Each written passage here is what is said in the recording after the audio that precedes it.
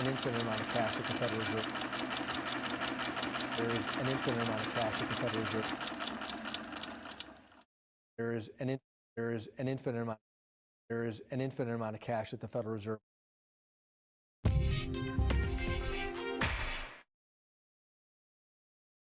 Good morning, Bitcoin. We are watching a full node sync live on the World Crypto Network. We're live on Twitter Spaces this morning. You can join us at Mad Bitcoins right there in the chat.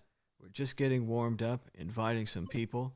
We're going to start today by listening to a little bit of a classic interview from the year 2012 or perhaps earlier. This is James Murphy of LCD Sound System about how to deal with failure. Really. One more time. I was really a failure. Like really a failure. Like I dropped out of college to make music, but then I stopped making music. I mean, like really like just, like not even an epic failure, just sort of like a sad, pathetic failure. Just like kind of a real epic failure you could get behind. Like I tried this big thing and it failed and I lost everything. No, I just kind of like frittered my years away doing nothing and being in dead-end relationships and dead-end bands and stuff. And I didn't take responsibility for much. I kind of just like felt bad for myself and wondered why my life wasn't better and stuff like that. And then when I was about 26, I just realized that, wow, my life is not at all going the way I wanted it to go. Like, this is not what I expected. I was always the youngest guy. Like when I was like 16, I was in a band where everybody else was in their 20s, and I was like the songwriter and the singer. I played guitar, and I was always like the kid. And then suddenly I was like 26, and I wasn't doing anything. And I was like, that just seemed like a little too old to be doing nothing. And not long after, like David Foster Wallace put out the book Infinite Jest. And it really just it really depressed me. Because I was like, if I start right now, he's older than me, but if I started right now, I wouldn't get it done in time to be done with something like that by the time I was his age and have it come out. It's not possible. So, I don't know, I was pretty disappointed with myself, and I kind of just I went to therapy, and basically, with an amazing person I was just like, I'm not good at my life. I'm just bad at it, and I don't care what it is. I don't care what you tell me. Like I just want to not do this anymore. I just need to do something else.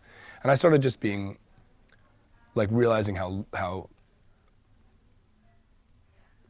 I was lazy, but lazy never felt right. When I heard that, when I said that to myself, I was like, you're lazy. It wasn't that I was lazy. I was just really afraid. I was really afraid of failing. All my life I'd been precocious. And like I was like, I was supposed to be smart and I was supposed to be creative. And I think hearing those things makes you scared that you're going to do something stupid or do something uninteresting, and no one will see you as smart or creative anymore. I've never been given any credit for being hardworking or being, diligent or anything. And so all my credits were based in these like attributes that I had no control over. Like, oh, it was, it's like being tall. Like, congratulations, you're tall. It's nothing you can even get excited about.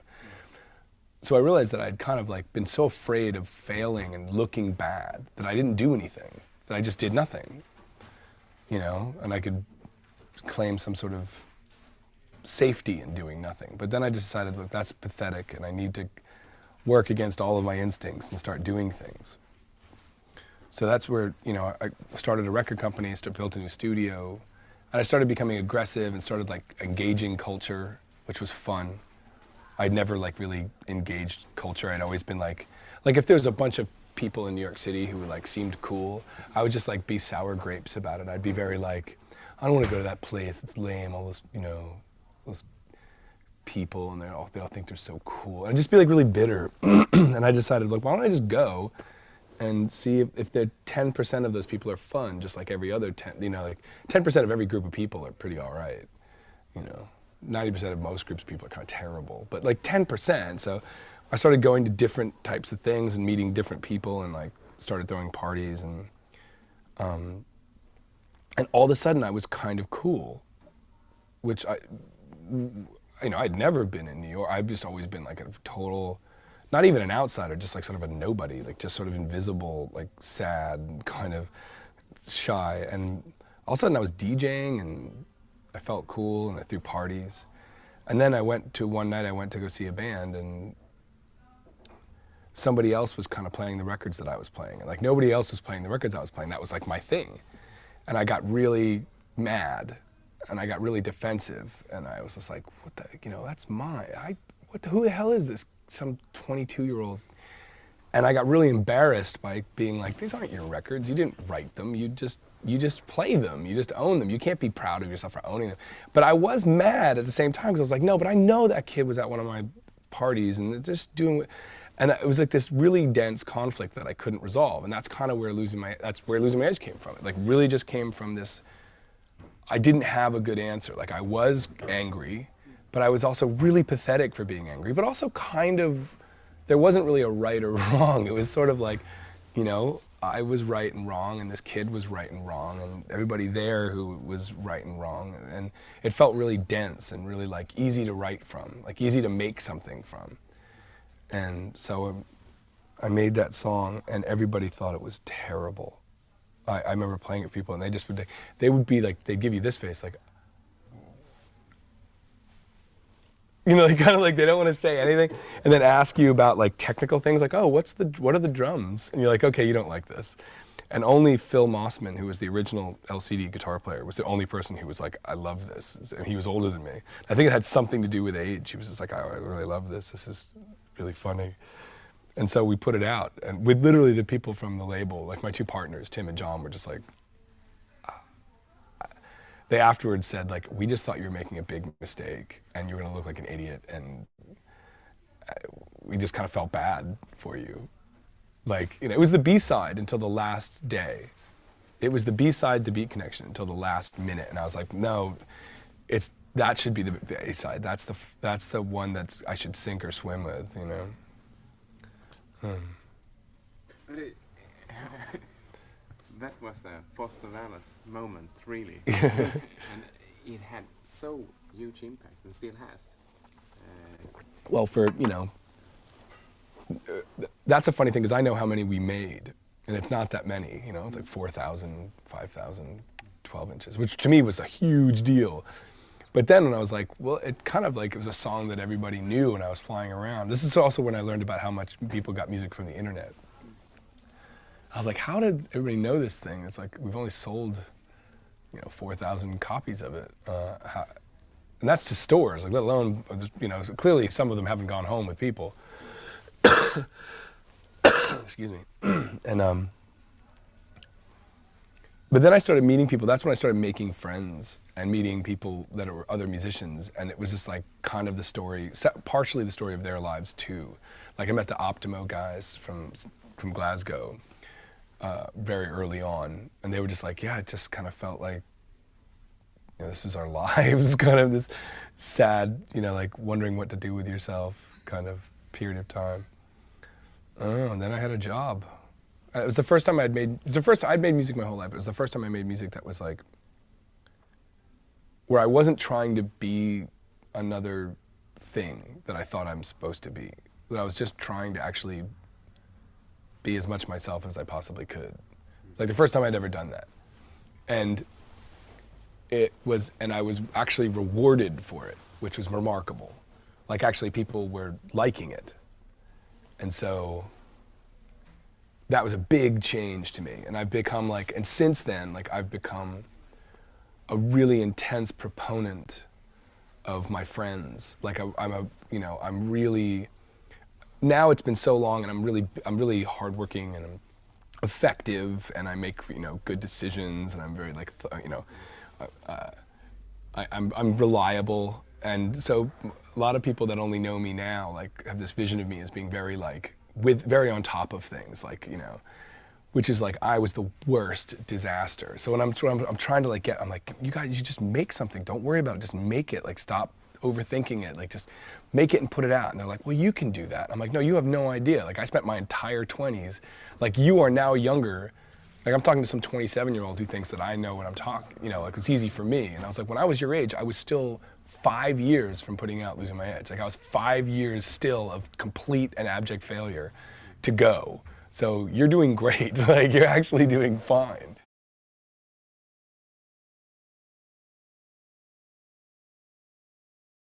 All right, no one's here. It doesn't matter. But I have a copy. All right, this is from Infinite Jest by David Foster Wallace. We're going to start out with a very long chapter heading. Why, though in the early days of interlaces, interneted teleputers that operated off largely the same fiber digital grid as the phone companies, the advent of video telephoning, aka video phony, enjoyed an interval of huge consumer popularity. Callers thrilled at the idea of phone interfacing both orally and facially. The little first-generation phone video cameras being much too crude and narrow-apertured for anything much more than facial close-ups on first-generation teleputers that at the time were little more than high-tech TV sets. Though, of course, they had that little intelligent agent homuncular icon that would appear at the lower right of a broadcast/cable program and tell you the time and temperature outside, or remind you to take your blood pressure medication, or alert you to a particularly compelling entertainment option now coming up on channel like 491 or something. Or, of course, now alerting you to an incoming video phone call, and then tap dancing with a little iconic straw boater and cane just under a menu of possible options for response. And callers did love their little homuncular icons. But why, within like 16 months or 5 sales quarters, the tumulescent demand curve for video phony suddenly collapsed like a kicked tent, so that by the year of the depend adult undergarments, fewer than 10% of all private telephone communications utilized any video image fiber data transfers or coincident products and services, the average U.S. phone user's deciding that he actually preferred the retrograde, old low-tech Bell-era voice-only telephonic interface after all, a preferential about-face that cost a good many precipient video telephony-related entrepreneurs their shirts, plus destabilizing those 2 highly respected mutual funds that had ground-floored heavily in video phone technology, and nearly wiping out the Maryland State Employees Retirement System's Freddie Mac Fund, a fund whose administrator's mistress's brother had been an almost manically precipient video phone technology entrepreneur. But so why the abrupt consumer retreat back to good old voice-only telephoning? The answer, in a kind of triviant nutshell, is emotional stress, physical vanity, a certain queer kind of self-obliterating logic in the microeconomics of consumer high-tech. It turned out that there was something terribly stressful about visual telephone interfaces that hadn't been stressful at all about voice-only interfaces. Video phone consumers seemed to suddenly realize that they'd been subject to an insidious but wholly marvelous delusion about conventional voice-only telephony. They'd never noticed it before, the delusion. It's like it was so emotionally complex that it could be countenanced only in the context of its loss. Good old traditional audio-only phone conversations allowed you to presume that the person on the other end was paying complete attention to you, while also permitting you not to have to pay anything even close to complete attention to her. A traditional oral-only conversation, utilizing a handheld phone whose earpiece contained only 6 little pinholes, but whose mouthpiece, rather significantly it later seemed, contained 6 squared, or 36 little pinholes, let you enter a kind of highway hypnotic semi-attentive fugue. While conversing, you could look around the room, doodle, fine groom, peel tiny bits of dead skin away from your cuticles, compose phone pad haiku, stir things on the stove. You could even carry on a whole separate additional sign language and exaggerated facial expression type of conversation with people right there in the room with you, all while seeming to be there attending closely to the voice on the phone. And yet, this was the retrospectively marvelous part. Even as you were dividing your attention between the phone call and all sorts of other idle little fugue-like activities, you were somehow never haunted by the suspicion that the person on the other end's attention might be similarly divided. During a traditional call, e.g., as you say, let's perform a close tactile blemish scan of your chin, you were in no way oppressed by the thought that your phone mate was perhaps also devoting a good percentage of her attention to a close tactile blemish scan. It was an illusion, and the illusion was oral and orally supported. The phone line's other end's voice was dense, tightly compressed, and vectored right into your ear, enabling you to imagine that the voice owner's attention was similarly compressed and focused, even though your own attention was not, was the thing. This bilateral illusion of unilateral attention was almost infinitely gratifying from an emotional standpoint. You got to believe that you were receiving somebody's complete attention without having to return it. Regarded with the objectivity of hindsight, the illusion appears irrational, almost literally fantastic. It would be like being able to both lie and trust other people at the same time. Video telephony rendered the fantasy insupportable. Callers now found that they had to compose the same sort of earnest, slightly over-intense listener's expression they had to compose for in-person exchanges. Those callers who, out of unconscious habit, succumbed to fugue-like doodling or pants crease adjustment, now came off looking rude, absent-minded, or childishly self-absorbed. Callers who, even more unconsciously blemish-scanned or nostril-explored, looked up to find horrified expressions on the video faces on the other end, all of which resulted in videophonic stress. Even worse, of course, was the traumatic expulsion from Eden feeling of looking up from tracing your thumb's outline on the reminder pad or just adjusting the old unit's angle of repose in your shorts and actually seeing your videophonic interface idly strip a shoelace of its gumlet as she talked to you, and suddenly realizing that the whole infantile fantasy of commanding your partner's attention while you yourself got to fugue doodle and make little genital adjustments was deluded and insupportable now that you were actually commanding not 1 bit more attention than you were paying. Here, the whole attention business was monstrously stressful, video callers found. And the videophonic stress was even worse if you were at all vain, i.e. if you were worried at all about how you looked, as in to other people, which, all kidding aside, who doesn't? Good old oral telephone calls could be fielded without makeup, toupee, surgical prosthesis, etc., even without clothes if that sort of thing rattled your saber. But for the image conscious, there was, of course, no such answer as you are informality about visual video telephone calls, which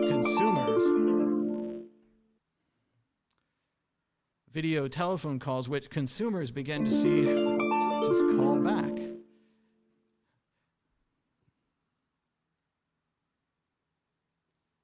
Which consumers began to see were less like having the good old phone ring than having the doorbell ring and having to throw on clothes and attach prosthesis and do hair checks in the foyer mirror before answering the door.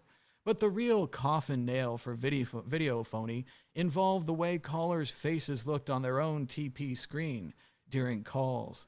Not their callers' faces, but their own, when they saw them on video. It was a 3-button affair, after all, to use the TP's cartridge card video record option to record both pulses in a 2-way video call and play the callback and see how your face had actually looked to the other person during the call. This sort of appearance check was no more resistible than a mirror, but the experience proved almost universally horrifying. People were horrified at how their own faces appeared on a TP screen. It wasn't just Anchorman's bloat, that well-known impression of extra weight that video inflicts on the face. It was worse. Even with the high-end TP's high-def viewer screens, consumers perceived something essentially blurred and moist-looking about their phone faces, a shiny, pallid indefiniteness that struck them as not just unflattering, but somehow evasive, furtive, untrustworthy, un-us-likable. In an early and ominous Interlace GTE focus group survey that was all but ignored in a storm of entrepreneurial sci-fi tech enthusiasm, almost 60% of respondents who received visual access to their own faces during videophonic calls specifically used the terms untrustworthy, unlikable, or hard to like in describing their own visage's appearance, with a phenomenally ominous 71% of senior citizen respondents specifically comparing their video faces to that of Richard Nixon during the Nixon-Kennedy debates of BS 1960. The proposed solution to what the telecommunications industry's psychological consultants termed video physionic dysphoria was, of course, the advent of high-definition masking. And in fact, it was those entrepreneurs who gravitated towards the production of high-definition videophonic imaging and then outright masks who got in and out of the short-lived videophonic area with their shirts, plus solid additional nets. Mask-wise, the initial option of high-definition photographic imaging, i.e. taking the most flattering elements of a variety of flattering multi-angle photos of a given phone consumer, and thanks to existing image configuration equipment already pioneered by the cosmetics and law enforcement industries, combining them into a wildly attractive high-def broadcastable composite of a face wearing an earnest, slightly over-intense expression of complete attention was quickly supplanted by the much more inexpensive and bite-economical version of using the exact same cosmetic and FBI software, actually casting the enhanced facial image in a form-fitting polybutylene resin mask, and consumers found that the high upfront cost of a permanent wearable mask was more than worth it, considering the stress and VPD reduction benefits, and the convenient Velcro straps on the back of the masks and collar's head cost peanuts. And for a couple of physical quarters, phone cable companies were able to rally VPD-afflicted consumers' confidence by working out a horizontally integrated deal where free composite and masking services came with a video phone hookup. The high-def mask, when not in use, simply hung on a small hook by the sides of a TP's phone console, admittedly looking maybe a bit surreal and discomforting when detached and hanging there empty and wrinkled, and sometimes there were potentially awkward mistaken identity snafus involving multi-user family or company phones, and the hurried selection and attachment of the wrong mask taken from some long empty row of empty hanging masks. But all in all, the mask seemed initially like a viable industry response to the vanity, stress, and Nixonian facial image problem. But combine the natural entrepreneurial instinct to satisfy all sufficiently high consumer demand on the one hand, and what appears to be an almost equally natural distortion in the way persons tend to see themselves, and it becomes possible to account historically for the speed with which the whole high-def videophonic mask thing spiraled totally out of control. Not only is it weirdly hard to evaluate what you yourself look like, whether you're good-looking or not, e.g., try looking in the mirror and determining where you stand in the attractiveness hierarchy with anything like the objective ease you can determine whether just about anything else about you is good-looking or not.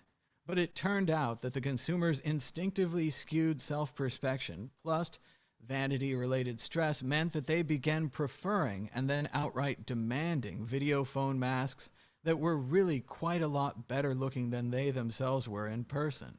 High-def mask entrepreneurs ready and willing to supply not just verisimilitude, but aesthetic enhancement. Stronger chins, smaller eye bags, airbrushed scars, and wrinkles soon pushed the original mimetic mask entrepreneurs right out of the market.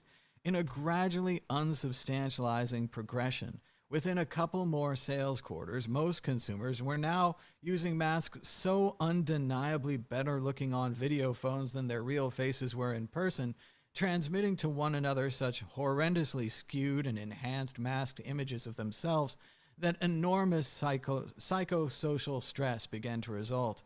Large number of phone users suddenly reluctant to leave home and interface personally with people who they feared were now habituated to seeing their far better looking masked selves on the phone and would, on seeing them in person, suffer.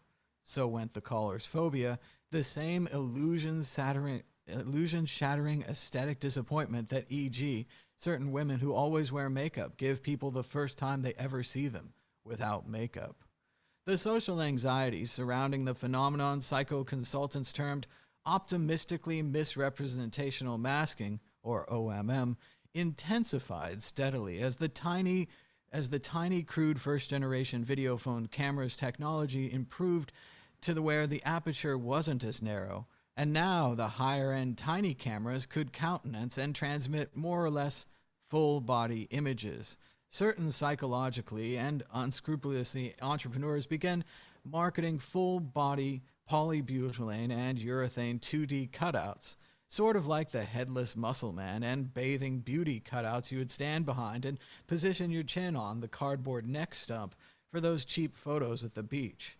Only these full-body video phone masks were vastly more high-tech and convincing looking. Once you added variable 2D wardrobe, hair and eye color options, various aesthetic enlargements and reductions, etc., cost started to press the envelope of mass market affordability, even though there was at the time horrific social pressure to be able to afford the very best possible masked 2D body image to keep them feeling comparatively hideous looking on the phone. How long, then, could one expect it to have been before the relentless entrepreneurial drive towards an even better mousetrap conceived of the transmittable tableau, aka TT, which in respect was probably the really sharp business end of the videophonic coffin nail. With TTs, facial and bodily masking could now be dispensed with altogether and replaced with the video-transmitted image of what was essentially a heavily doctored still photograph, one of an incredibly fit and attractive, well-turned-out human being, someone who actually resembled you, the caller, only in such limited respects as like race and limb number. The photo's face focused attentively in the direction of the videophonic camera from amid the sumptuous but not ostentatious appointments of the sort of room that best reflected the image of yourself you wanted to transmit, etc. The tableaux were simply high-quality, transmission-ready photographs scaled down to diorama-like proportions and fitted with a plastic holder over the videophone camera, not unlike a lens cap. Extremely good-looking but not terrifically successful entertainment celebrities, the same sort in who decades past would have swelled the cast lists of infomercials, found themselves in demand as models for various high-end videophone tableaux. Because they simply involved simple transmission-ready photography instead of 149 computer imaging and enhancement, the tableau could be mass-produced and commensurately priced, and for a brief time, they helped ease the transition between the high cost of enhanced body masking and the monstrous aesthetic pressures videophony exerted on callers, not to mention also providing employment for set designers, photographers, airbrushers, and infomercial-level celebrities hard-pressed by the declining fortunes of broadcast television advertising. But there's some sort of revealing lesson here in the beyond short-term viability curve of advances in consumer technology. The career of videophony confirms neatly to this curve's classically annular shape. First, there's some sort of terrific sci-fi-like advance in consumer tech, like from oral to videophone calling, which advance always, however, has certain unforeseen disadvantages for the consumer. And then, but the market niches created by those disadvantages, like people's stressfully vain repulsion at their own videophonic appearance, are ingeniously filled via sheer entrepreneurial verve. And yet, the very advantages of these ingenious disadvantage compensations seem all too often to undercut the original high-tech advance, resulting in consumer recidivism and curve closure and massive shirt loss for participant investors. In the present case, the stress and vanity compensation's own evolutions saw video callers rejecting first their own faces and then even their own heavily masked and enhanced physical likenesses, and finally covering up the video cameras altogether and transmitting attractively stylized static tableaus to one another TPs. And behind these lens cap dioramas and transmitted tableau, callers of course found that they were once again stresslessly invisible, unvainly makeup and toupee-less and baggy-eyed behind their celebrity dioramas, once again free, since once again unseen, to doodle, blemish scan, manicure, crease check, while on their screen the attractive, intensely attentive face of the well-appointed celebrity of the other end's tableaus reassured them that they were the objects of a concentrated attention they themselves didn't have to exert.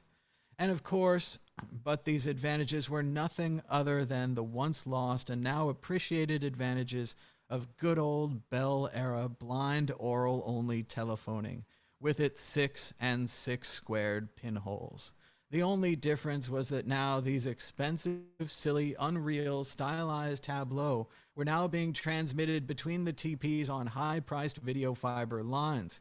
How much time, after this realization sank in and spread among consumers, mostly via phone, interestingly, would any microeconomist expect to need to pass before high-tech visual telephony was mostly abandoned them, and a return to good old telephoning, not only dictated by common consumer sense, but actually after a while culturally approved as a kind of chic integrity, not Ludditism, but a kind of retrograde transcendence of sci-fi-ish high-tech for its own sake, a transcendence of the vanity and the slavery to high-tech fashion that people view as so unattractive in one another.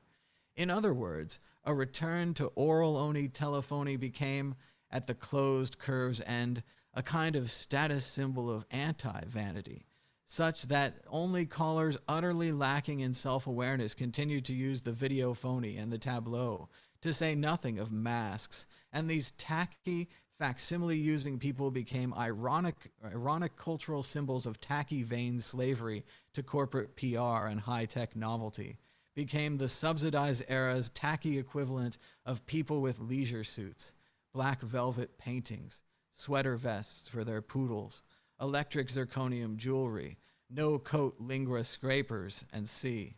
Most common communications consumers put their tableau dioramas at the back of a knick-knack shelf and covered their cameras with standard black lens cap, and now use their phone consoles' little masked hoods to hang these new little plasticine address and phone diaries, specifically made with a little receptacle at the top of the binding for convenient hanging from former mask hooks. Even then, of course, the bulk of U.S. consumers remained verifiably reluctant to leave home and teleputer and to interface personally, though this phenomenon's endurance can't be attributed to the video phony fad per se, and anyway, the new pangoraphobia served to open huge new entrepreneurial teleputered markets for home shopping and delivery, and didn't cause much industry concern.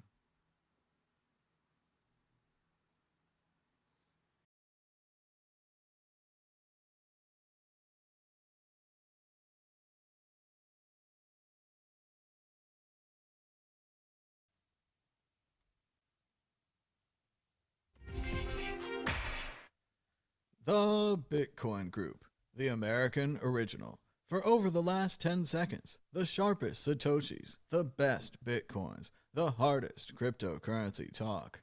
We'd like to welcome our panelists, Martin Wishmeyer from General Bytes. Happy all-time high, guys. Ben Ark from BTC IoT. Good evening, all. Josh Igala from Vaultoro. Evening. Juan Galt from juangalt.com. Howdy. Dan Eve, the Crypto Raptor. Happy freaking Friday. And I'm Thomas Hunt from the World Crypto Network. Moving on to Issue 1. Issue 1. China's plan for digital yuan imperils Bitcoin's biggest market. It sounds like China is certainly going forward with their plan for the digital yuan, and this could not only impact Bitcoin, but other members of the international community. How will China's digital yuan create pressure on the United States to make their own digital cryptocurrency? Martine Wismayer, will China be successful? And will China pressure the US and the rest of the world to go digital? Yeah, I'm not a big fan of these digital central bank digital currencies. It feels like a bit dystopian currency where governments can at will block your transactions. They can see every transaction you make. This is definitely not what Bitcoin is about. And I think after a few years,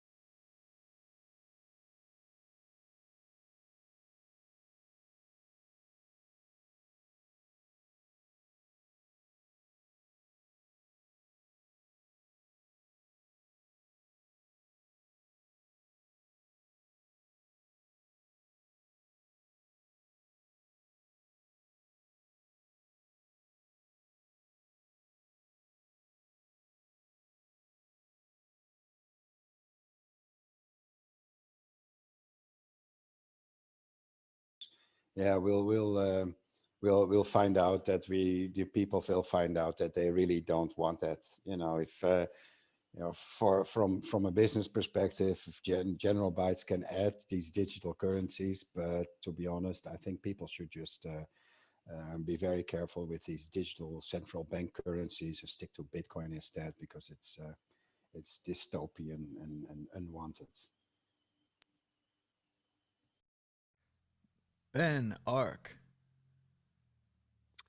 Yeah, I mean, I've said it before. I do think that more and more countries are going to have their own fiat currency, which is, quote unquote cryptocurrency.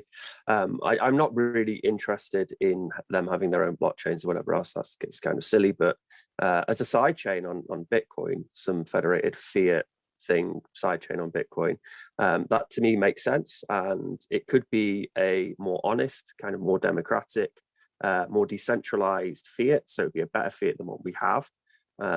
So money gets better, and then people always have the option to opt out into the free and open source money, which Bitcoin is. So yeah, it's a natural progression. It's just a shame they still haven't figured out that these things should be built on top of Bitcoin as opposed to trying to build their own, distro brand currency crap coin.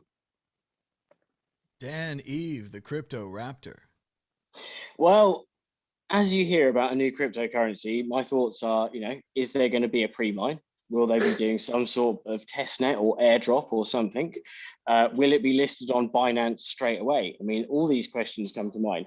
But no, in all seriousness, it seems like the natural evolution of money, doesn't it? It's slowly being digested by institutions that are kind of coming out of the Bitcoin closet. They're putting their balance sheets where their mouths are. And I think we'll probably see a bit of a cascade after, if China are the first to release it, a bit of a cascade after that. Whether it will be a one-to-one swap and how the mechanics will work will be an interesting thing. But yeah, I don't know. I think I kind of see it as a positive in a way for Bitcoin, because of the fact that when it kind of gives legitimacy to a digital currency. And if people were already skeptical and they were like, oh, Bitcoin's bad or whatever, now they're kind of thinking, well, okay, so if central banks are doing them, then these digital currencies can't be that bad. So, and then it sparks the question of why are the banks now doing it? Is there some sort of reason? It's the obvious reason is usually it's a loss of control, and control means power, and maybe they've got too much power. So as long as it sparks the right questions, go PBOC. Josh Shigala. China and a digital country. Look, folks, every single country that's fairly developed already has a digital currency. They're already digital. They don't print money out of thin air. They type it out of thin air. And a blockchain, a decentralized currency, needs to be immutable. So it needs to be on a chain. It needs to be going where it needs to go. It needs to be unstoppable. It needs to be fungible. And states don't want that. They want more control. If you run a mafia if you run a mafia and you're going around shop to shop asking for protection money from these shops to protect the shops from yourself, obviously, as you beat them up if they don't pay, and you force them to use your money in the shops, do you really want them to be able to have independent money when you've taken years to build an infrastructure where you force everyone to use your currency? No. So these things are going to be just more control. It's going to be dystopian to the nth degree. You thought they could, it was fun that the government can grab into your bank account and just take money out if they see fit. You wait till a digital yuan or a digital dollar, or they're already digital, and a blockchain will be even worse for you, because it won't be a blockchain. It'll just be the buzzword blockchain. And yeah, don't fall for it. Don't fall for it. It's a nightmare. Juan S. Galt, if they make a digital yuan, are you in on the pre-sale? Hey, listen, if I can get into the pre-ICO, then who would pass that? Who would pass that? I mean, absolutely. I mean, listen, I think this has been a long time coming. You know, Tether's has existed for a long time. Fiat currencies have been digital for what, like multiple decades already. The question is, are they going to be fully KYC'd, and are they going to sort of set up some process to KYC everybody that uses them, or is it going to be digital cash in the way that Bitcoin can be, even if their infrastructure is centralized and even if they have full control over the money supply, of the currency supply? Obviously, China's going to want to control the supply, because that's the kind of sort of, economic games that they play. And they're going to be running it. I could imagine it seeing like an EOS type infrastructure where they have like, a set of super nodes, right, with voting shares, this and that, right? And I think it'll be really interesting, because what they might not be realizing, or perhaps they do, is that this removes control from them, even if they have, they're running their own infrastructure, even if different government institutions are running the full nodes and doing like proof of stake verification and so on. At the end of the day, there's like cryptographics, there's like crypto war games that can be played there that we've seen in the crypto ecosystem for, a decade.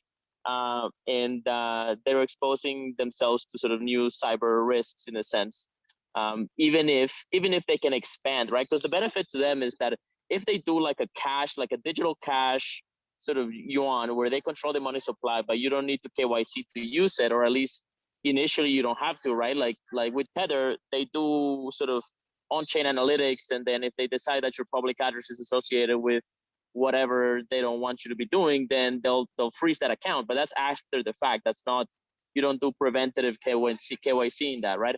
And so with this kind of like digital cash system, they can spread beyond the borders of their own jurisdiction. They can certainly now start serving Venezuelans and Brazilians and Russians, right? And so that the borderlessness of Bitcoin becomes sort of they take that quality and add that quality to their fiat currency, and sort of borders become even further diluted. And that's, I think, the game they want to play. However, even with all of that, at the end of the day, who has confidence in China's sort of monetary policy, right? Like, I don't want to hold yuan. Why would I want to do that, right? And some people might, right? And they might for a while, but at the end of the day, you're trusting a communist authoritarian system, right? With your money. So fundamentally, they cannot compete with Bitcoin's trustlessness and its set in stone monetary policy. But still, you gotta love the name, the digital yuan, right? It's like right there. The digital yuan. Digital yuan. Moving on to the exit question. If China's number one, who will be number two? What's your country? Who will you pick to follow China in the digital currency arena? Martin. Well, Europe never agrees on anything, so it won't be the European digital currency. So I guess some small country that just hires, I don't know, Ripple executives to create them some shit coin. I don't know. I'm not convinced this is a good development. I think cash is king and will remain so. But that's just, I think, a personal opinion. Small country, good pick. Ben Ark. Wales, of course. The Welsh pound is going to happen. And it could start small. You could have your federated fiat, and it could be, just think of a liquid token, which you could increase the supply of or decrease the supply of if you wanted to. You, as a federated fiat, multiple signers would just sign off, the monetary policies. To begin with, that could be done with, just sort of enthusiasts, and then hopefully that power could then be handed over to different counties in Wales. And then the Welsh pound would just grow organically and take away power from the British pound, from the GBP. But honestly, Wales were ripe for it. I thought about making it myself, or trying to make it myself. What's great about it's a bit like Nick Szabo's social scalability concept. What's great about it is, I could, if I sat down for a few weeks, hack together a currency, and it would work. And being a liquid token, we could run something like Lightning on top of it, and we could have access to all that infrastructure for day-to-day payments. And it would, that thing I could hack together would be as efficient, or if not more efficient, than Visa network. And instead of you can create a currency without having to have a central bank, without having to have all these technocrats. So if it's something which is a community coin and has some sort of identity attached to it, then yeah, I totally think it. A smaller country is probably the way forward, and hopefully it'll be Wales. Dan, Eve, are you ready to let Wales go so easily? I think that's probably coming soon. I mean, I can't see why, like Scotland, it's slightly diverging off, but how they're not going to vote out, since England are now out of the thing. I can see it all breaking up, and then everyone's going to be a race to shitcoindom. But maybe, I don't know, maybe a curveball instead of an actual country could be like, Elon Musk separates a part of Texas off and then starts off, Dogecoin is the national currency there. There could be, I don't know, maybe is Lieberland, is Bitcoin must be the official currency of Lieberland, right? So that could be the world's first in theory. And maybe I'm hoping for my Maltese blood to shine through, and for them to, because I want to go and live there at some point, because England's just a bit grey, and that would be awesome, because I could be an expat and get involved in the Maltese currency, maybe. Josh Shigala. Come on, Caymans, the Cayman Islands. They've always been ahead of the curve when it comes to finances, allowing fintechs to actually work without paperwork up to the eyeballs every day. There goes Ben's slap. Oh, someone just slapped Ben in the face. Well done, Lightning Network. But yeah, definitely maybe Switzerland. I'd like to see one of these small countries just do it, but I actually wouldn't like to see any country do it, actually. Like, I'm with Martin, but if someone's going to do it, one of these small countries. But yeah, don't fall for it, peeps. Don't fall for it. Stick with Bitcoin. Stick with even one of the altcoins, just not a state-run coin. That's the whole point, is to get away from state-run coins. Juan Galt, any expectations for a digital yuan somewhere else?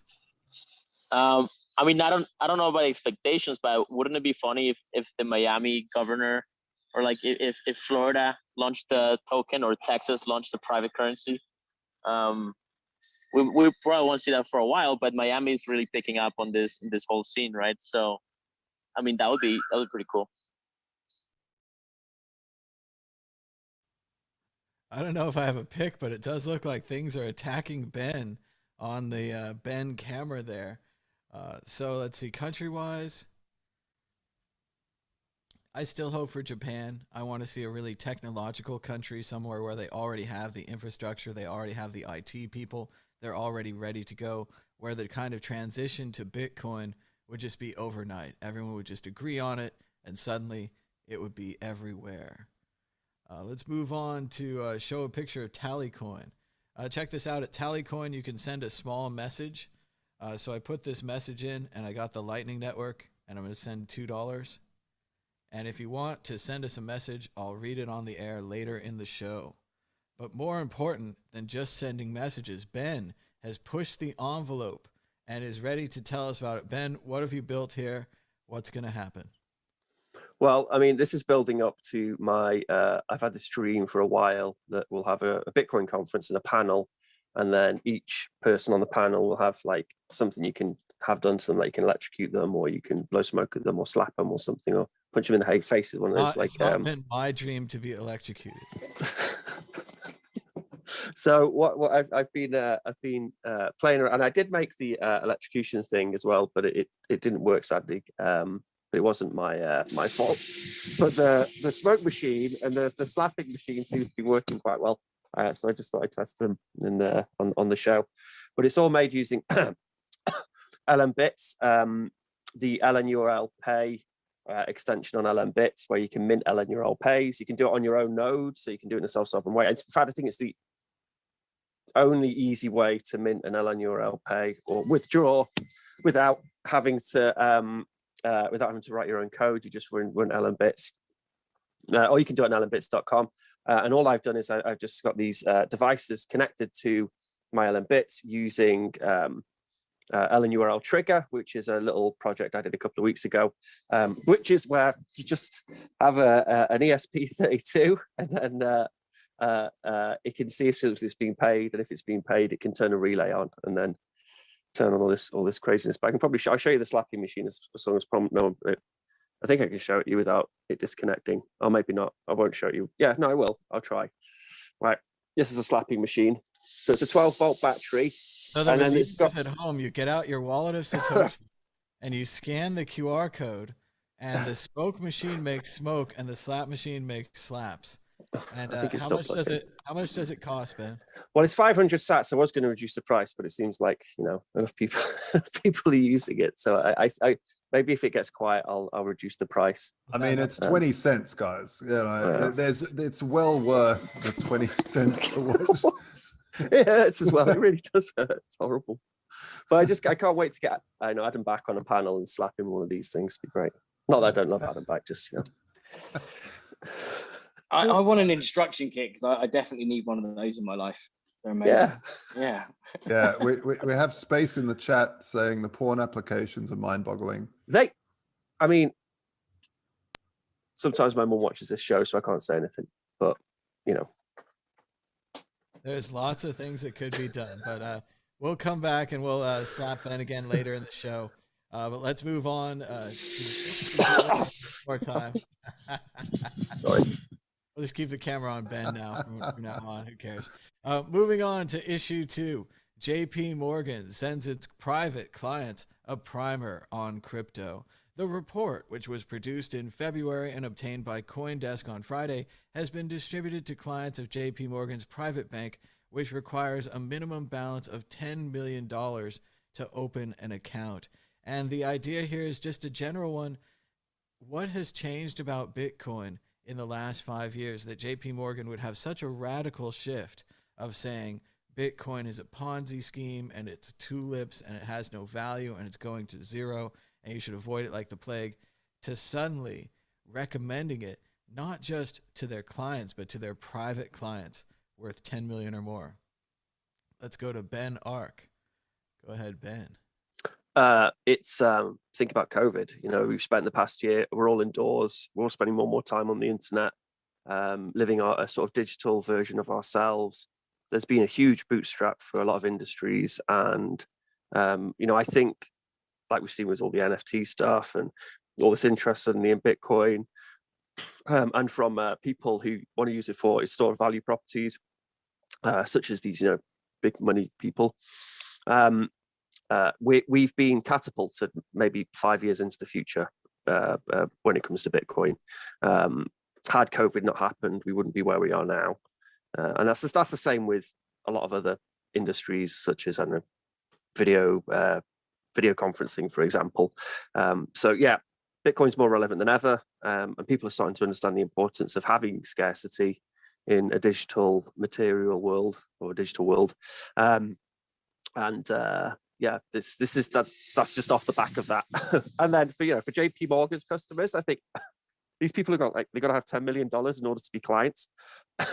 And I'm breathing it in. It's like voting. Whoa, I've spoken enough. Just go to someone else. That's the cue. All right, let's go to Juan S. Galt. Juan, are you still with us? Yes. What about JP Morgan and large companies suddenly acknowledging Bitcoin? Well, you can't deny the Michael Saylor effect. Whether it was coming without him or with him, he certainly has become a corporate cheerleader of Bitcoin, and indeed is having an observable impact, right? Getting Elon Musk in and so on.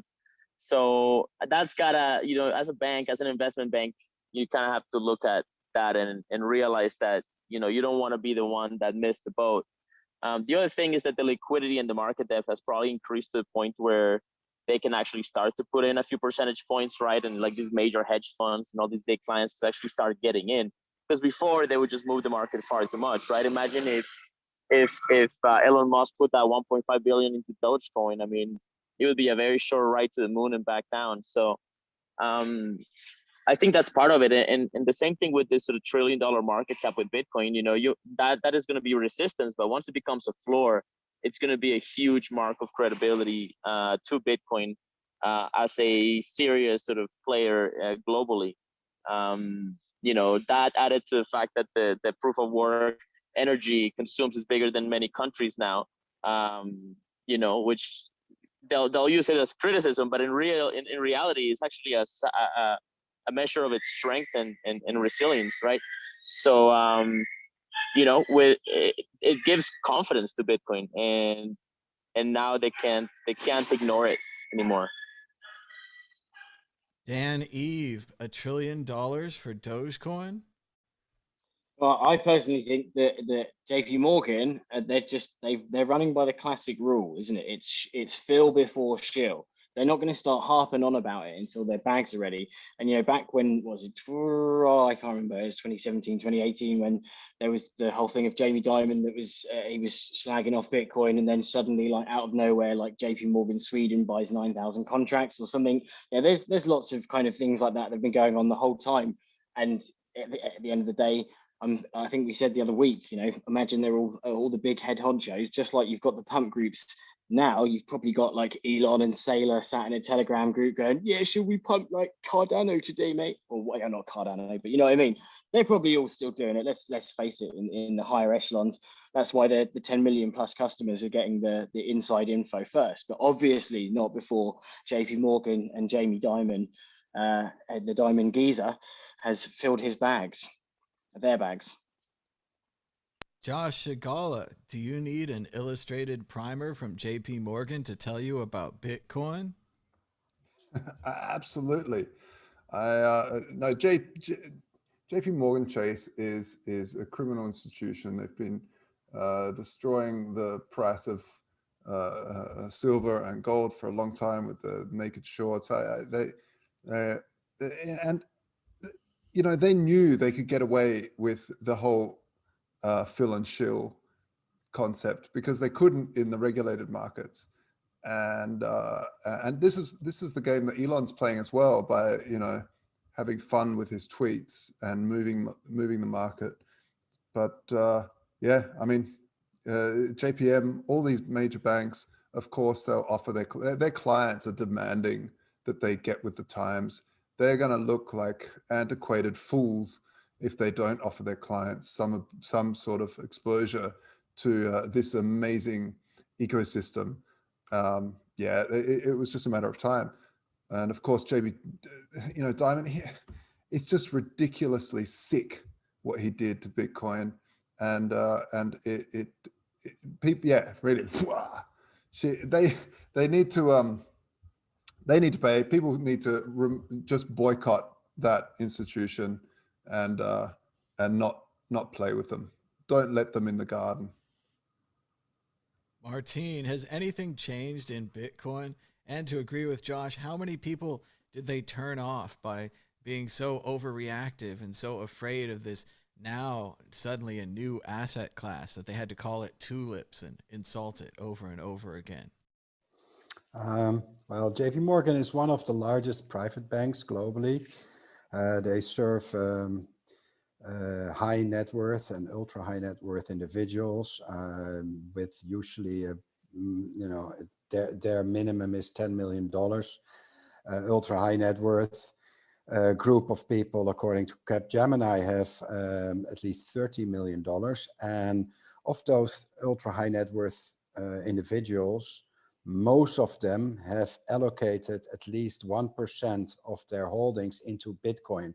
So the fact that now, years after first bashing Bitcoin, they are now all of a sudden releasing flyers, not really a surprise to me, but I assume that most of their ultra high net worth clients already have 1% of Bitcoin. So I think it's more that their clients are forcing them to join the party, and maybe they filled up their own bags with some Bitcoin.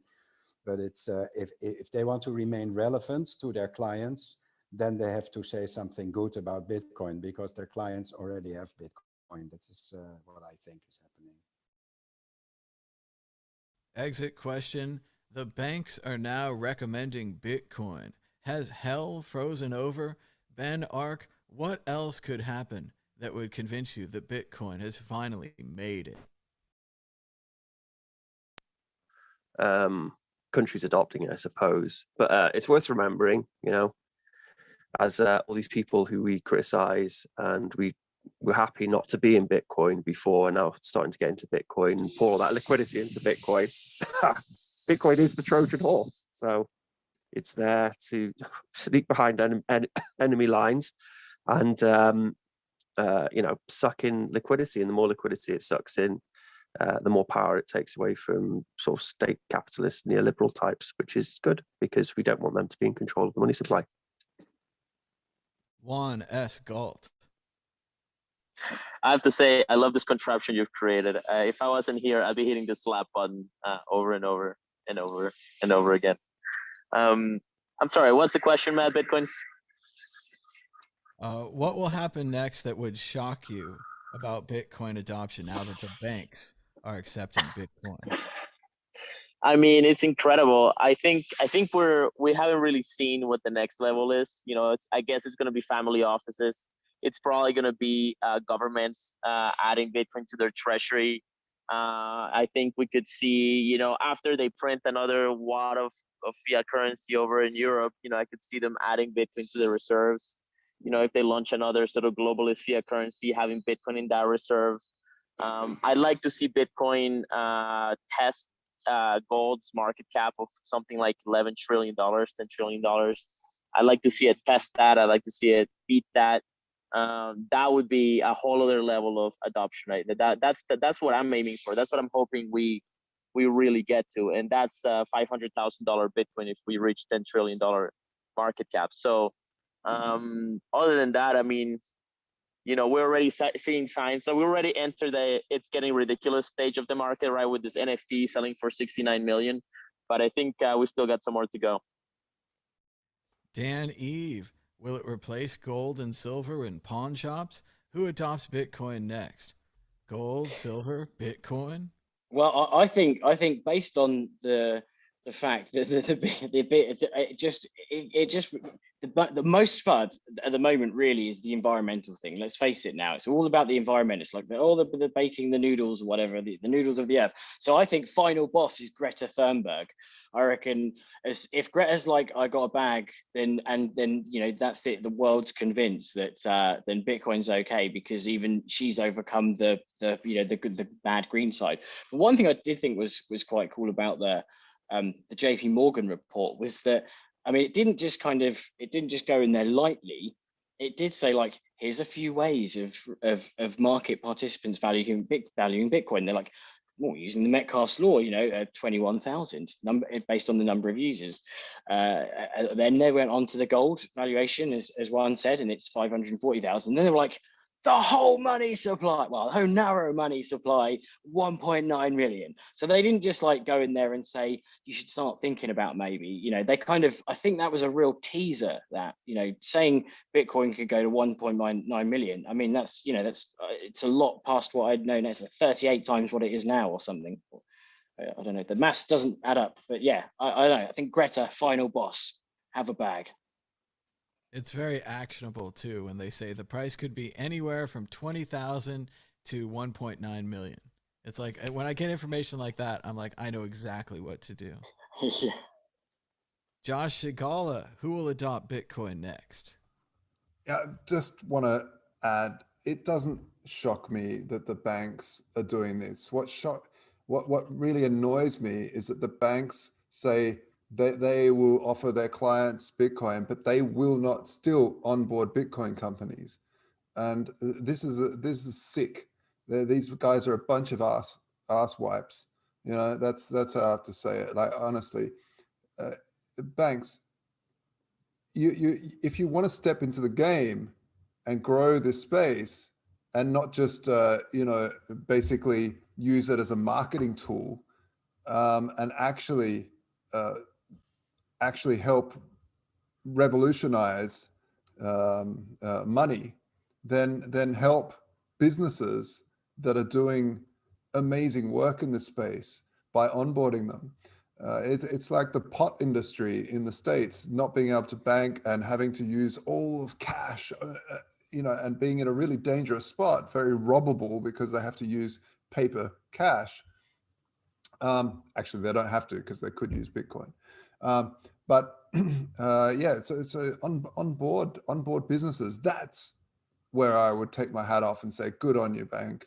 And there are some banks, you know, obviously Silicon Valley Bank, early adopter, very early to help Coinbase out, took shares, in fact, of Coinbase to onboard them, and good on them for putting their license on the line to you know, help the fintech space. You know, fintech is such a new industry. Like, no one even heard the term fintech until Bitcoin was invented. There just hasn't been any financial technology for so long. So by this coming out, you know, banks could really help move fintech across the line and push it further. And this is such an exciting space. If you ran a bank, why wouldn't you want to be part of this and showcase yourself as something that's very, very innovative? Because it's definitely not innovative selling Bitcoin to high net worth individuals. Everyone knows fintech is for sharks. I'm into finitech. Martin, your thoughts. Who adopts Bitcoin next? That's a good one. That's a very good bridge. I think we'll first see that the silver's total market cap will be eaten by Bitcoin. Right now we're at 1 trillion. Silver's total market cap, I believe, is $1.5 trillion. So we're already 3/4 there. So that's the first step. What Josh says with the banks, embracing Bitcoin, is that you'll see the pickups for banks picking up Bitcoin in different countries. Germany is a good example, for example, where there are over 600 smaller banks. In the Netherlands, there are like 5 banks. In Portugal here, I don't know how many, not too much. But in Germany, you'll find that many of those 600 banks are struggling. They're not doing very great. So they're looking for ways to modernize. And what you see is that with the current regulations, I hate the regulations, but they require Bitcoin companies to partner with a bank. Reasoning behind it is that the German regulator says that Bitcoin is a financial product, and as such, end users should expect the same level of service as they would would get from a normal bank. So you see that smaller players in Bitcoin space, not really small players like Bitwala, they teamed up with, in this case, Solaris Bank, and they now offer payment cards. So you can swap your Bitcoin over for some fiat and then use their cards to pay it. So I think we'll see more and more partnerships there. But as Josh said, some banks will be reluctant to do that. In the Netherlands, you won't see any progress whatsoever. Portugal, I don't know, but I know, for example, in Germany, I expect lots of things happening there because, as I said, there's so many banks. And within 20 years, most of those banks won't exist any longer, especially if they don't, keep up with their fintech, meaning Bitcoin. I hear a lot about banks and the state and other countries, but why not organized religion? They say, give unto Caesar that which is Caesar's, and give unto God something good like Bitcoin. Why can't you tithe by just clicking a QR code and we could hand around an empty basket? Everyone can anonymously donate as much Bitcoin as they want to God. But Thomas, I don't understand. You say the religion. We already have a religion. It's the Church of Nakamoto. So why would I need another religion if I already have Bitcoin? I don't know. And you can always practice your religion right here by shocking Ben. Let's see. We can send Ben slaps or smoke. There's all kinds of new QR codes. Let's see if we can practice right now by sending a transaction, the holy rite of the religion of Satoshi. Oh, it works. That's it. That's how you know it's a good religion. It works. Moving on. Did you know the World Crypto Network has its own audio podcast, and it was updated almost every day this week? Subscribe to the World Crypto Network audio podcast on Apple, iTunes, and Spotify, and all kinds of other places where podcasts are heard. And be sure to subscribe to this YouTube as well. Also, check out shop.worldcryptonetwork.com, where you can get the amazing new Treasures Don't Float t-shirt or the HAL Finny mug. Celebrate Bitcoin heroes with the HAL Finny. Moving on to issue 3, why Bill Gates is worried about Bitcoin. It's time for Bill Gates' third act. He's been Bill Gates, the don't copy that floppy guy. Bill Gates, who bought BASIC from IBM and sold it to other companies. Bill Gates, who created the idea of software licenses, something that you buy but you don't own. And now Bill Gates is going to save the world once more from Bitcoin. Bitcoin uses lots of energy. Bill Gates is out to save the world. Will Bill Gates begin a new campaign against Bitcoin? Dan Eve. Well, I was going to start off really negative, but I'm going to start on a positive, and I think that article specifically said after all the doom and gloom, it did mention that Bill Gates left the door open to having his mind changed. He told Andrew, the interviewer person, if it's green electricity and it's not crowding out other uses, eventually, maybe that's okay. And I think that's quite positive, considering how much press has been given to the negative side of things, and how, he has obviously said quite a lot of negative things about Bitcoin in the past. But the fact is that, if it's not consuming energy, if it's consuming excess energy, and that's kind of provable, where a lot of studies are showing that, maybe not the more kind of negative studies, which they kind of leave out a bit of data here and there, but it does make sense logically. If the cheapest electricity is excess electricity from a grid, then why, it sounds like that could be powering a lot of Bitcoin. And if that's the case, then it's funding renewables, and therefore more money into general renewables. Plus, there's in that article it mentions about Jack Dorsey donating 10 million to clean Bitcoin mining, and I think that as these companies want to break in to Bitcoin and come out of the Bitcoin closet, they're probably going to have to do so with some sort of carbon credits type situation going on. So saying, okay, well, for all the people that do believe that Bitcoin's so bad for the environment, we are willing to plant 1 trillion trees to counter that. So I think that it's going to actually spur on quite a lot of innovation and actually competition within the energy sector space as well as the actual miners, proving that they're green miners. That's going to be a new kind of thing. Josh Shigala. I don't the amount of time I lost by not saving and then having a blue screen of death pop up still aggravates me, still haunts me. Bill, where's my money, Bill? Also, my chiropractic bills. Bill, what about all those years of staring at a screen? I don't know. Bill, come on. I don't know, good or bad. I don't know. I'm not a fan anymore. I think he's. Yeah, I don't know. It's nice to be lectured on energy use from the guy that included solitaire on all those computers and wasted not only energy but time. The guy who included screensavers on all those computers instead of just having them turn off. The guy who included background images on all of those computers instead of just having black screens. We could have saved so much money, Bill. Could have saved the environment. Yeah, what about automatically defragging your drive so it doesn't sit there going the whole time? Little things like that. All of it Bill's fault. Juan Galt, your thoughts on Bill Gates and his possible new campaign? Well, I just have to say that I am so grateful to the AI gods that we have such a brilliant, wonderful, good-looking polymath like Bill Gates saving us from ourselves.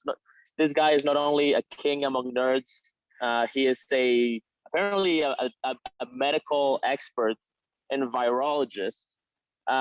He is a climate analyst and expert scientist, and also economist. Apparently, he's also an economist and also understands profoundly the proof of work industry of Bitcoin and its use of energy compared to other industries like banking and so on.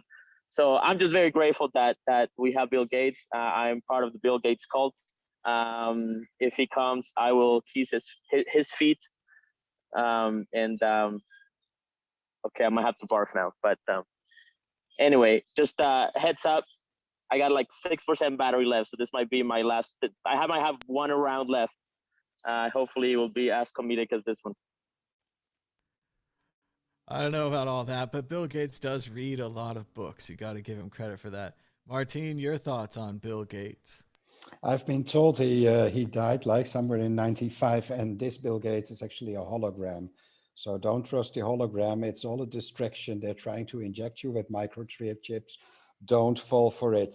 Don't resist. Don't listen to anything the holograms tells you to do.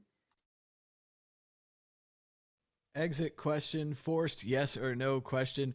Will Bill Gates' next campaign be anti-Bitcoin? Now, I mean a whole thing. Like he goes on every talk show. He's the Hold on, Thomas. I haven't had my sound, Bill, yet. Let me have my sound, Bill. Okay, Ben. We're waiting with those exit questions now. Come on now. Bill Gates. All right, but it's such a good. That bloatware burnt a lot of energy in a time when we didn't have green energy. So I think there's a bit of guilt going on there.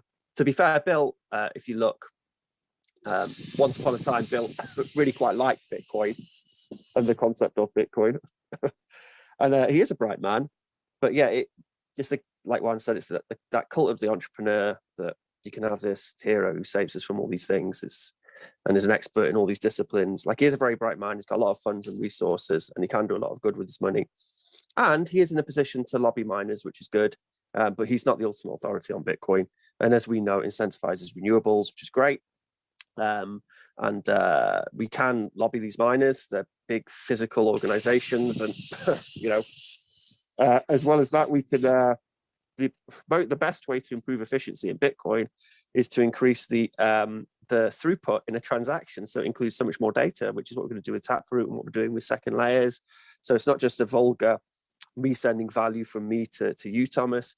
That carbon can be used for sending a lot of information, a lot of data, potentially thousands and thousands of transactions. That's the best way to make Bitcoin more efficient. Now, I think vulgar is this mode in Zoom that allows me to pin that other camera right next to you so that people can send this a joke. That's cool. Vulgar. But moving on, forced exit question, yes or no, is this Bill Gates' next campaign? Martine, Yes. Crypto Raptor. I think he's going to U-turn. Someone's going to add him to that Telegram group, and he's going to be like, Musk, Sailor, yo, let's fucking moon this shit. Juan Galt running out of battery. Wow, I think it could go either way. I think he could definitely pivot, or he could probably launch like Microsoft Coin, extra soft. Yeah, he could go either way. He definitely wants to save the world from everything and everyone. So I could see him doing it. Josh Shigala, you're muted. He'll probably, I mean, I would like to see Microsoft Coin. I think they were playing with the idea a little while ago anyway. I don't know how much say he's got left in Microsoft, but something needs to give. Come on, Bill, innovate. Ben Ark. It's like an apparition moving behind you there, Josh. It's kind of scary. He's been pulled in. So he did originally like Bitcoin and would speak quite favorably about it and quote unquote blockchain. And now he's now, taking the stage as the environmentalist attacking Bitcoin. So he will have to pay more attention to Bitcoin. And he'll have to start reading up some of the tech stuff, which will obviously interest him because he's a dork. And he'll get pulled in and he'll become a Bitcoiner and just become like a environmentally aware Bitcoiner, which there are plenty of them, by the way. I agree with Ben. I want to give Bill G the benefit of the doubt here. I think he's on the wrong path right now, but he'll turn it around. He'll also understand the value of being on a positive campaign rather than a negative campaign. It's better to be Elon Musk or Jeff Bezos leading us to the stars than Bill Gates worrying about the energy bill. Moving on to issue 4. Bitcoin tops $1 trillion in value again as the cryptocurrency's price jumps. Bitcoin's value surpassed $1 trillion in mid-morning trade Singapore time. It's only the second time that Bitcoin's value has surpassed $1 trillion after hitting that milestone on February 19th. It seems to mean everything to these business people. What's the big deal? Why is it so important that Bitcoin's value tops $1 trillion? Juan Galt. Yeah, as we said earlier, it gives it massive credibility. It turns it from a penny stock to a unicorn, or like not even a unicorn. It's like a double horned unicorn walrus, like those you find in the North Pole and so on. It makes it a heavyweight, and that breeds confidence. There's a lot of people that are not going to buy it when it's cheap and profitable. They're going to buy it. They're going to buy the top, or they're going to buy the middle range, and that's just the way that people are. So yeah, I mean, it probably look at it like it's a milestone of lower risk of entry. Josh Sigala. Sorry, I just, what was the question? Sorry, I was distracted by. Bitcoin is $1 trillion. Is this a big deal? Oh yeah, right. Yeah, of course it is. It's epic. I often ask myself, where is the moon? Where is the moon? Are we already on the moon? Are we heading to the next the moons of Venus? Which moon? Which moon are we talking about when you say the moon? So that's the question. A trillion is an amazingly huge number, and most people can't comprehend a trillion. I guess the Venezuelans can a little bit more than most, but yeah, trillion is a very, very, very, very big number. I've said it before on the show to compare. You have 1 million seconds, which is 11 days. You have 1 billion seconds is 32 years. And 1 trillion seconds is 32,000 years. So think about that when you think about how big Bitcoin is now. A trillion seconds is 32,000 years, whereas a million seconds is 11 days. Put that in your pipe and smoke it, Ben. Dan Eve, can I borrow 1 trillion seconds from you?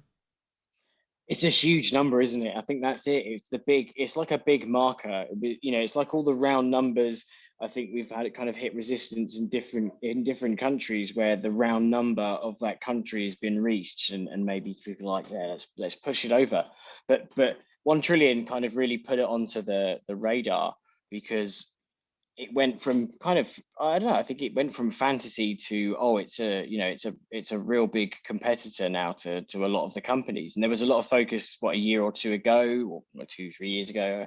I've lost track of time with COVID, but you know, when Apple and co started hitting 1 trillion, and there was all the big hoo-ha about that. And so when Bitcoin hit it, we had the same hoo-ha, except this is Bitcoin. This is decentralized. There's no company behind it. This is the people. It's the people, P2P, that have taken it there with Moon Talk and that stuff.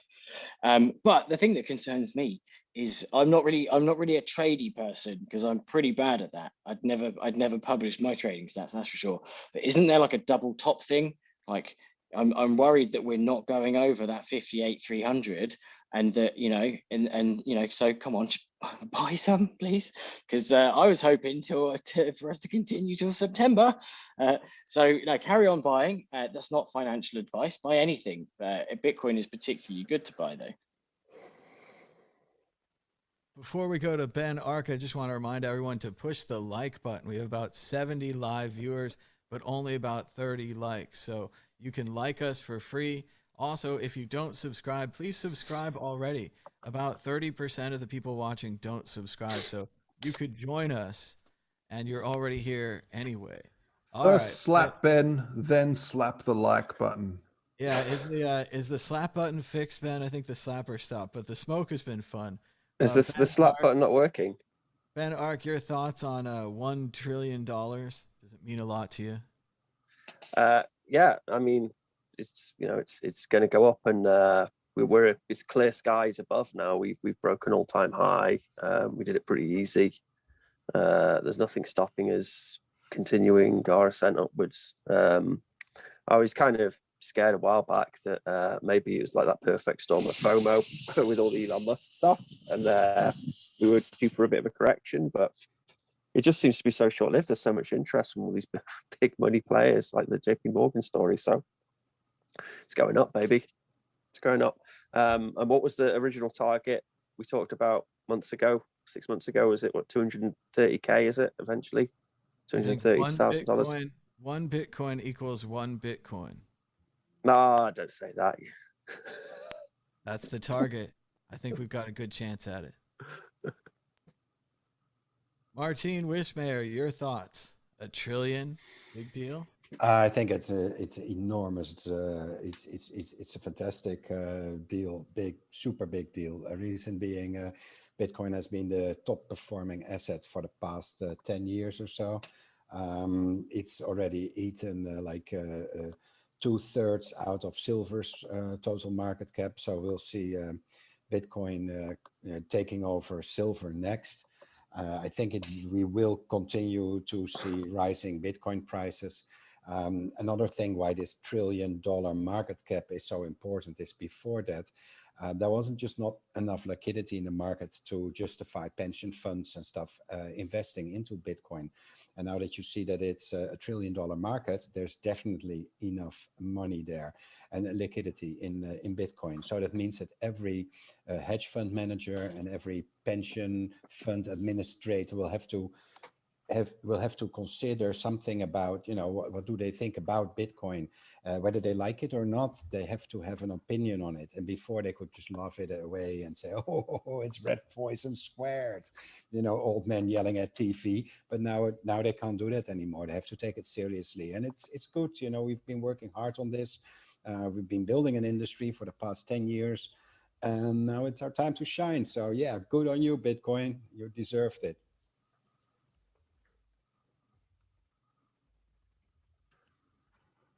Trying to get one more onto Ben because he's got his mic open.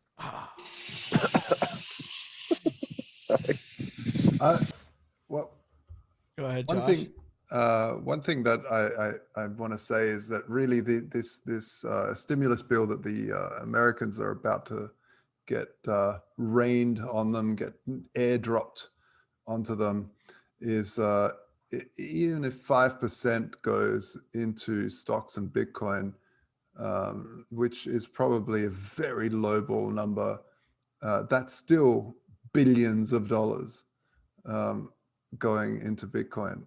So it's only going up. And the interesting thing with the liquidity that Martin said is that, you know, these billionaires are coming in, they're buying up for the long term. So I don't know if it's adding more liquidity or taking it away, because there's less actual physical Bitcoin. People forget that this isn't something that can be made. Of course, there's infinite Satoshis down the other end. There's after the decimal points, you can keep on going side. Infinite amount of cash at the Federal Reserve. But yeah, it's cash at the Federal Reserve. So yeah, there's literally infinite cash at the Federal Reserve. And if that flows in, you know, the big game that people have accused Tether of is creating Tether and buying real Bitcoin with it. You can just create it because people will accept it as 1-to-1 to the dollar, and they could buy Bitcoin with it. If governments just print this money out of thin air and go and buy Bitcoin with it, that's the next level of grabbing whatever they can, because they can create this thing for free and grab something that's actually got value. So yeah, let's follow Josh that direction for the exit question. If $1 trillion is good, what about $1.9 trillion? Is the U.S. government stimulus good for Bitcoin? Juan Galt. Well, the big problem is that since they're doing these lockdowns and basically screwing the small businesses and just inflating big corporate business, then the economy is in trouble, right? And so you shrink the economy and you add a bunch of supply to the currency. You're gonna see inflation. Inflation is gonna raise prices. You know, with more prices, yeah, people might have a little bit of extra spending money, but it's not a lot of money. I mean, Canadians have been airdropping $2,000 a month on people for a year now. $1,200 is nothing. So I mean, it's too little, too late, and the wrong direction. And most of it is gonna go to all kinds of crazy causes. Like most of it is not gonna reach American citizens. So like it's not gonna reach civilians. So it is just another big sham. And I don't know, man. I mean, yeah, a lot of the Redditors are probably gonna go and, you know, put it into GME and, you know, buy some shitcoins. You know, hopefully they'll grab a little bag of Bitcoin too. Ben Ark, $2 trillion? I liked what Josh said, and I think it's very true. As Bitcoin goes up and down and up and down and up and down, but generally goes up, the people who stay in Bitcoin are hodler bedrock. And then you have the sort of thinner and thinner slice of it is people trading Bitcoin. And these big money managers, they have to have diamond hands in order to justify the amount of money which they paid into Bitcoin. And with, you know, a high risk asset, it's something which, you know, you kind of hang on to and you make 2 or 3% of your portfolio, and then you just kind of leave there and let it. You're not worried that if it's, you know, if it's unlikely to go really high because the payoff is so big if it does go high. So you just kind of keep it as a high risk asset. So it will most certainly. 1 trillion is nothing. We talk about Bitcoin being used for a store of value or medium of exchange or whatever, but it's got so many uses and so many use cases that, yeah, for it to be at $1 trillion now just means it's very positive for its future valuation. Dan Eve, can I offer you a stimulus package? I think the big green ding dong is a bit of stimulus itself, isn't it, on the Bitcoin chart over the recent months, as it were. You wouldn't want that monster controlled by some lightning channel. But no, I think what was cool the other day was that I saw it was floating around that if you'd have taken your $1,200 stimulus check, it would be $12,000 now, whatever it is. And I think that's probably a big wake up call for the people that didn't put their money into Bitcoin first of all. And by June 11th, 2020, there's an article I'm reading somewhere on some internet site that's roughly, I've seen this information before. It's so the around 10 trillion by mid-June 2020 was stimulus printed. So if you think about that's global. So you think about how much of that money is slowly seeping its way in for the people that didn't automatically put it in straight away and start stacking sats. The people that sat there and I thought, I'll hold my money because just in case the COVID situation gets worse, they're probably sat there thinking now, well, Bitcoin could go to 1.9 million because I got a fake copy, not fake. I got forwarded a copy of the JPMorgan report that went to a millionaire. So I think all of that information is going to trickle down. And if you think about the FOMO aspect of it as well, there's a report going out to just the exclusive 10 million plus club that's saying Bitcoin could moon to 1.9 million. So that information it went to the 10 million club first of all, but it's now public, as we've seen in various articles. And as that information trickles down, people are going to be sat there going, screw this, I'm getting on the Bitcoin train when the next check comes. So yeah, I think I'm pretty positive about the situation. I think there's going to be a bit of another boost coming soon. Martine, anything positive to say about government stimulus other than the fact that I read it in a newspaper that the Bitcoin's going to $1.9 million? Well, many people, they just took their first stimulus check and they put it in the nearest Bitcoin ATM. And in November, that $1,200 already ballooned to $3,000. Then in February, that $1,200 became $9,000. So you don't really have to be a genius in math to figure out that if you don't really need that stimulus check, that you might get a better return if you put it into Bitcoin. And even without those stimulus checks, there's this analyst, Plan B. He's like amazing. He's been predicting all this stock to flow patterns. And I'm not really into technical analysis and weird graphs and all, and chasing green candles. But he predicted in 2012 that the Bitcoin would be $26,000. Actually, it was already that in a month before, in November. He also predicted that there will be a $50,000 Bitcoin in December of this year coming. But we're already there, and the same guy predicts that $84,000 in June. So I suspect that we will continue to see Bitcoin go up, government stimulus or not. It will only accelerate it. It's just Bitcoin just eats it all. And I think people realize now they have to get at least some Bitcoin. A whole Bitcoin might be a lot, but put that stimulus check in Satoshis, and it might pay for the kids' college fund. Government spending may recharge the economy and be one of the greatest things that ever happened. Before we lose you, Juan Galt, tell us what's going on in your world and maybe your thoughts on NFT before your battery dies. Go ahead, Juan. Thanks, Thomas. Yeah, so I'll be going to Miami April 21st to 23rd.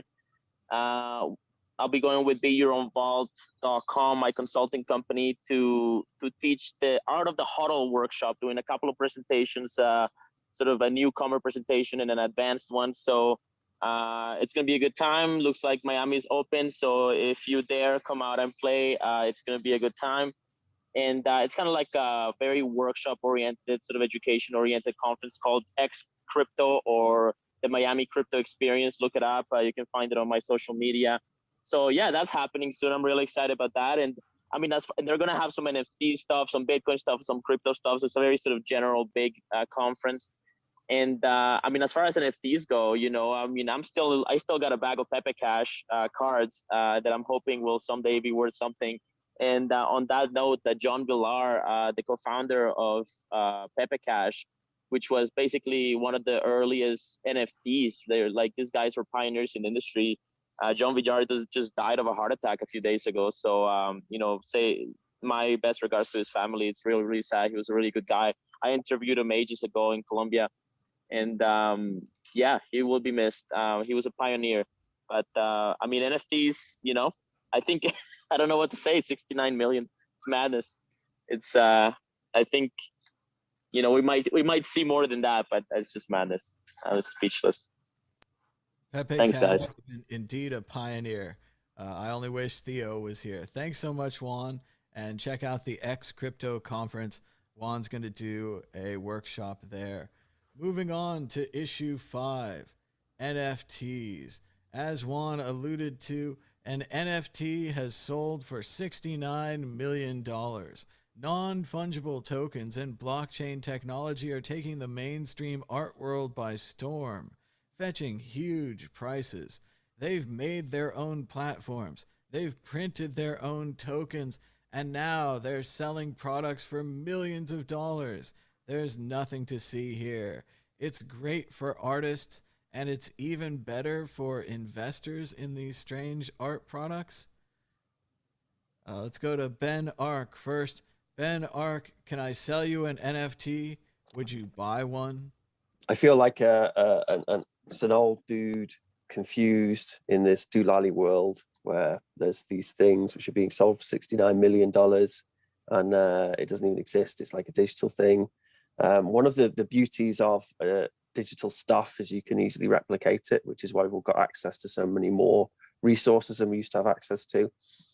But with that, you do have the trade-off of not having scarcity, and scarcity is very important in our material world. So it makes sense that we bring that into our digital realm as well.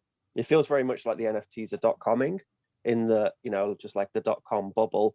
There's crazy money being thrown around and people are really excited in all sorts of goofy ways. Maybe just trying to make a quick buck and just get on the, you know, off the back of it. But ultimately that it is a useful technology. And just like .com, like, you know, 10 years from now, we'll all be using NFTs, they'll be in computer games, and people will have possessions which they value and they know, you know, is theirs and scarce and online. But at the moment, we're at that weird .com stage where you have these crazy prices and nothing seems to make sense, and it's all very confusing. But yeah, I don't know if anyone remembers the game Ultima Online is an MMORPG. The first one, I think, online. And in it, I got this horse called a Nightmare Horse. And the Nightmare Horse was really hard to get. I used to ride around on my Nightmare Horse and people would look at me and they'd be like, well, that guy's a badass. He's got this horse, which is really hard to get in the game. And the horse could, like, you could kill people with it. It was great. And then all of a sudden they made these horses really, like, you know, they just increased the supply of horses, and it just kind of upset me that this horse was no longer worth anything, and my account wasn't worth anything either. They made it less scarce, and I still live with that sadness and bitterness and regret. So hopefully these NFT things will stop future generations of dorks feeling that kind of regret. So there will be some useful things to come out of this NFT revolution, but for now, just craziness. You got to say spoiler alert first, Ben. You can't tell them about how they're going to print more of the digital horses and it's going to ruin their investment, and how they're all going to be sad, and how at first they were riding around on their NFT and it was amazing and it was worth 69 million, and then it just went like less and less and less and less. But that's the point, though, that they can't. I mean, I don't know, but that isn't this the point, that they can't just make more of them?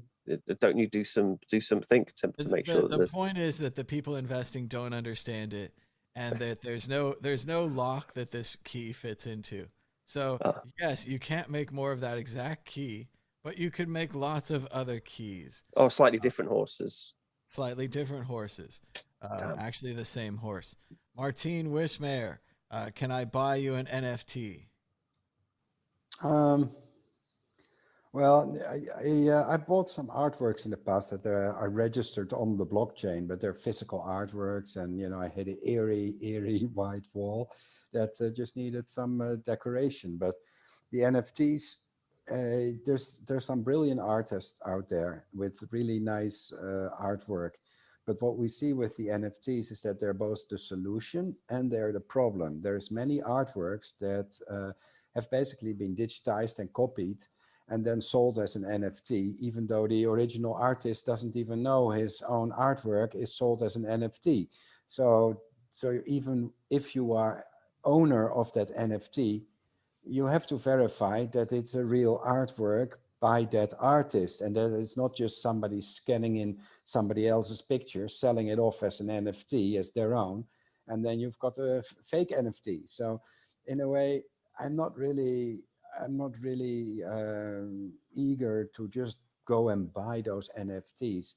But at General Bytes, we're currently working on a project where artists can contact us. They can join us on the mailing list, and then we send out or we contact them. We make a curated selection of blockchain or Bitcoin related art that we think is nice. We've almost sold like almost 7,000 machines now.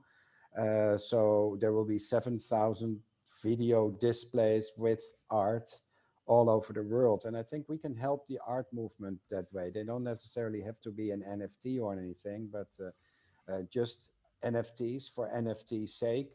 Reminds me of crypto kitties. By the way, does anybody know what my crypto kitty is worth now? So expensive to how much did you buy it for? How much did you buy a crypto kitty for? I don't know. I just wanted to have a bloody crypto kitty, and I don't even know where it is. So I think I just wasted. You've lost your crypto kitty. I'm shocked. I am shocked that people are selling JPEGs they don't own. Josh Sigala, your thoughts? Yeah, no, this is a really good point about people just tokenizing whatever they find on the internet and having fun with that. But there is a huge, massive collapse coming soon in the NFT world. And please be careful, folks. This is a massive hype. Now, when it comes to something like $69 million spent for art, the high-end art world, for those that don't know, folks, is basically money laundering. The whole thing of art, the main killer app for art is laundering money. Is you get an unknown artist, you buy a whole bunch of their paintings, and then you make them famous, and then you have all of a sudden all this wealth that you've cleaned. And there's all sorts of ways of using art to launder money. And if you're an artist, it's definitely worth your time figuring out how to do that, because that's how some of these big artists become very wealthy, is that they help people that want to clean money take black money and turn it to white money. And so it's a joke to think that the small normal artist will ever make anything good out of this. I think there is something to say about like collector cards. They've always had value in a weird way, like Magic the Gathering, or baseball cards are the original collectible card, and there's the NBA decided to take, instead of stills, they do little clips of videos that you can buy as NFTs, and then people that are basketball mad will be like trying to collect them all of one season of Jordan slam dunks or whatever. So it's definitely an interesting space.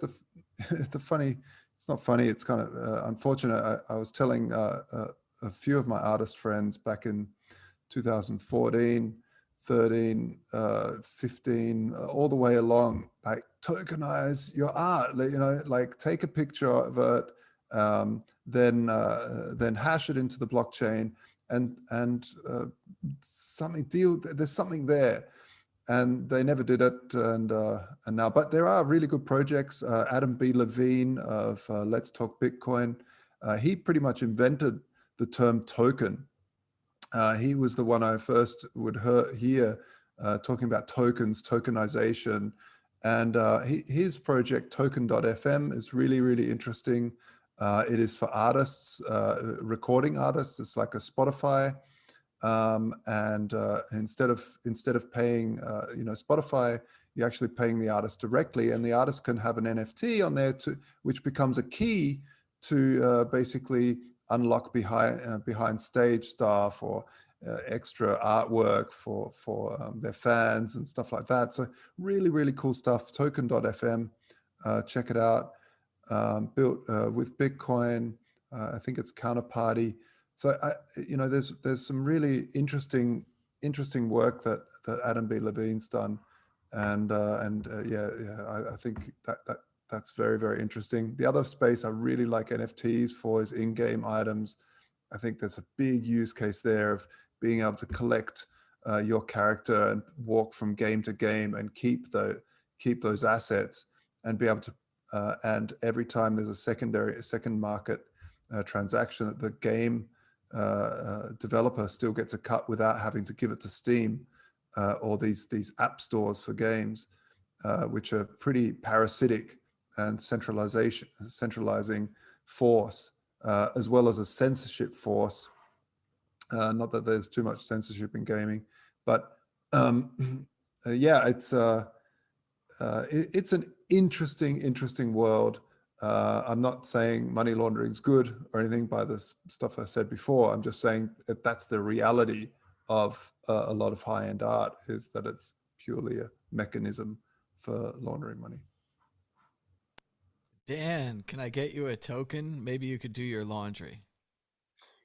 I look, for me, like the hardest thing for me was convincing people to get into Bitcoin, was convincing them that it existed, and it wasn't just, it's something that was out of thin air.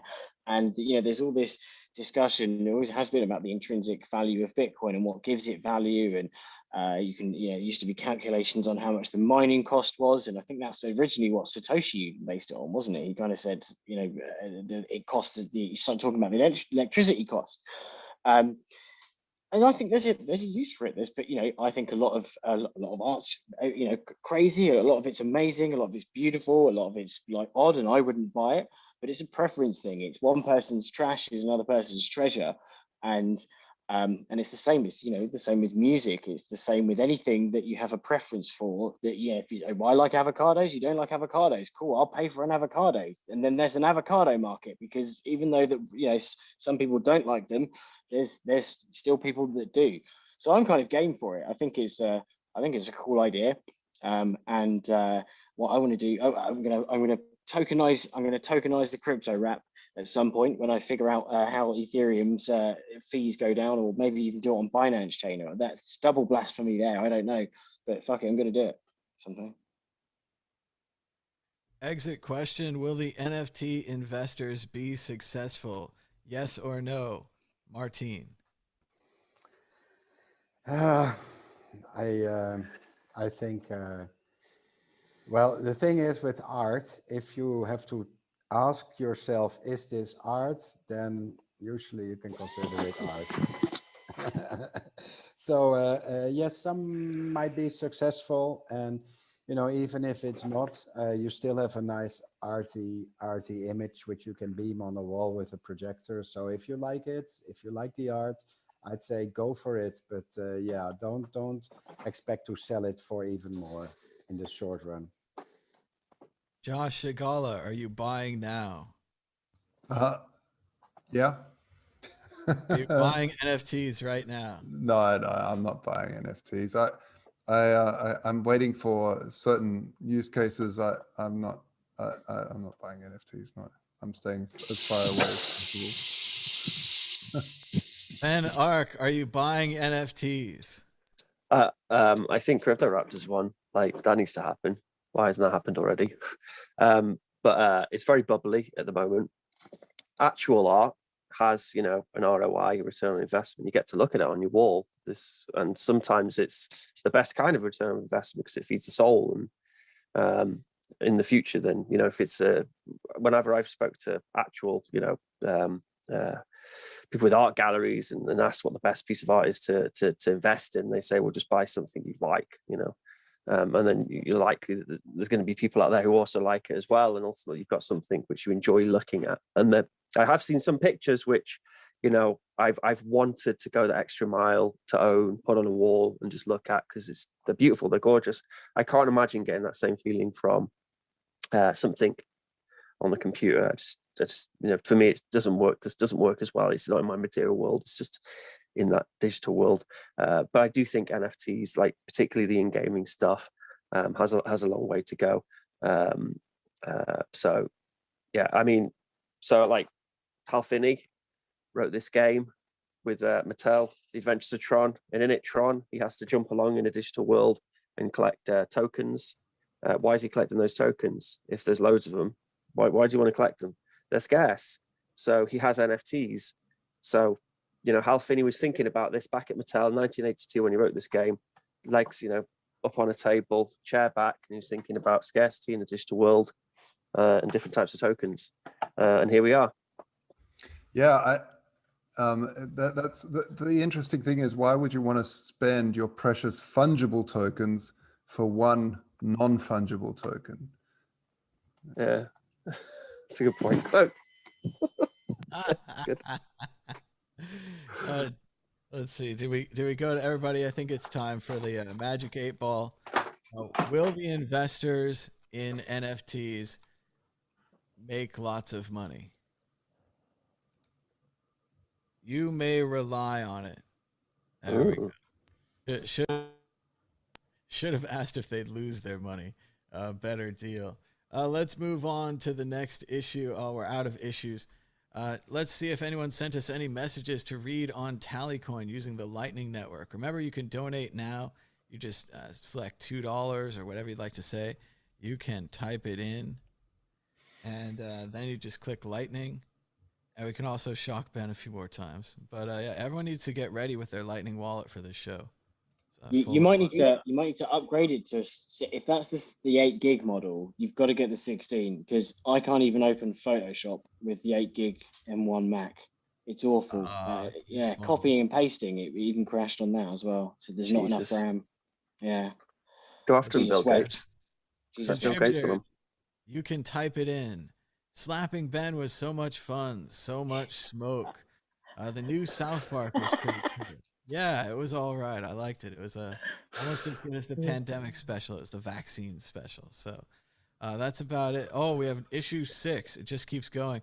Bitcoin could prevent society from functioning and is an extreme form of libertarian anarchism, warns this fund manager. Tim Bond, portfolio manager at O'Day Asset Management, believes Bitcoin could prevent society from functioning in an efficient and ethical manner. Josh Segala, is Bitcoin going to destroy society as we know it? Bonus issue for the end of the show. Yeah, let's hope so. Don't worry, folks. Nothing's under control.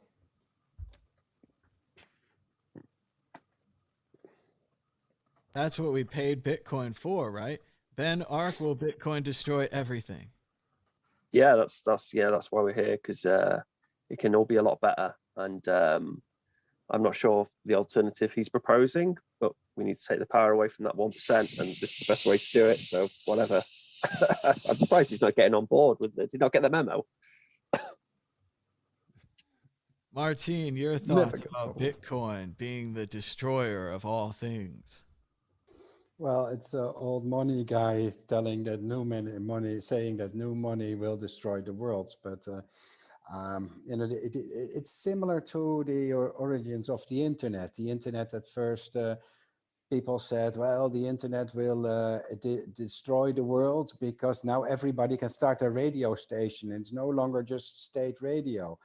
We still have state radio, but we also have the World Crypto Network, which is free, and you know, we can share it and everybody can join.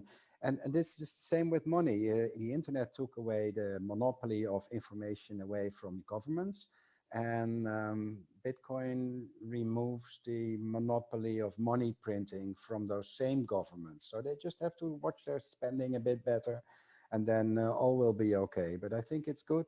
It's people money, money by the people for the people. So yeah, Bitcoin will totally destroy the old banking system, but for the better, in my opinion. Dan Eve, is Bitcoin going to ruin all the things?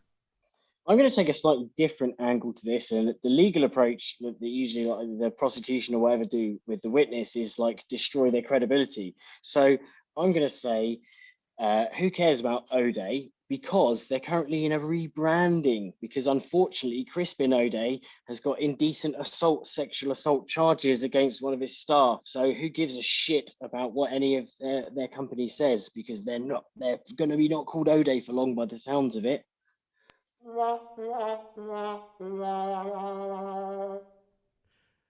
All right, I think we've sent enough smoke and slaps at Ben for today. But thanks again to Ben for building this little thing. Ben, why don't you tell people again how this works? Go really slow. Okay, I'll go really slow. 50 cents. What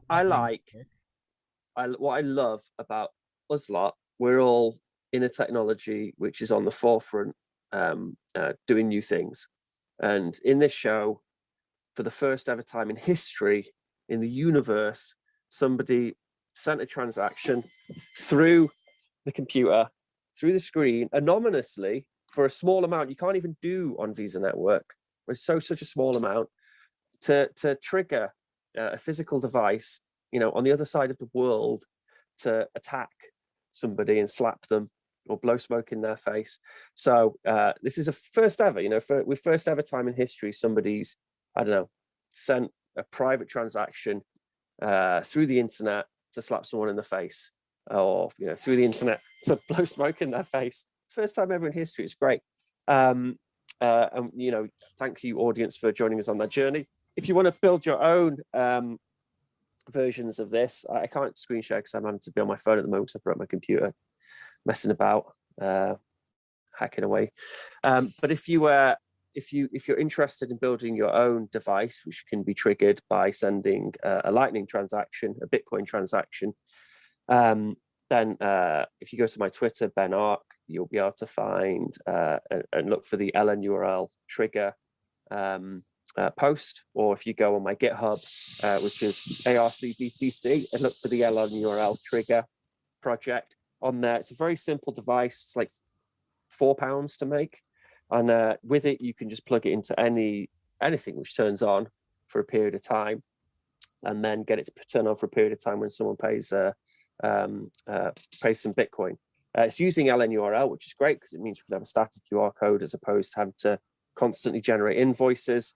Because as we all know, as much as we love Lightning, the UX kind of sucks when you have to have a screen for a device just to, if we were doing this on vanilla Lightning, we would have to have a new invoice for every payment, and that would suck. So LNURL gets around that as a sort of standard for wallets to do get and post requests for invoices. If you go on the LNBits, lnbits.com, and then you look, you run it LNBits yourself if you've got Umbrella or a Blitz, a Raspberry Blitz, or you can just run it yourself quite easily. If you go in the LNBits repo, it's pretty easy to install on a server or install on your computer. You can connect it to a funding source, and then one of the great things about LNBits is it has all these little extensions where you can do all these things like mint LNURLs. You can, make points to sell for shops. So in fact, while I'm on that topic, Fiat Jeff just made a new extension, which is great, and it's called Offline Shop.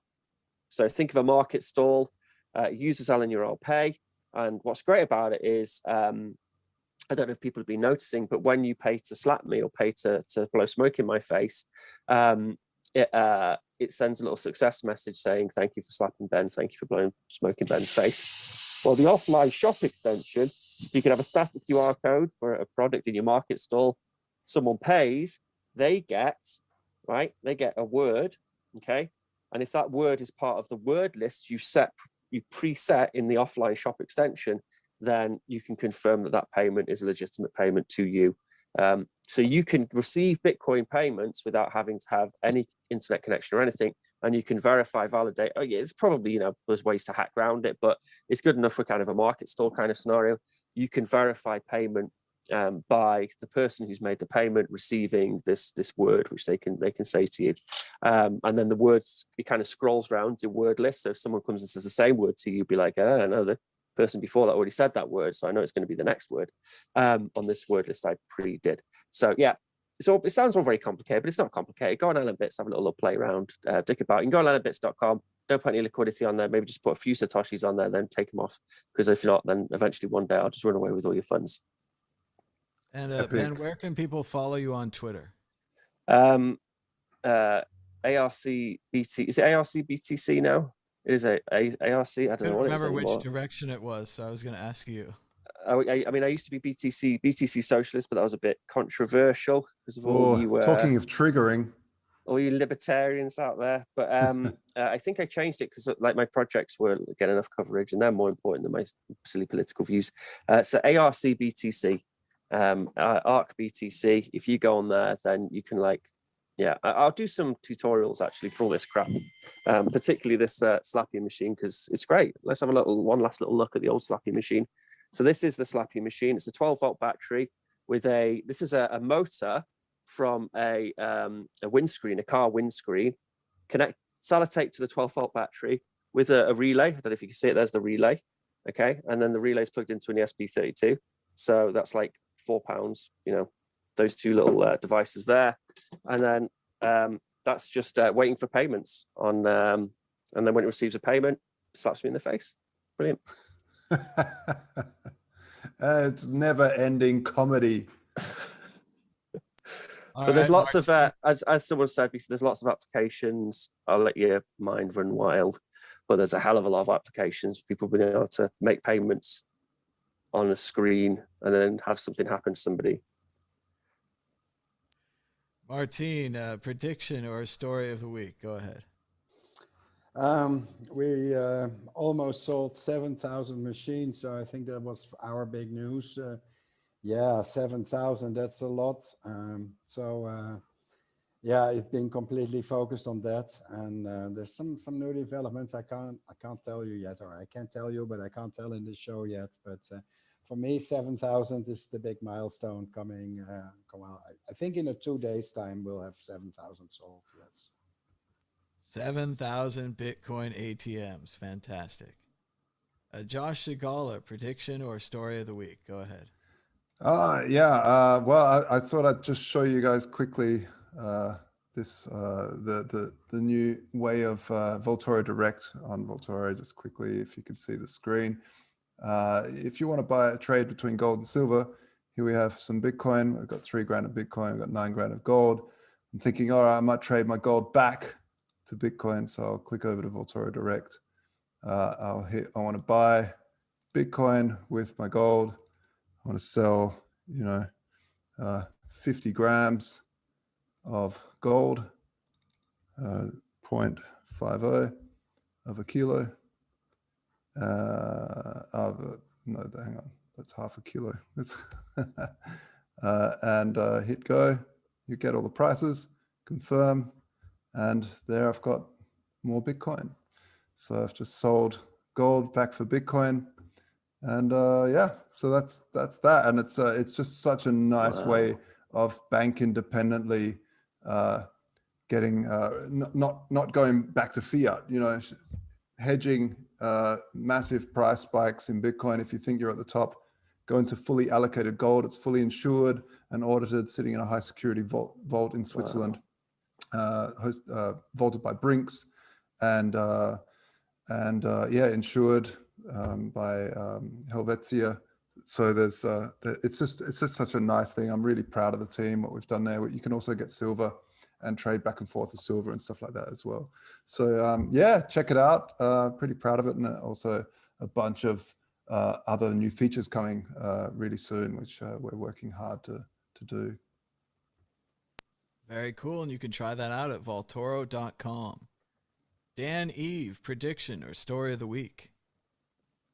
There's literally nothing interesting going on in my life or worth looking at right now in terms of.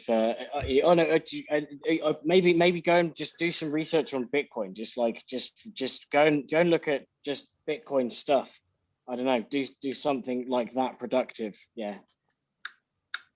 Like this show, like watch it, like slapping likes as well as Ben on the show. It's broken. Well, Might be and broken. watch it all the time. Just like watch it over and over again. Get a second computer and like watch it over and over again, and like just really dedicate yourself to that. Also, spam that like button. Go ahead and hit it, and you can also scan these QR codes to send Smoke or Slap Ben. It's pretty fun. We might have to do that one more time before we go. I have news. I've been hanging out with everybody on on Twitter Spaces this week, so we're gonna be trying it out. Oh, the combo. Yeah, that's multiple people working together because I can't quite stand both. But yeah, we're gonna try out doing some live talk radio this weekend. So if you're around Saturday and Sunday, we're gonna be on Twitter Spaces. It's kind of like Clubhouse, but for Twitter, it's an audio only chat. All you need is an Android or an iPhone and the latest version of the Twitter app. So you might have to update your Twitter app. And what are we going to be doing? Well, I got me one of these computers in a bag. Look at that. They say there's a computer in there. I think it's just a plastic bag full of stuff. But we're going to try to build a Bitcoin Lightning full node this weekend. We've got a hard drive. It's an SSD even. Gosh, it's really light.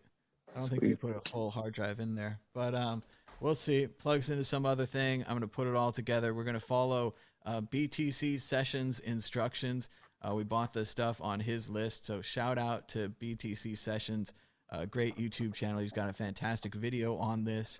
And we're just going to follow that and take suggestions from the crowd and see if we can build a Bitcoin full node. So that's our exciting plans for the weekend. It's not quite as good as blowing smoke at Ben or slapping him with a machine. Might do that one more time. But thanks to everybody for watching. And, please share this amazing technology on your Twitters. Let people know. Yeah, tell Reddit and stuff. They've got a slapping machine on the Bitcoin group. I don't know if we'll have one every week, but like it's fun right now. Poor Ben taking it in the. I think we all need something to happen to. I might build for you, Thomas. Is one of those boxing gloves on the spring. Just comes out and hits you every now and then. Well, again, Ben wants to do this to everyone else, but he hasn't figured out he's the only one that's into it. He was seconds away from taking electrical shocks here. So yeah, it was. I'm glad that didn't work. Yeah, same. I think that is what Bill Gates can rile against, because that is a huge waste of electricity. Electrocuting me. Yeah. Yeah, I had it working as well, but it just like the device I've got was just powering off because it couldn't, because when the relay's not on, it couldn't make a circuit. So it was just as a safety feature was powering off. So I need to somehow bypass that. So I can remember that people. time I was going to drill a hole into my head? It's a good idea. That would have worked if you hadn't stopped me. So, but thanks so much to everybody for watching. We're going to go and end the show. It was pretty long. We had a lot of people today, so it always goes longer. But be sure to give us a thumbs up, subscribe down below.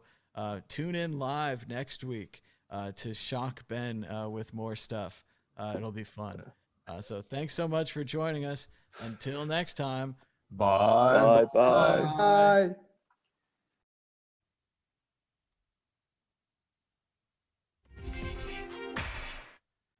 The Bitcoin Group, the American. Good morning.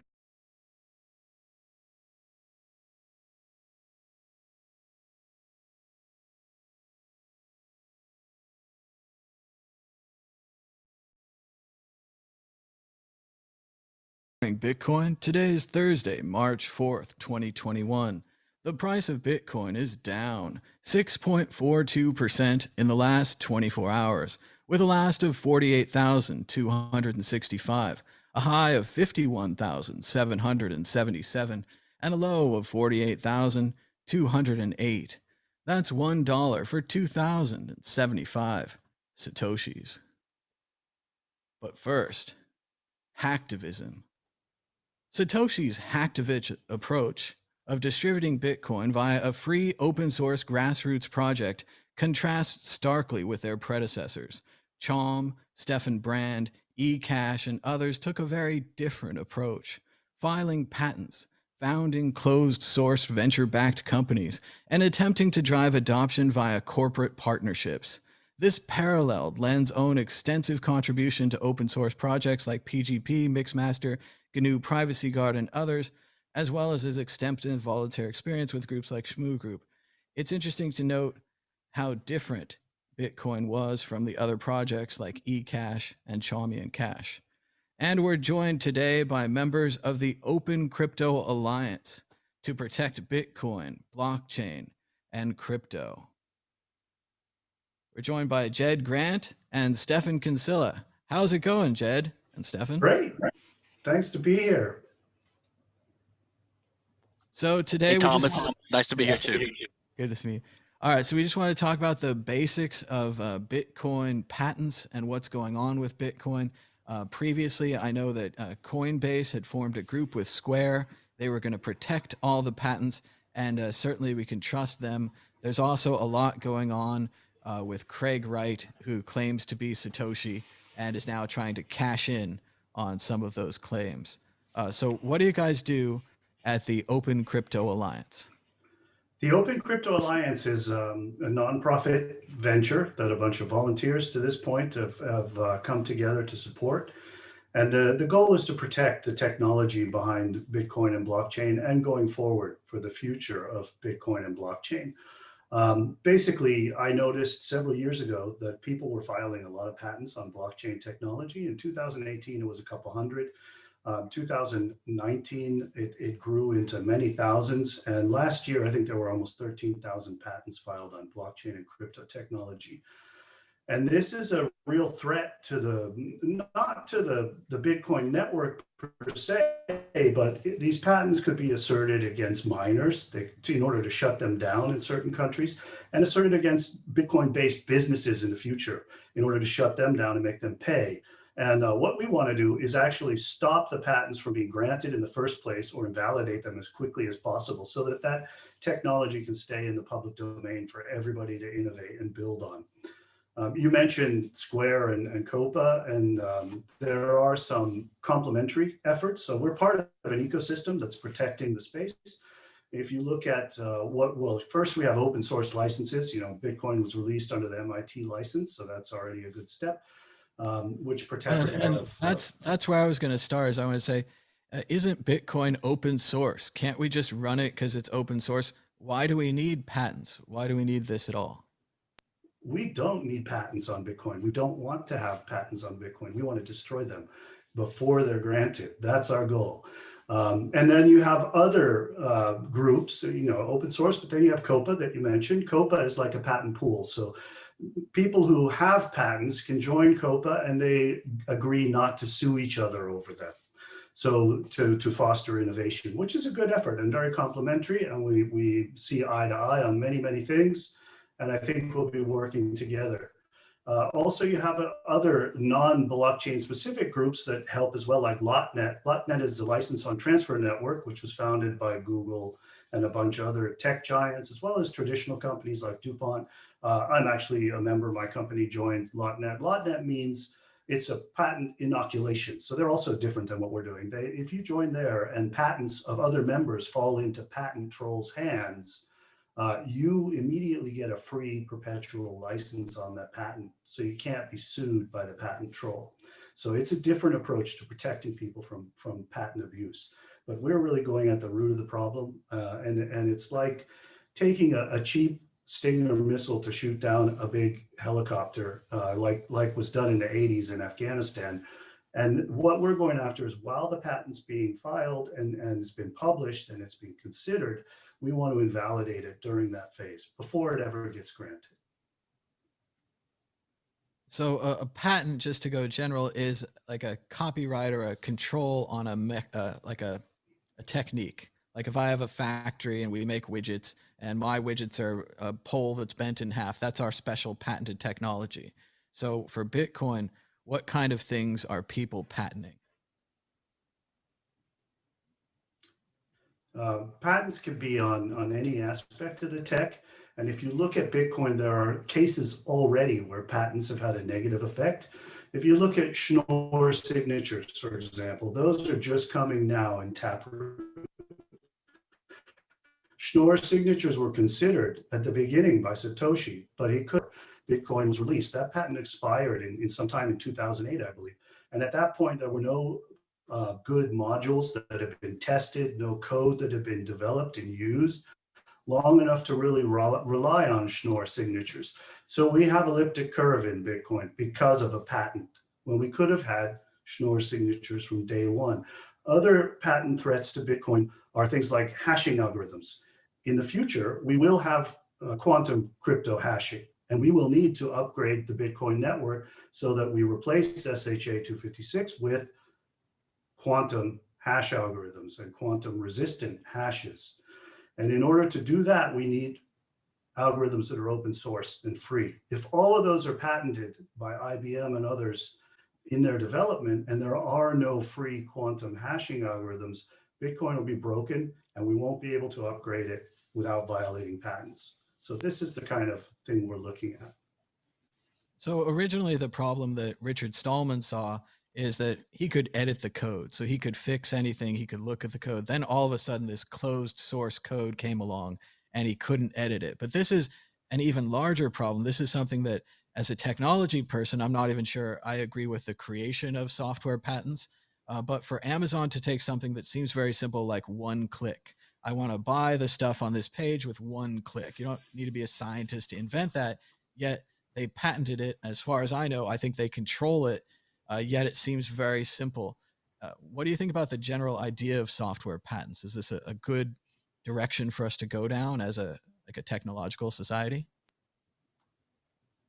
Yeah, I'm a patent attorney and I'm a libertarian too. So I've long been opposed to the patent and copyright system. They're both completely antithetical to the free market, to capitalism. They should be totally abolished. Okay. Copyright usually covers written material, creative works, and that means it covers some aspects of software because you write the code. And so the open source licenses are an attempt to use copyright law that covers software to open it up and allow people to develop it.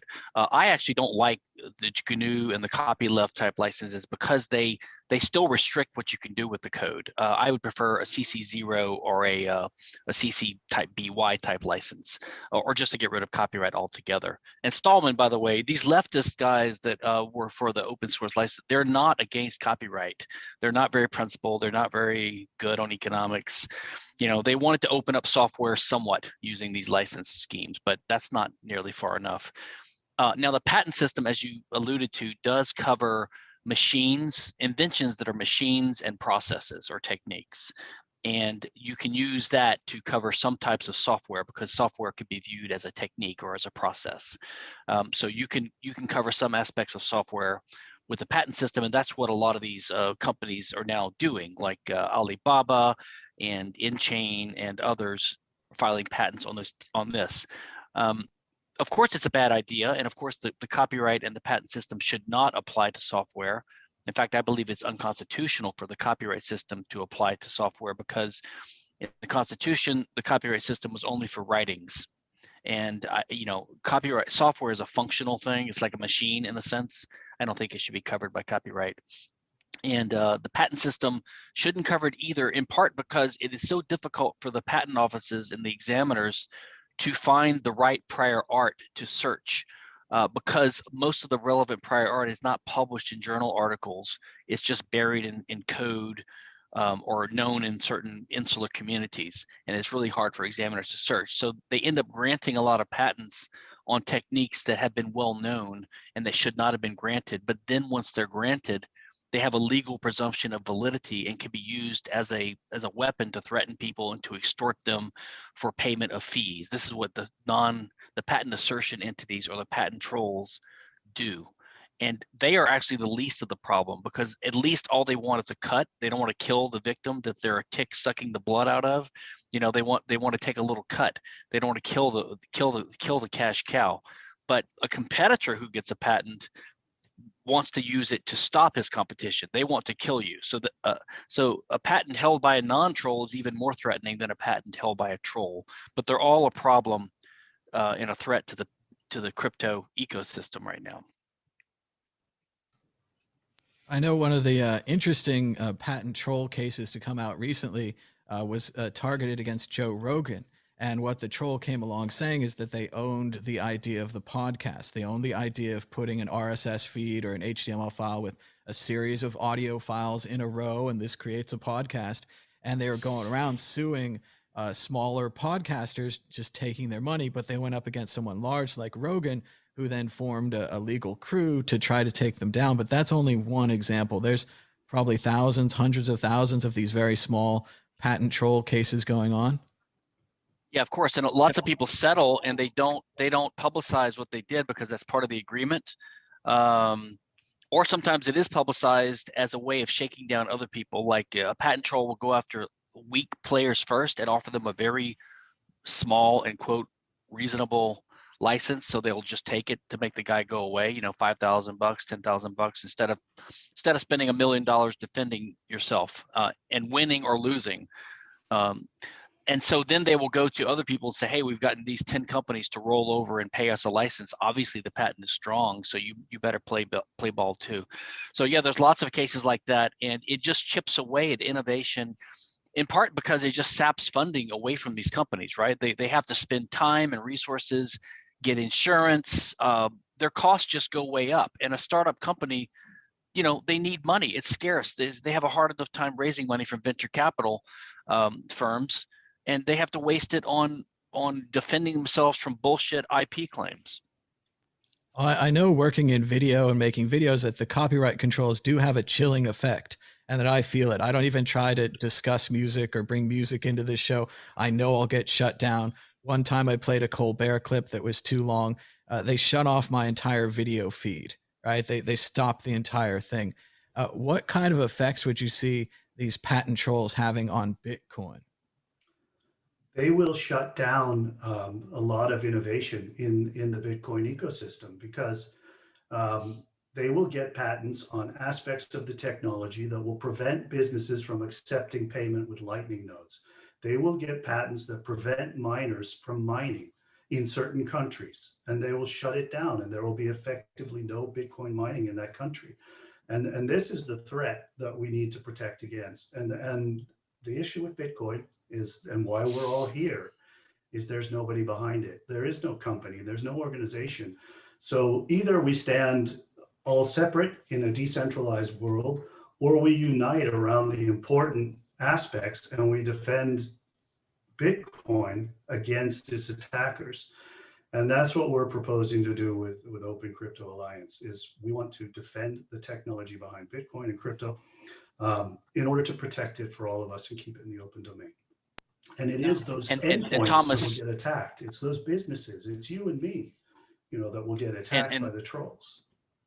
And Jed came up with this idea, and but the brilliance of it is that if you're sued by a patent troll or by a competitor, and you have to defend yourself, or if you go out of business, you know, you're out of business if they win, and if you have to defend yourself, it literally costs hundreds of thousands or millions of dollars, and that's even if you win. Okay, but our approach is to basically, we want to identify patents that are in the pipeline, that are pending, that are vulnerable to, or patents that have been recently granted, and they're still within a window of time where you have the option to file a procedure to challenge them and to try to get them invalidated early on. And it doesn't cost nearly as much as this. So it's a really cost-effective way if we really want to get some funding from some of the players in the crypto community to help us get the resources we need to hire some patent attorneys to challenge these patents that would benefit everyone in the community at what 1/100th the cost of what it's going to cost later, something like that.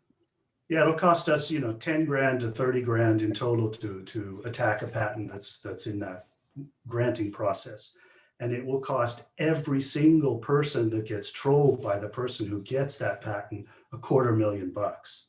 So it's not about $250,000 versus 30K. It's about 30K to stop $250,000 and $250,000 and $250,000 and $250,000. That's when I said stingers against Hind helicopters in Afghanistan. I mean, that's how that war was handled, and that's exactly our approach. Take a cheap weapon and attack an expensive target with it, and that's what we're doing here.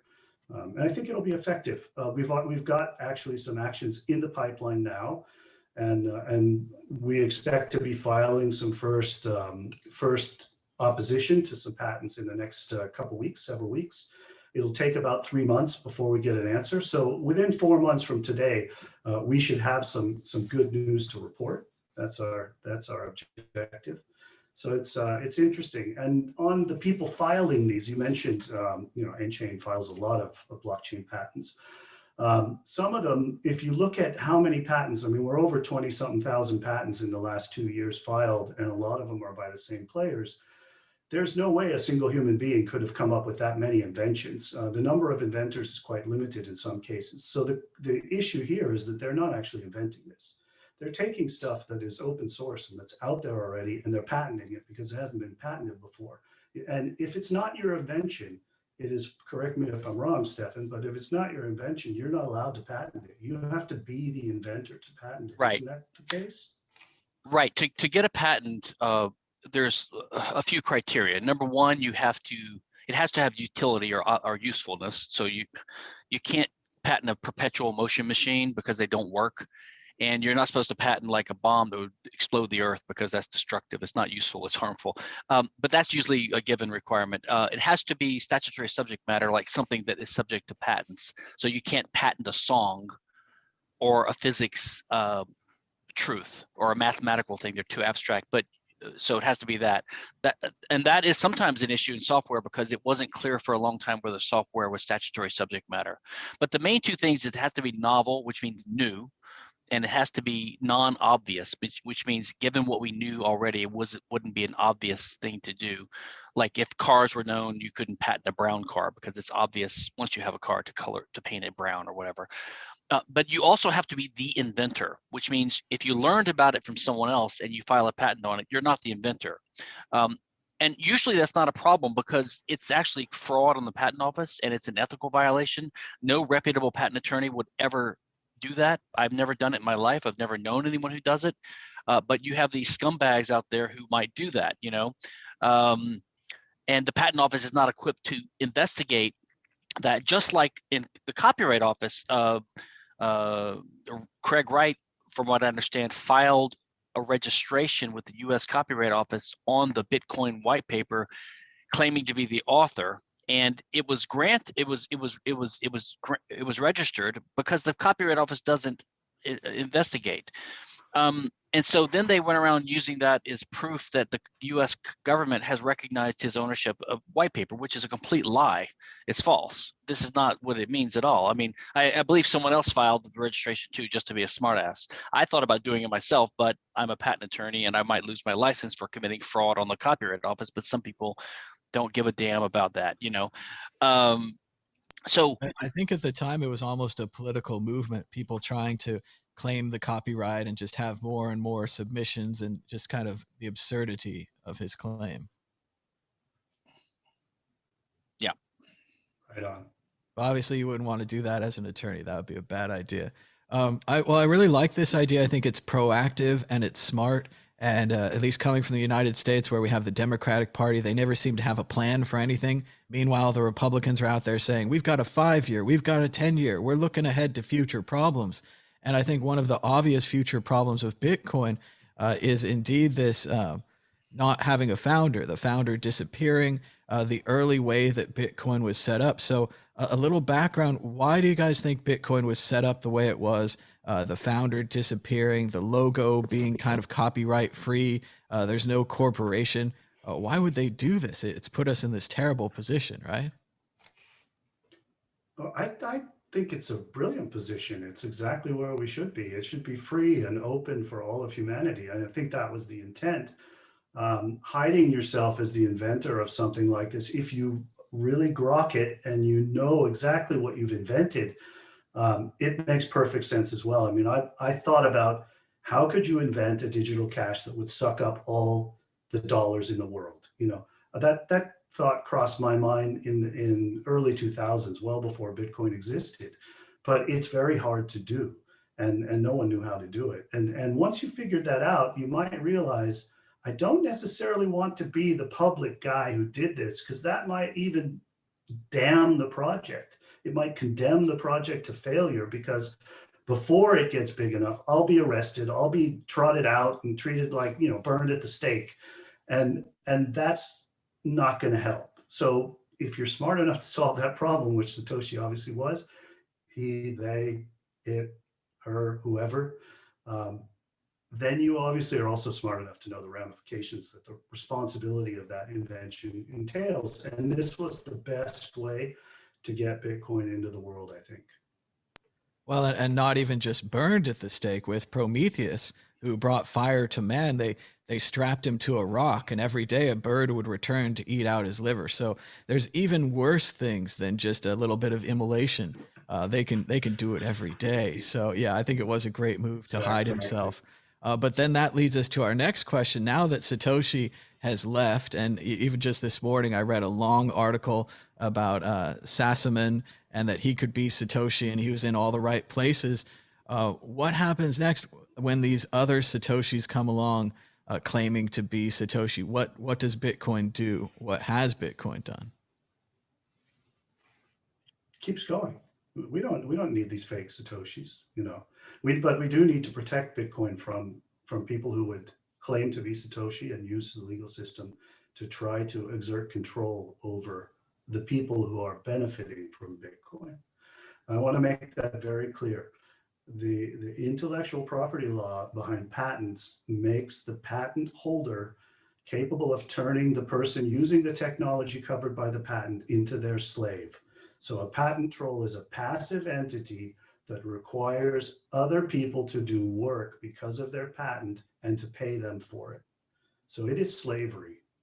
And that's what we're defending against.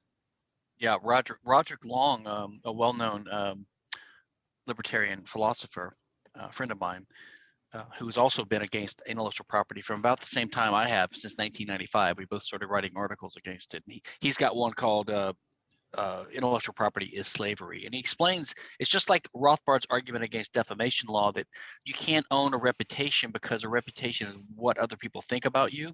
And so if you own your reputation, that means you basically have a property right in other people's brains. They're your slave. And likewise, if you own an invention through the patent system, it means that you can prevent other people from using their bodies and their factories in a certain way. So it gives you basically a property right over other people's bodies and property, because you have a veto right, which in the law is called a negative easement or a negative servitude. So, you know, we shouldn't have, that's what slave owners have. They can tell their slaves what not to do. No, you can't leave, you know, no, you can't go to sleep. You need to pick the cotton. This is what slave owners do. And that's what the patent system does. It turns patent holders into slave owners over other people. It's getting very John Galt very fast in here. We have a disappeared inventor. We have a motor. We have different parties interested in the motor. Except Ayn Rand was horrible on this. She believed strongly in patent and copyright law because she was totally confused. This is one of the things she's terrible on. In addition to her statism, like she hated anarchy. So she was wrong on anarchy and intellectual property. But other than that, she was great. But what if John Galt comes back and he's lost some of the plans to his motor, but he's got other plans and he's got some internal understanding of the motor? Doesn't John Galt returned deserve some money for this invention that's now doing so well?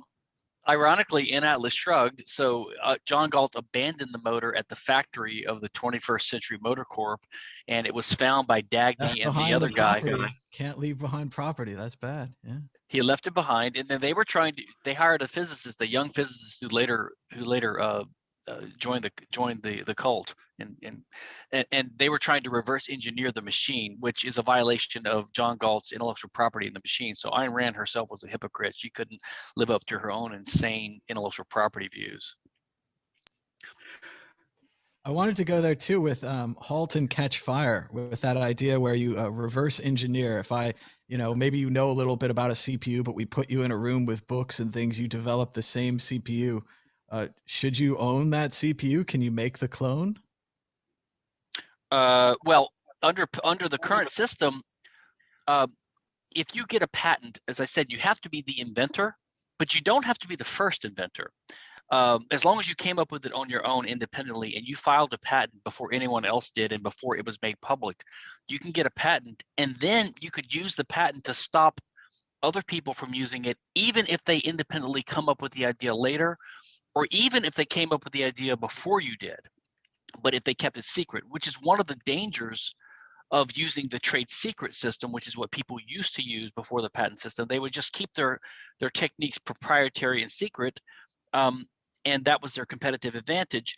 But when the patent system emerged, it tried to encourage people not to keep their ideas secret, which is the whole patent system is a bargain between the government and inventors. And it says, if you disclose your invention to the public in a written patent disclosure that's public, then we will give you a monopoly for 17 years, basically, right? So that's the bargain, right? So, but once that system is in place, if you decide not to use the system and you keep your idea secret, the danger you face is that someone else might eventually invent the same thing and patent it and then stop you from practicing what you've been doing for a decade. So you're incentivized to go ahead and file a patent so that you're not prevented.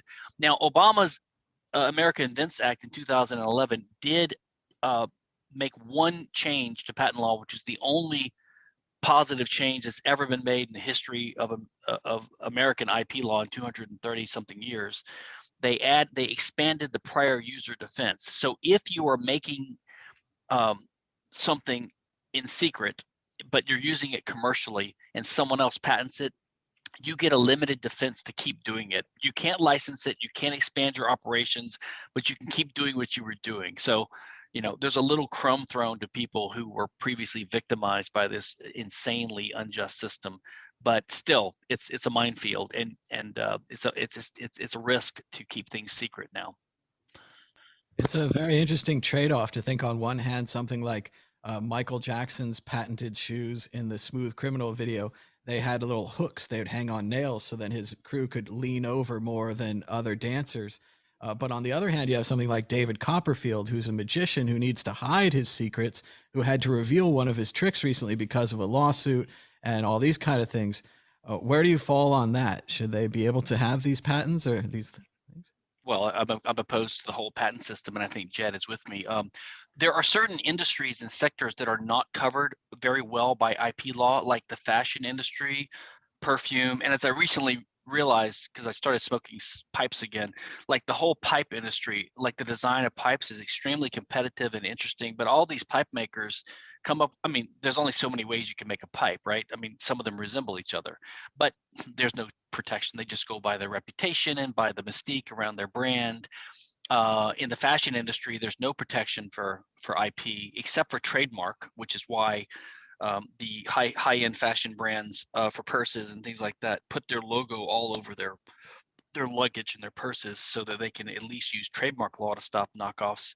I think trademark law should be abolished as well as trade secret law, by the way.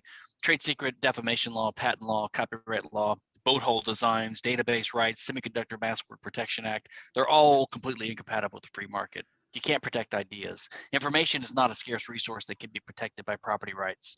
And when you try to do it, you end up transferring real property rights in real things to someone else who didn't own it, which is again the negative servitude idea I mentioned earlier. So no, you shouldn't be able to protect. And you mentioned earlier about Bitcoin and copyrighting the logo.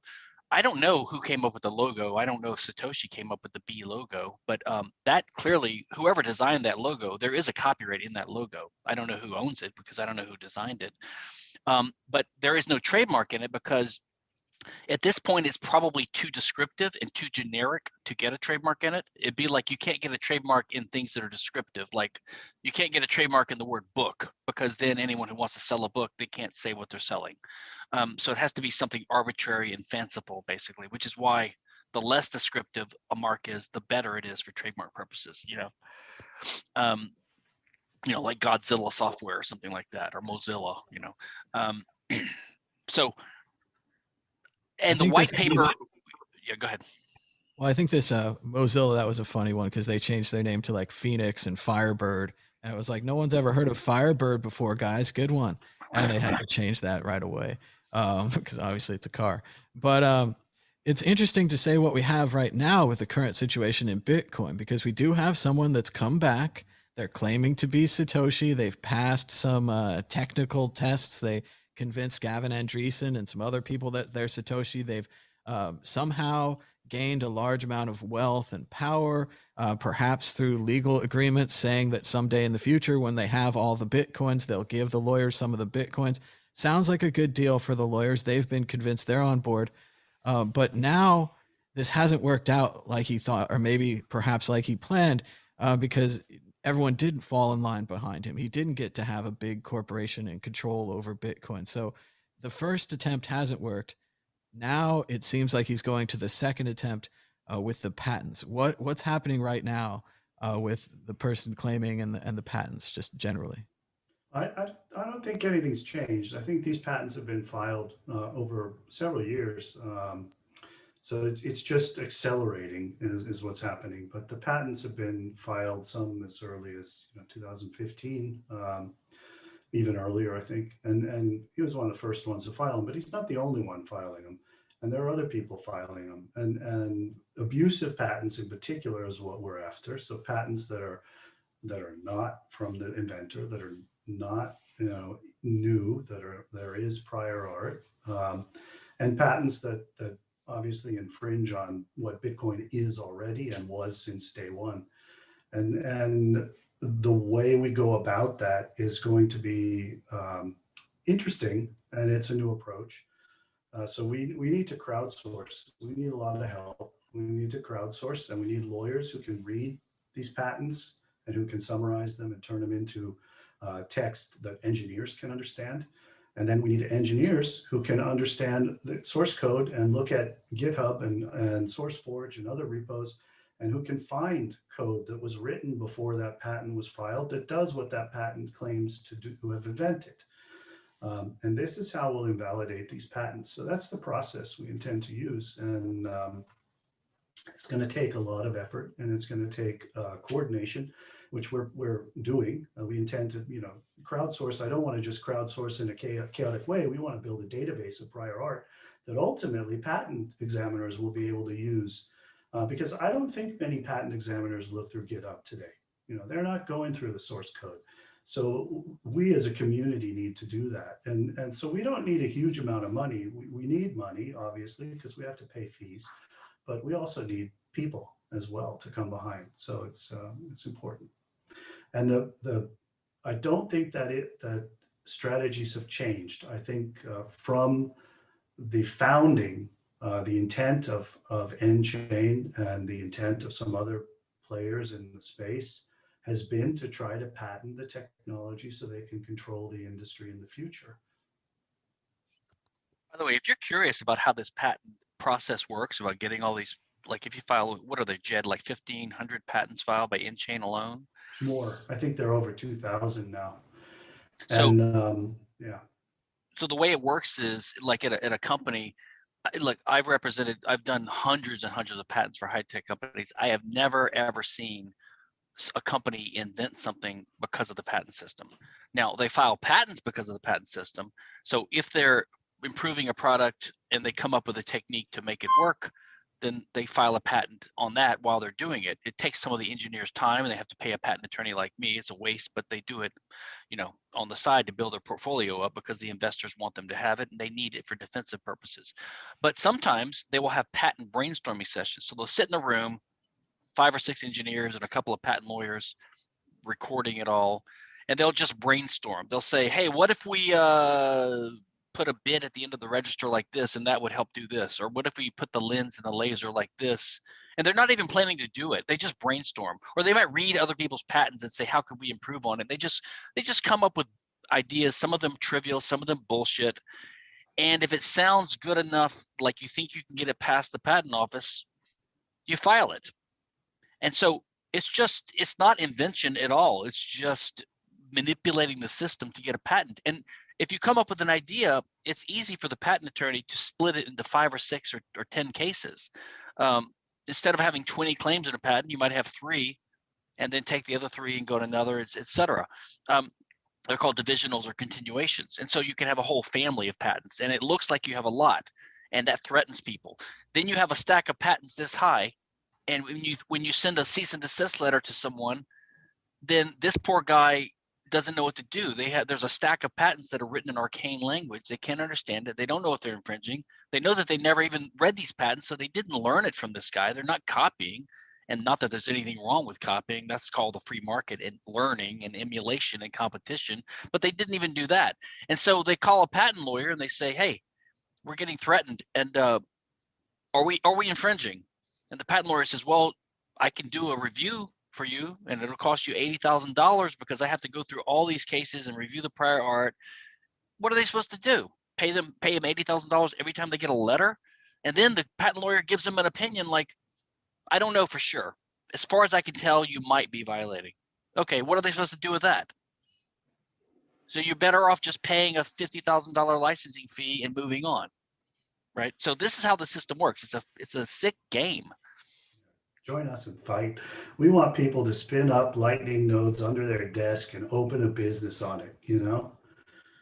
That's simple. Well, and it does sound like an incredibly broken system that's not contributing to more software, not contributing to more ideas, just like, say, the music copyright system was designed to protect sheet music, but it's never helped anyone write a song. It's never inspired anyone. We even have lots of covers in music, which is, again, a complicated legal area. But what can people do? You said you need experts like lawyers and tech people. Where can they sign up? What can they volunteer to do? They can come to opencryptoalliance.org and sign up there, and we'll reach out based on their input. We have a form there. They can donate there. They can follow us, OpenCryptoX, on Twitter. And yeah, engage. Just contact us. Reach out anytime. As a matter of fact, that's already happened quite a bit. The response we've had is quite good. So we've had a lot of outreach come in. We even have a consortium of lawyers that's been put together in South America to do this. And they said they're at our service. We don't have any patents in South America to attack right now, but that's something we can do. But we're glad to have people say they're behind us. And it's fantastic. And have you gotten any corporate partners yet? Are you looking for, like, if Kraken or Coinbase wanted to contribute and be a part of this, could they join? Absolutely. They are more than welcome to join. This is ideally the kind of member that will be able to help us do things fast and effectively, because they have the resources to do it. And they'll benefit too, because again, the cost advantage is so great, but also they'll benefit by standing up against this and being known, look, we're not going to tolerate this. We're opposed to this. Let's get the whole Bitcoin community rallied around. Look, let's put social pressure against all the developers working for the groups that are doing this. They're mostly open source people. They're mostly libertarians and anarchists. They don't want these patent threats going on. Tell them to basically shun or boycott all these groups that do this. Make them pariahs. These are horrible people. These are horrible things to do. They're evil, totally evil. And they're threatening the greatest gift to the world ever, maybe, Bitcoin.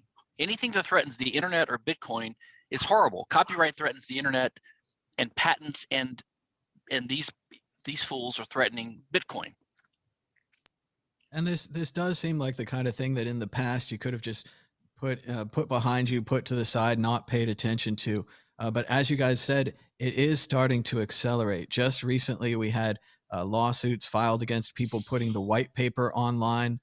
Then there's a second round of lawsuits now where they're claiming that the Bitcoin developers should help the company get back the money that they lost in the Mt. Gox hack, something like that. But they named all of the major Bitcoin developers, some of them with with their middle names for the first time, so on and so forth, their legal names, very much a threat to them.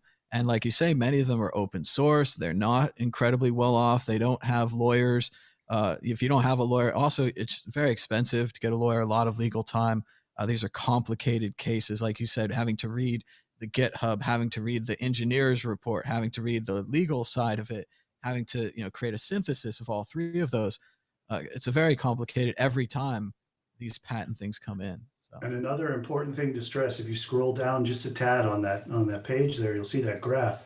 See those last 2 years? That's how many patents have been filed in the last 2 years. It's just off the charts. And you need to understand that a patent, from the moment it's filed to the moment it's granted, is about 2 years.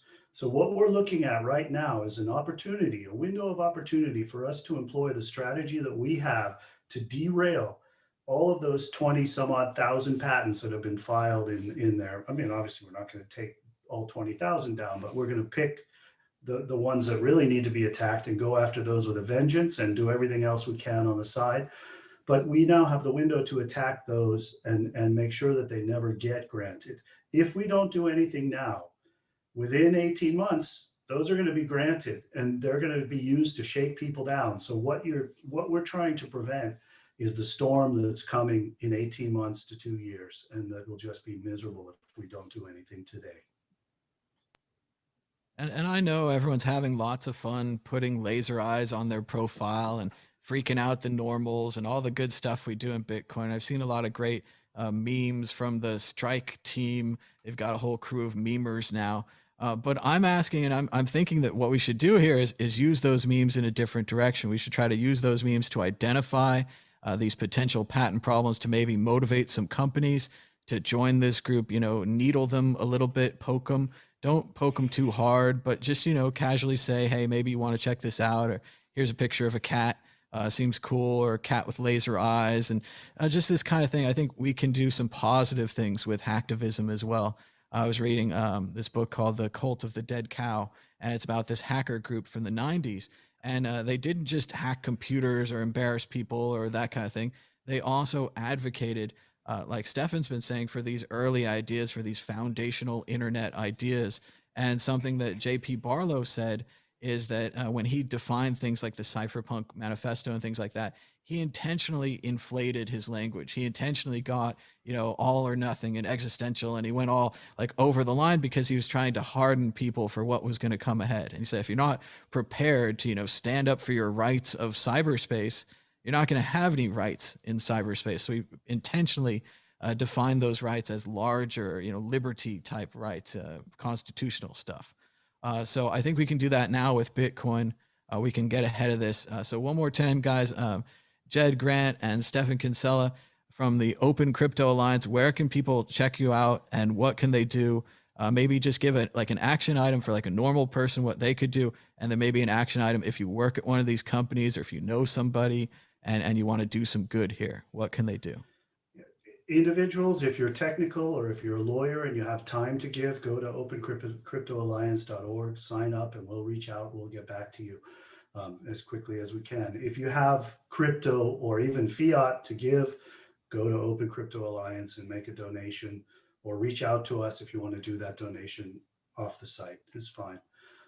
If you're in a company that is in this space or that can support us, talk to your colleagues in the company, tell them about us, talk to your head of marketing, you know, talk to your CTO, talk to people who get it, and talk to your legal department too, if you want, you know, but tell them what we're doing and what our objective is. And they are, if you're in a company, you are building a business on this technology, and a patent troll could cost you a lot of money.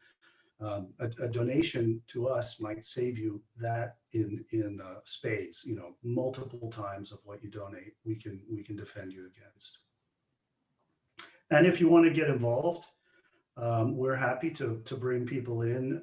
You know, if you want to get on the advisory board and your company wants to have that as a condition on a donation, yeah, let's talk. We're very open, decentralized. It's in our name. Well, that sounds great. Thanks so much, guys, for joining us. Everyone, check out opencryptoalliance.org, and let's see what we can do about getting ahead of some of these patent problems before they get much, much worse. Thanks so much for joining us. Until next time, bye-bye.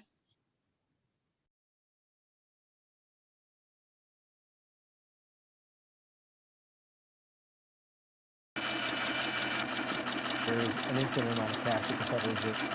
There is an infinite amount of cash at the Federal Reserve. There is an infinite amount of cash at the Federal Reserve. Good morning, Bitcoin. Today is Saturday, March 6th, 2021. My name is Thomas Hunt, and here's what's happening today in Bitcoin. Market wrap. Bitcoin stuck below 50K, and blockchain data may show why. China's plan for digital yuan imperils Bitcoin's biggest markets. India's Bitcoin exchanges breathe sigh of relief as government reconsiders crypto ban.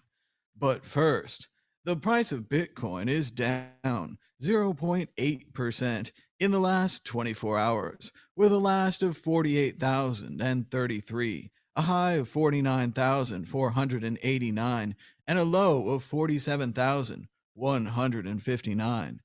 That's $1 for 2,081 Satoshis, just on the other side of the 2,000 Satoshi barrier.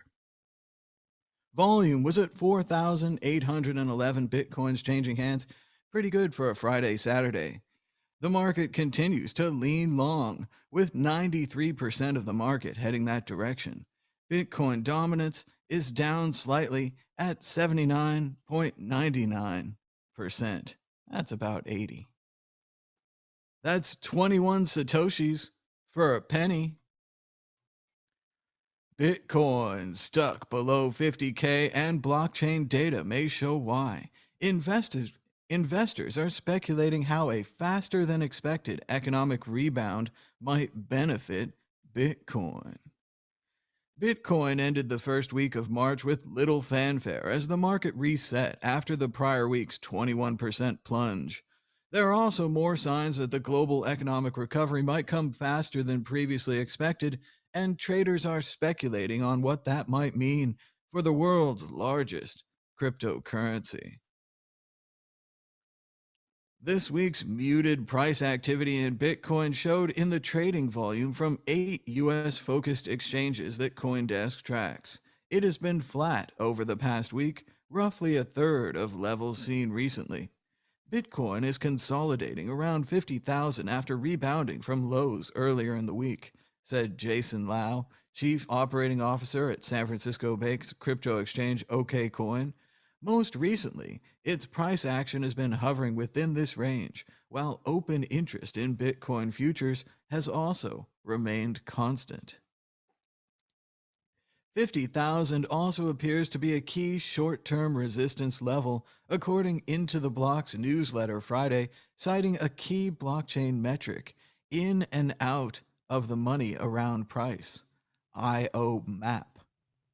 A large cluster of addresses, 1.46 million, and volume 650,000 Bitcoins, 970, had been bought slightly below 50,000. Into the Block wrote in the newsletter. This price range, which already saw high levels of trading activity, is expected to act as strong resistance short term, as investors in this price range may look to break even on their positions at this point. At the same time, another large cluster of addresses and volume bought in a range from 45,600 to 47,000 currently at the money are likely to provide strong support. Ultimately, a break past 45,000 may mean that Bitcoin will retrace further, while a breakout past 50,000 may suggest it's poised for new highs. These are levels to watch out for before being certain of the correction being over or not. Investors will also have to weigh macro factors, including better than expected February jobs report for the US, as well as surging bond yields. China's plan for digital yuan imperils Bitcoin's biggest markets. Trouble may be brewing for China for Bitcoin's raucous and divisive rally as the nation pushes ahead with a world-leading effort to create a digital version of its currency. That's because the eventual rollout of the virtual yuan could roil cryptocurrency markets if Chinese officials tighten regulations at the same time. According to Philip Gillespie, chief executive of crypto market maker and liquidity provider B2C2 Japan, which mainly works with institutional investors. Once a digital yuan is introduced, that's going to be one of the biggest risks in crypto. Panic selling is possible if the new rules end up sucking liquidity from trading platforms for digital coins. Central banks' power to issue money and prescribe rivals is one of the key risks for the crypto sector. Chinese citizens are already banned from converting yuan to tokens, but the practice continues under the table using Tether, a digital coin that claims a stable value pegged to the dollar. The money parked in Tether then gets routed to Bitcoin and other tokens. Tokyo-based Gillespie sees potential for an outright ban on Tether, which could raise the stakes for anyone minded to continue using it. A draft People's Bank of China law setting the stage for a virtual yuan includes a provision prohibiting individuals and entities from making and selling tokens. In recent days, China's Inner Mongolia banned the power-hungry practice of cryptocurrency mining. Representatives of the People's Bank of China didn't reply to a fact-seeking comment on the prospect of regulatory changes. While there's no launch date yet, the PBOC is likely to be the first major central bank to issue a virtual currency after years of work on the project. India's Bitcoin exchange breathes a sigh of relief as the government reconsiders a crypto ban. As the Indian finance minister tones down the government's previous position that fueled fears of a total crypto ban, India's crypto industry welcomes the remarks as a sign that regulatory framework is in the making. India's finance minister said that the government encourages a window of experiment on crypto. The Indian crypto industry representatives told Decrypt it could mean that a total ban is off the table. India's finance minister said yesterday on India's business channel that the government's position on crypto will be calibrated, and it wants to make sure there's a window available for all types of experiments in the crypto world. A lot of negotiations and discussions are happening around cryptocurrency with the Reserve Bank of India. India's central bank will be taking a call on what kind of unofficial cryptocurrency will have to be planned and how it has to be regulated. So, we are not closing our minds. We are certainly looking at ways in which experimentations can happen in the digital world, cryptocurrency, and so on. Selling social media posts for $1.5 million? Blockchain certified tweet sales spark NFT controversy. The cryptocurrency community is in a tizzy this weekend after the founder of Twitter, Jack Dorsey, tweeted about a new application that allows people to purchase tweets with Ethereum. The application is called Valuables, and it allows individuals to purchase a digital certificate of the tweet, which is signed and verified by the tweet's creator. Tokenized tweets for sale. Tokenization and non-fungible token asset industry have swelled during the last 6 months, and a great number of artists, celebrities, and social luminaries have jumped on the bandwagon. There have been 5,368,992 NFT sales equating to $381 million since nonfungible.com started tallying up the market history. Now, a project called Valuables, or the Web3 compatible portal vcent.co, is attempting to make tweets valuable by tokenizing them via the Matic blockchain. But there's a lot of controversy over whether or not tweets can be valued and stored in a meaningful way on a blockchain. I agree. Hey, check out our goal for the new laptop fundraiser. We've reached it again, but the price of Bitcoin keeps going up and down while the price of a new laptop remains the same. You can donate now with the QR code on your screen or by going to Tallycoin, clicking the invoice, setting what you'd like to say. I'm on TV. then sending a simple amount with the Lightning Network. It's just that easy with the wallet of Satoshi. You scan the QR code, you click pay, and boom, the Lightning Network sends it. Done. It's just that easy to pay with the Lightning Network.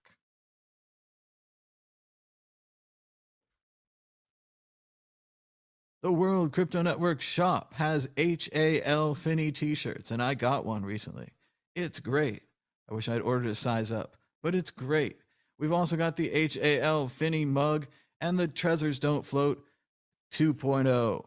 Don't take your Trezor on a boat, because your Trezor don't float. The price of Bitcoin is down 0.26% in the last 24 hours, with a last of 48,258, a high of 49,489, and a low of 47,159. That's $1 for 2,072 Satoshis. Be sure to give us a thumbs up down below and subscribe to the World Crypto Network. Until next time, bye-bye.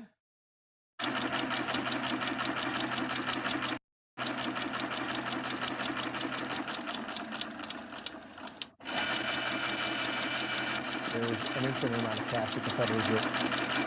There's an infinite amount of cash at the Federal Reserve. There's an infinite amount of cash at the Federal Reserve. Good morning, Bitcoin. Today is Sunday, March 7th, 2021. My name is Thomas Hunt, and here's what's happening today in Bitcoin. Bitcoin price hits 51K as U.S. Senate passes $1.9 trillion stimulus. JPMorgan sends its private clients a primer on crypto. Bitcoin could prevent society from functioning and is an extreme form of libertarian anarchism. But first, the price of Bitcoin is up 6.71% in the last 24 hours, with a last of 51,146, a high of 51,244, and a low of 47,666. That's $1 for 1,957 Satoshis, just on the other side of the 2,000 Satoshi barrier. Volume was at 5,093 Bitcoins changing hands. The market continues to lean long, with 93% of the market heading that direction. Bitcoin dominance is at 80%. That's 20 Satoshis for a penny. Bitcoin price hits 51K as U.S. Senate passes $1.9 trillion stimulus. There is an infinite amount of cash at the Federal Reserve. That's a lot of money. Bitcoin reaches 51K as the U.S. Senate greenlights $1,400 stimulus checks for Americans. U.S. President Joe Biden said that the Senate's approval shows major progress in delivering a desperately needed stimulus bill to Americans, saying, "Today I can say that we've taken one more giant step forward in delivering on that promise, that help is on the way. It wasn't always pretty, but it was so desperately needed, urgently needed." Why is the stimulus bullish for Bitcoin price? When a stimulus bill gets passed, it immediately relaxes the financial conditions in the U.S. The past year has shown the effect of such measures, raising investors' appetite for risk on assets, including stocks and cryptocurrencies, like Bitcoin.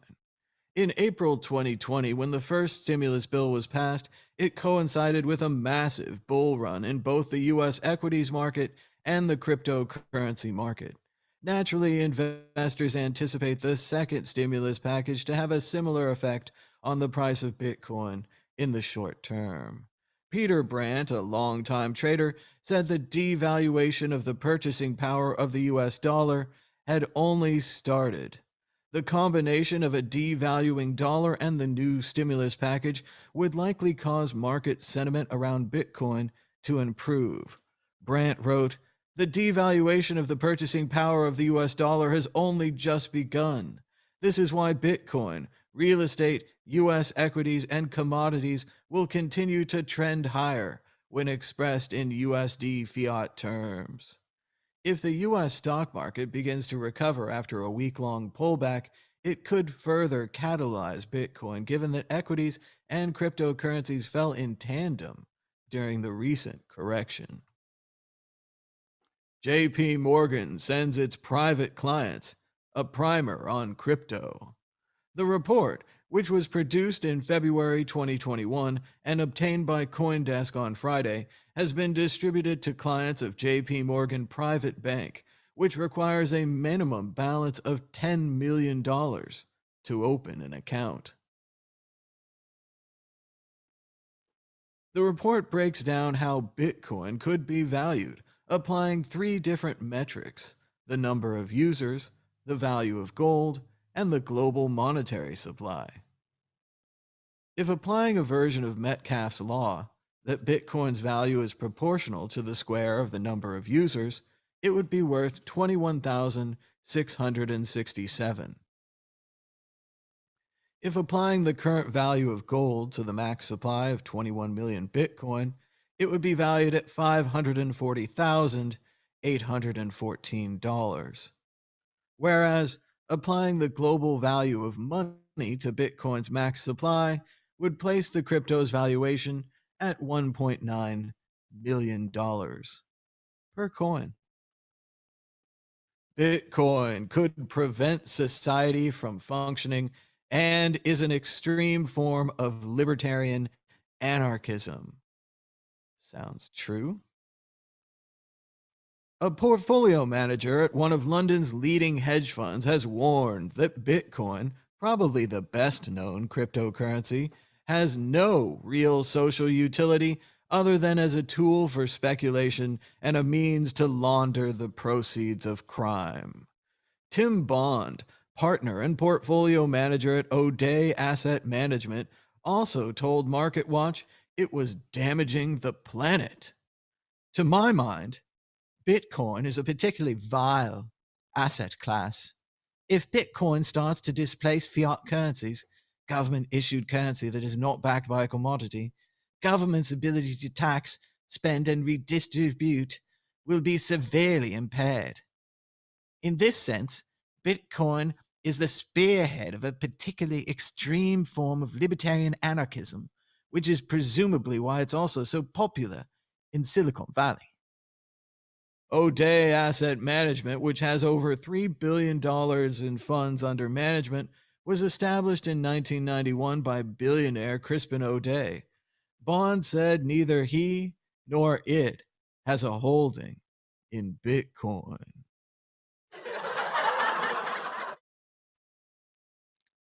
We've reached our goal for our new laptop fundraiser, but we're still fundraising because new laptops are expensive and you know the price is always rising. Donate now using on-chain Bitcoin and the QR code on your screen. Or try out the Lightning Network at Tallycoin, tallyco.in,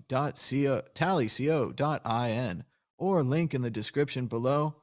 You can get a Lightning wallet at Strike on your Android or Apple phone. Just connect your bank account to Strike and you can make an invoice and send Lightning there. It's amazing. Watch right now. I've selected $2 in the invoice. $2? Where's my $2? It's a throwback there. John Cusack. Better off dead. Click the Lightning button. Tallycoin will generate an invoice and it'll even send along that text. Where's my $2? Click pay in your wallet of Satoshi or in the Strike wallet, and you can send directly to a Lightning QR code. It's paid. Right here, we have 116 contributors. It says, $2. Where's my $2? We've also got a $1 donation from Thanks Thomas. My first Lightning transaction. Cool stuff. Very cool. $2 donation. Power of Strike. Get it now. $5 donation. We also had a penny, a $5 donation, another penny. 10 sats is small, it says. 50 cents, $2, 33.02, and 22.54. A guy says, I appreciate your work on your YouTube channel. Thanks so much to everybody for donating. You can donate now in the description down below or at Tallycoin, or just by using that QR code on your screen. You can jump over any platform that you're watching this on. Isn't that amazing? You could be on YouTube or Twitter or Periscope or Facebook or Twitch or anywhere. And the Bitcoin just jumps over all of that. All through your cable system, all through the internet, everything. Hey, check it out. We just got the brand new HAL Finny mug. That's right here in my hand, the HAL Finny. You can get that at shop.worldcryptonetwork.com. Thanks to Philippe for designing the HAL Finny mug based on some of my ideas. We worked together on this. So I think it came out really good. It has a real old school computer company kind of vibe to it, especially I think on a worn out t-shirt. This will be a nice logo once you wear it some more. Hey, there's my t-shirt. I wish I'd gotten a size larger, but there it is. The HAL Finny t-shirt on a person in the world. How cool is that? You can get yours at shop.worldcryptonetwork.com. We've got different sizes and makes and colors. We've also got Treasures Don't Float, version 2.0. Don't put your treasure on a boat. Your treasure don't float. And check it out. Many Bitcoiners interviewed said it was their first computer. Happy birthday to the ZX81, the ZX Spectrum, as many called it. Check out our playlist of Bitcoiners' first computers right here on the World Crypto Network or in the description below. You can find out what was Adam Back's first computer, what was Max Hillerbrand's first computer, what about Slush from Slush Pool, those and many more in our first computer interview series. And watch the full interview to learn more about them. Good stuff. Traveled the world, did interviews. Now you can watch them for free. All you have to do is subscribe to the World Crypto Network down below and browse some playlist. Browse playlist. The price of Bitcoin is up 6.68% in the last 24 hours, with a last of 51,105, a high of 51,350, and a low of 47,666. That's $1 for 1,956 Satoshis. Volume was at 5,202 Bitcoins changing hands. The market continues to lean long, with 93% of the market heading that direction. Bitcoin dominance was at 80%. Thanks so much for watching. Be sure to give us a thumbs up. You can just go around, thumbs up all the YouTube videos you want. That's the way to do it. Helps everyone, helps more people find the show. Your thumbs up are valuable. You can also subscribe to the World Crypto Network. And that's about it. Until next time, bye-bye.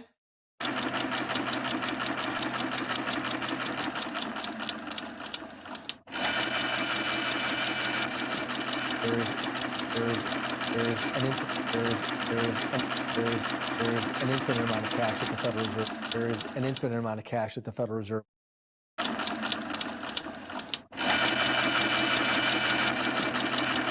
There is an infinite amount of cash at the Federal Reserve. There is an infinite amount of cash at the Federal Reserve. There is an infinite amount of cash at the Federal Reserve. Good morning, Bitcoin. Today is Monday, March 8th, 2021.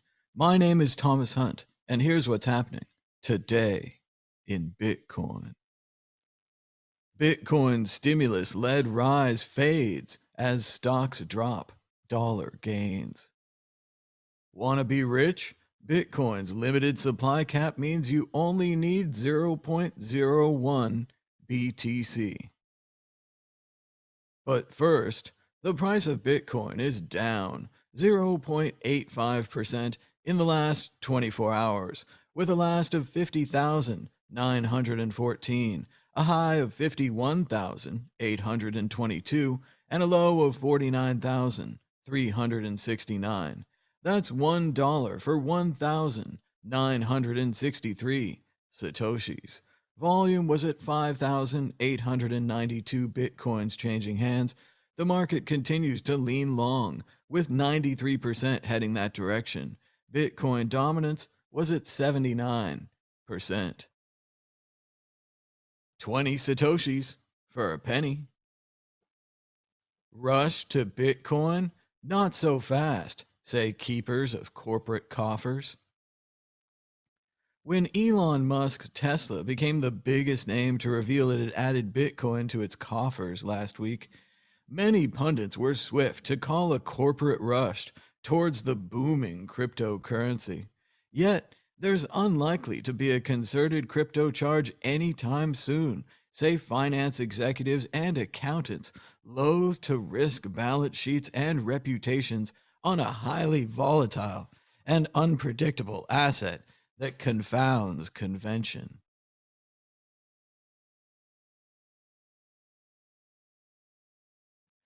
When I did my treasury exams, the first thing we were told was the number one objective is to guarantee security and liquidity of the balance sheet, said Graham Robinson, a partner in the International Tax and Treasury at PwC and advisor to the UK's Association for Corporate Treasuries.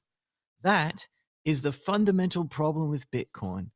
If those are the objectives for treasurers, then breaking them could get them in a lot of trouble.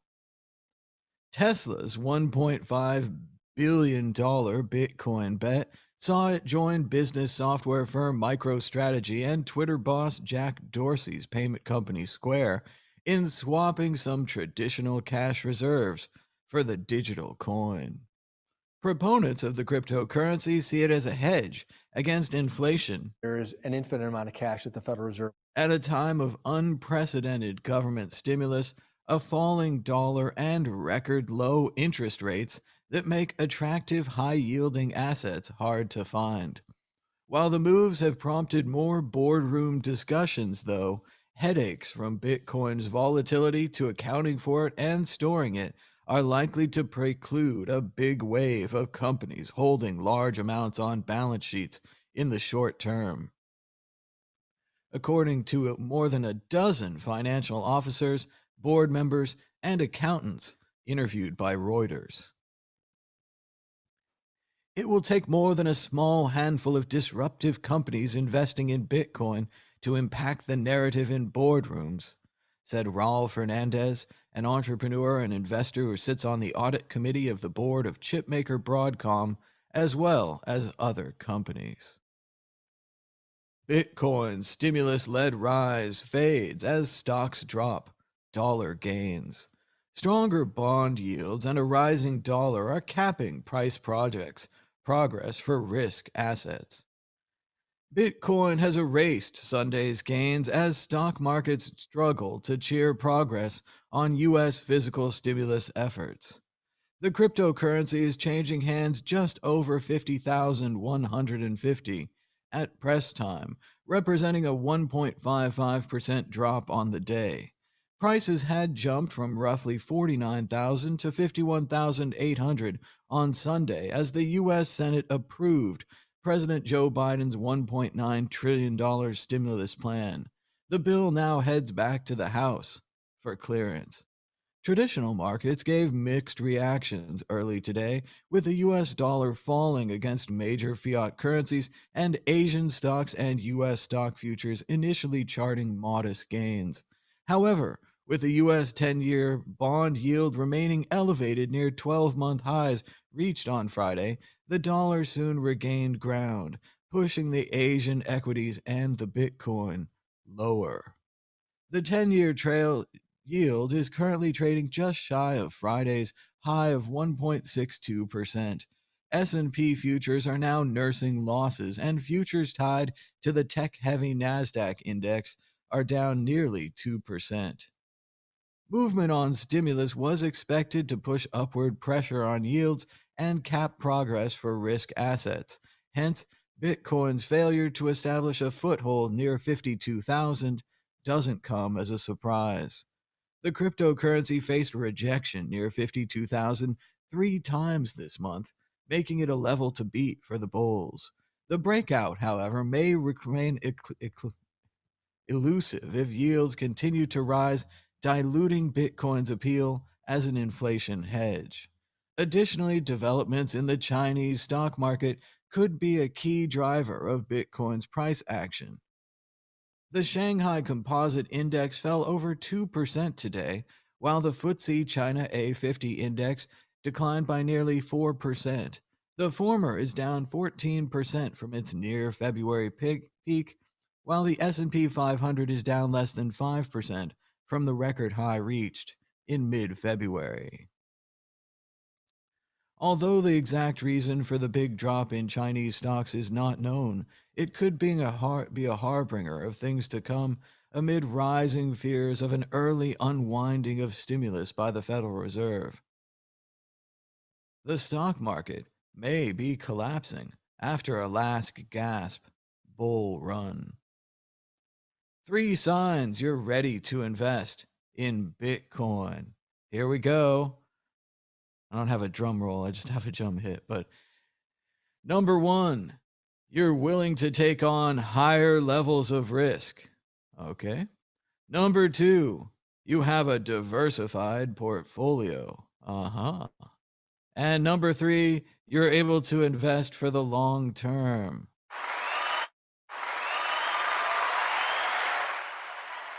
Well, I agree with number 3. That's a good one. Want to be rich? Bitcoin's limited supply cap means you only need 0.01 BTC. While purchasing 0.01 BTC might only cost $500 today, current trends in global wealth distribution and the inevitable realization of Bitcoin's limited supply could result in 0.1 BTC being worth $1 million in the future. According to Credit Suisse Global Wealth Report 2020, there are 51.9 million individuals with a net worth surpassing $1 million. The index considers a person's net worth along with their financial and real estate assets while deducting their debts and liabilities. Despite representing just 1% of the global population, excluding children, millionaires own 43% of the world's wealth. According to Credit Suisse's individual wealth breakdown, 175,700 people were worth more than $50 million. Of these, 55,800 were worth at least $100 million, and 4,410 had wealth over $500 million. As of March 1st, Bitcoin's total supply consists of 18.64 million BTC, leaving 2.3 million coins to be mined. In 10 years, the supply will reach 20.6 million, or 98% of the 21 million coins from the total supply. When removing the 1.9 million coins that haven't been touched for over a decade from the Bitcoin supply cap, there's a maximum limit of 19.2 million Bitcoin available for the world's millionaires.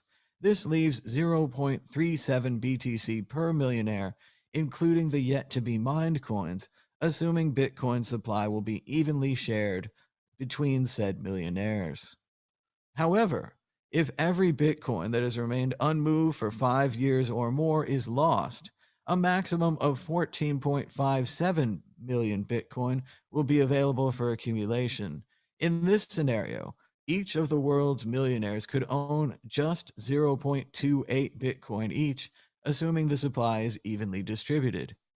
In the future, the wealthy will fight for 0.01 BTC. In addition to the certified millionaires, there are over 590 million individuals whose net worth exceeds $100,000.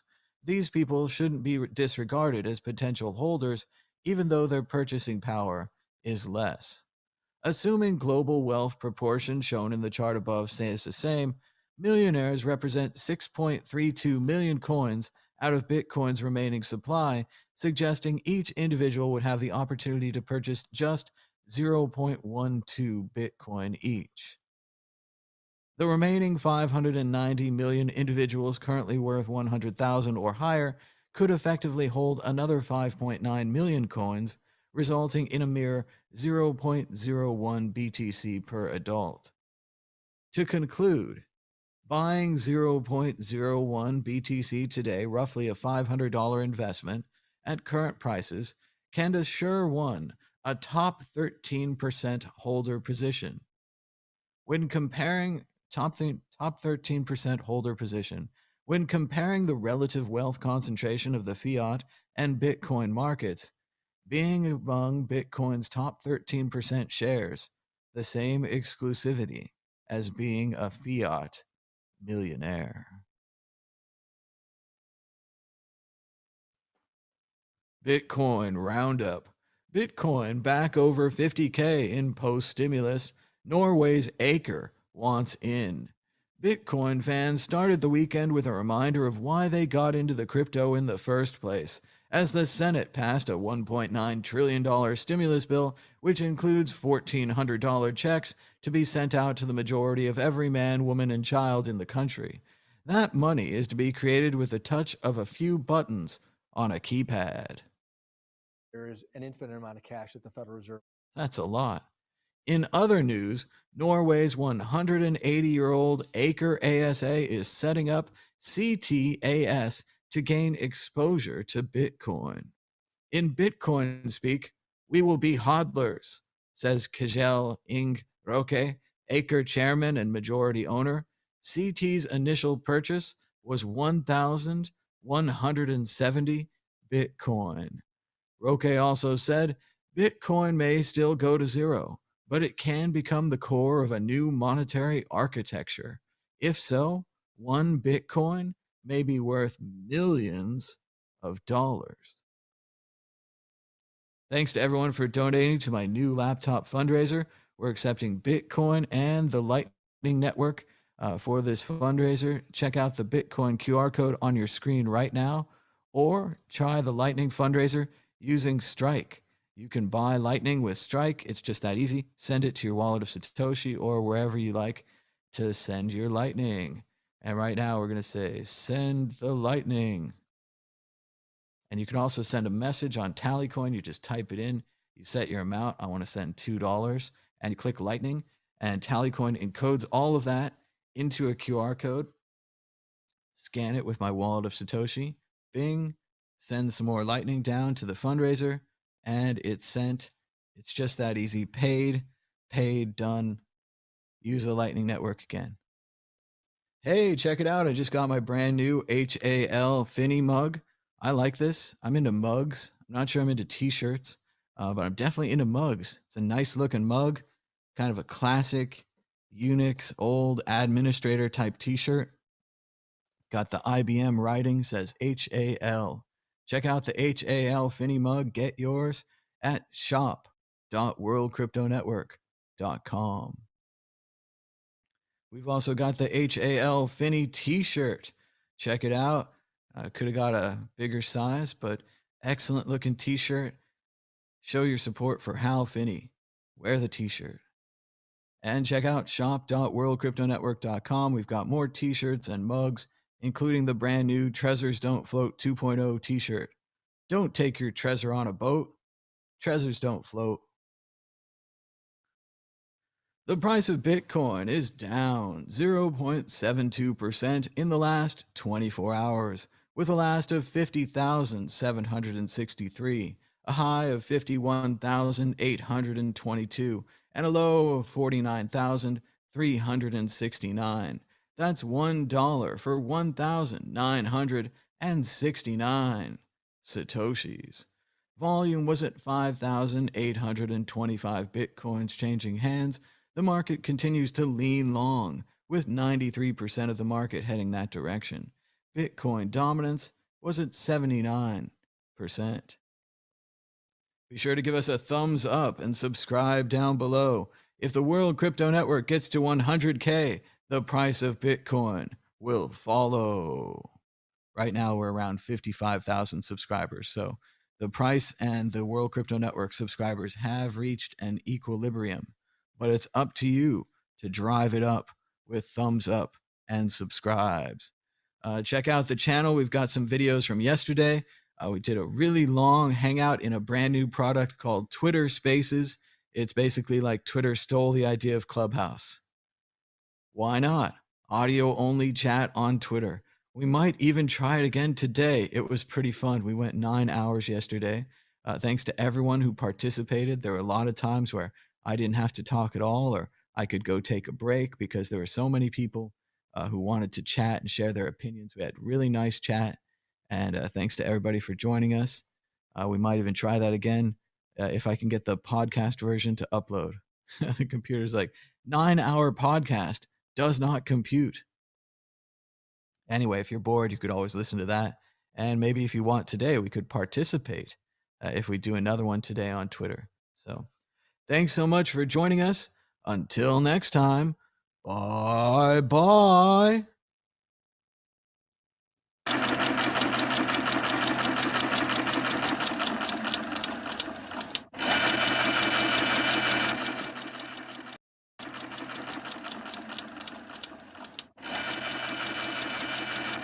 There's an infinite amount of cash at the Federal Reserve. There's an infinite amount of cash at the Federal Reserve. There's an infinite amount of cash at the Federal Reserve.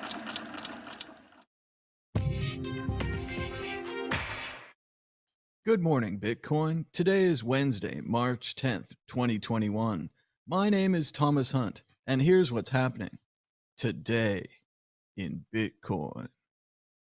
Bitcoin's break above 54K could open a path to a new price record. Technical analysis. Anthony Scaramucci. I'm only focused on Bitcoin, the big dog. A VIX-like gauge for Bitcoin sees its first ever options trade. But first, the price of Bitcoin was up 4.06% in the last 24 hours, with a last of 56,284, a high of 56,518, and a low of 53,155. That's $1 for 1,777 Satoshis, well on the other side of the 2,000 Satoshi barrier. Volume was at 8,118 Bitcoins changing hands. The market continues to lean long, with 93% of the market heading that direction. Bitcoin dominance was back up to 80%. That's 18 Satoshis for a penny. Bitcoin's break above 54K could open the path to a new price record. Technical analysis. Bitcoin found support above the key psychological threshold of $50,000 and was changing hands above $53,000 at press time. The largest cryptocurrency by market cap remains in an uptrend, defined by its 50-day volume-weighted moving average. A successful break above 54,000 should open the door to the next resistance near February's all-time high of roughly 58,000. Bitcoin's uptrend remains intact, with prices remaining above the gradually ascending 50-day volume-weighted moving average.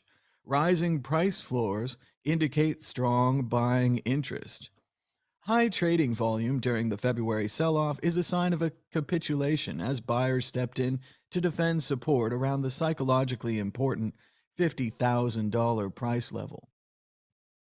The February sell-off looks similar to the January sell-off, although lower highs on the relative strength index indicate slowing upside momentum. The RSI bounced from neutral territory, a reading around 50, which supported price recoveries from January and February lows. Anthony Scaramucci. I'm only focused on Bitcoin, the big dog. The Skybridge co-founder and former White House communications director is all in on Bitcoin and only Bitcoin because it's so hard to combat crypto FUD. In an extensive interview with Decrypt, the former White House communications director explained why he's gravitated towards Bitcoin and for now, only Bitcoin. I'm singularly focused on Bitcoin, Scaramucci said. I'm not going towards Dogecoin, Ethereum, other cryptos, or digital assets. I'm with the big dog. It's 12 years old. It has been subjected to 8,300 different competitors trying to knock its block off, and yet it sits there at the top. That's good enough for me. In other words, Scaramucci sounds like a Bitcoin maximalist, though that's become a loaded term in crypto circles. That makes sense, given that Skybridge's Capital Crypto Fund, which skyrocketed to $370 million in its first few weeks, is solely focused on Bitcoin. A VIX-like gauge for Bitcoin sees its first ever options trade. BitVol index trade is a 1-to-2 call spread done at zero cost. The benchmark is derived from tradable options on Bitcoin. A Bitcoin fear gauge has seen its first trade. The transaction of the T3I BitVol index, which measures the 30-day implied volatility of Bitcoin, consisted of a March expiry 1-by-2 call spread that was bought for zero cost, according to a statement from T3. Quantitative crypto asset management firm Ledger Prime was the market maker, according to the statement, which added that the counterparty is a leading global macro crypto asset manager. Crypto investors will now be able to trade volatility as a distinct asset class. Bitcoin's price has soared in recent months, with the cryptocurrency hitting a record above 58,000 last month as big investors pile in and the asset class matures. That's sure not what they said years ago. The past few years have seen the asset class mature, including greater establishment of crypto derivatives like those from regulated exchanges such as CME Group. The BitVol index is derived from tradable options on the cryptocurrency and is constructed using the simple variance swap methodology. It was launched in July and is designed to use the full range of option strikes to best capture the market outlook on expected volatility. Thanks to everyone for donating, and mainly thanks to Bitcoin Number Go Up technology, we are now back above the 1,400 base goal for the new laptop. But we all know a new laptop is probably going to cost $2,000 plus. So there's no reason not to donate to the Mad Bitcoins fundraiser and to support the show. You could think of it as a way of subscribing to the show where you decide how much you want to pay and you decide when you want to pay. It's kind of like voluntary support, isn't it? It's a lot different than a donation. It's more like you get something, I get something, you get something. Everyone benefits. Anyway, you can donate now with the Lightning Network. We're going to try it out right here. We're going to donate $2 with the Lightning Network. $2. That's so much. And here it is right here. We're generating the QR code. Remember, Lightning, you have to generate the invoice first so that the computer knows I'm going to send $2. When I scan the invoice, the computer already knows that I'm going to send $2. And I click pay, the payment is sent, and it's just that easy to use the Lightning Network to donate to the fundraiser. That's all you have to do. Check out the HAL Finny mug. I don't know where mine is, maybe in the dishwasher. But it's a great mug, and you can get it at shop.worldcryptonetwork.com. We've also got t-shirts. And check out the Trezors Don't Float version 1.0 and Trezors Don't Float version 2.0. Don't take your Trezor on a boat. Your Trezor don't float. The price of Bitcoin is up 3.73% in the last 24 hours, with a last of 56,382, a high of 56,518, and a low of 53,155. That's $1 for 1,774 Satoshis. Volume was at 8,127 Bitcoins changing hands. The market continues to lean long, with 93% heading that direction. Bitcoin dominance was at 80%. Thanks so much for joining us on Today in Bitcoin. Be sure to give us a thumbs up down below and join the 73% of people watching this video who have subscribed. Imagine if those other 27% or so of unsubscribed people all reached down and subscribed. Our number would go up. And as you all know, if the World Crypto Network breaks 100,000 subscribers, the price of Bitcoin will follow. Thanks so much for watching. Until next time, bye-bye.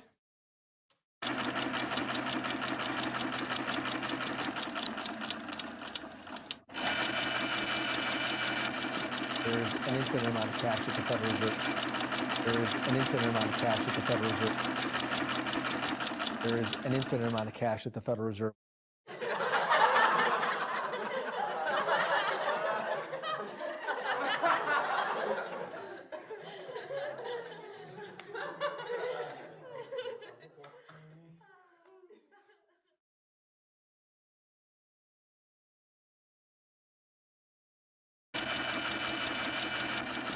There's an infinite amount of cash at the Federal Reserve.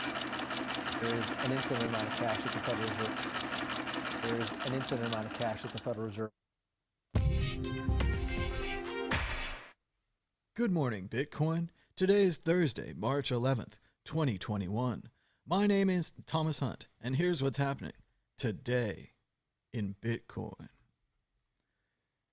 FD7 Ventures Managing Director predicts Bitcoin market cap of $10 trillion.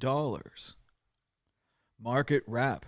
Bitcoin nears all-time high as U.S. House passes $1.9 trillion COVID-19 relief.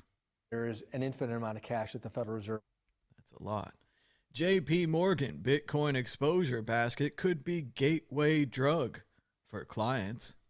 But first, the price of Bitcoin is even, with a last of 56,684, a high of 57,444, and a low of 54,407.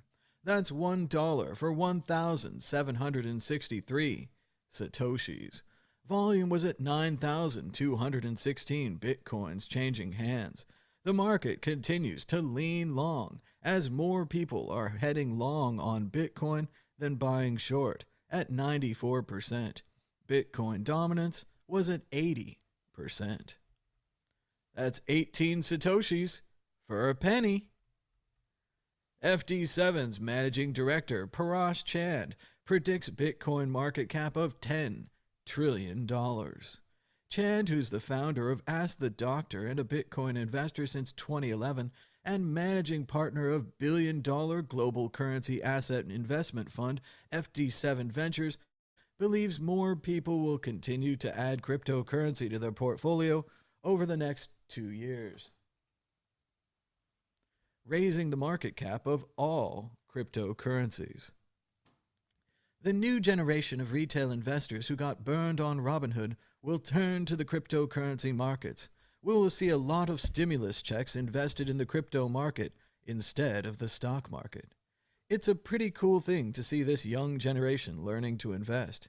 When I was 21, I was worried about spending all my money on a car, a depreciating asset. This new generation is so much more advanced than my generation. They love investing in crypto and find it more appealing than the regular stock market, which is dominated by conventional Wall Street suit and tie types. Market wrap. Bitcoin nears all-time high as U.S. House passes $1.9 trillion COVID relief. Bitcoin is within range of a quick run to the all-time high of 58,332. Bitcoin gained for the sixth straight day, extending its longest winning streak of the year and approaching the record high price reached last month.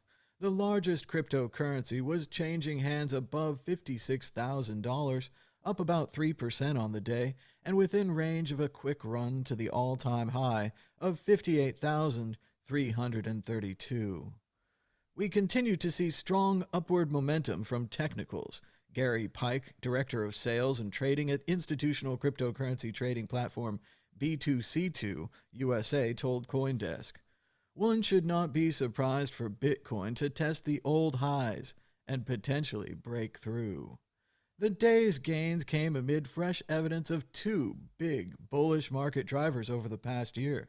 Bitcoin's increasing use as a hedge against inflation in the face of trillions of dollars of economic stimulus. There is an infinite amount of cash at the Federal Reserve. And its increasing adoption by big institutional buyers. The U.S. House of Representatives on Wednesday passed a $1.9 trillion coronavirus relief bill already passed by the Senate. That has been a priority of President Joe Biden's early days in office. Some economists say the extra money could quickly reheat the economy, spurring a fast rebound in consumer demand and employment that might rapidly lead to price increases. Crypto analysts noted the average funding rates on the Bitcoin perpetuals, a fee traders pay for leverage within derivative contracts, has started to tick back up, in an indication that markets are turning more bullish. But that is still far from the unsustainable level the market saw in late February, which led to a correction due to liquidations of over-leveraged traders. Trading volume on the spot market, meanwhile, was flat on Wednesday, showing the market has yet to return to the euphoric frenzy witnessed earlier in the year. If we think the same about the volume as energy, and if the buyers only display low energy, then how can they keep advancing the price? Chris Thomas, head of digital asset at Swissquote Bank, said, "We really need another few large buy orders to move us forward with more energy." JPMorgan Bitcoin exposure basket could be gateway drug for clients. JPMorgan is giving clients a way to gain exposure to Bitcoin and other cryptocurrencies through a structured note offering tied to a basket of stocks related to the assets. According to the U.S. Securities and Exchange Commission filings, the notes do not provide direct exposure to cryptocurrencies, but instead are tied to JPMorgan's basket of 11 unequally weighted stocks that are directly or indirectly related to cryptocurrencies or other digital assets.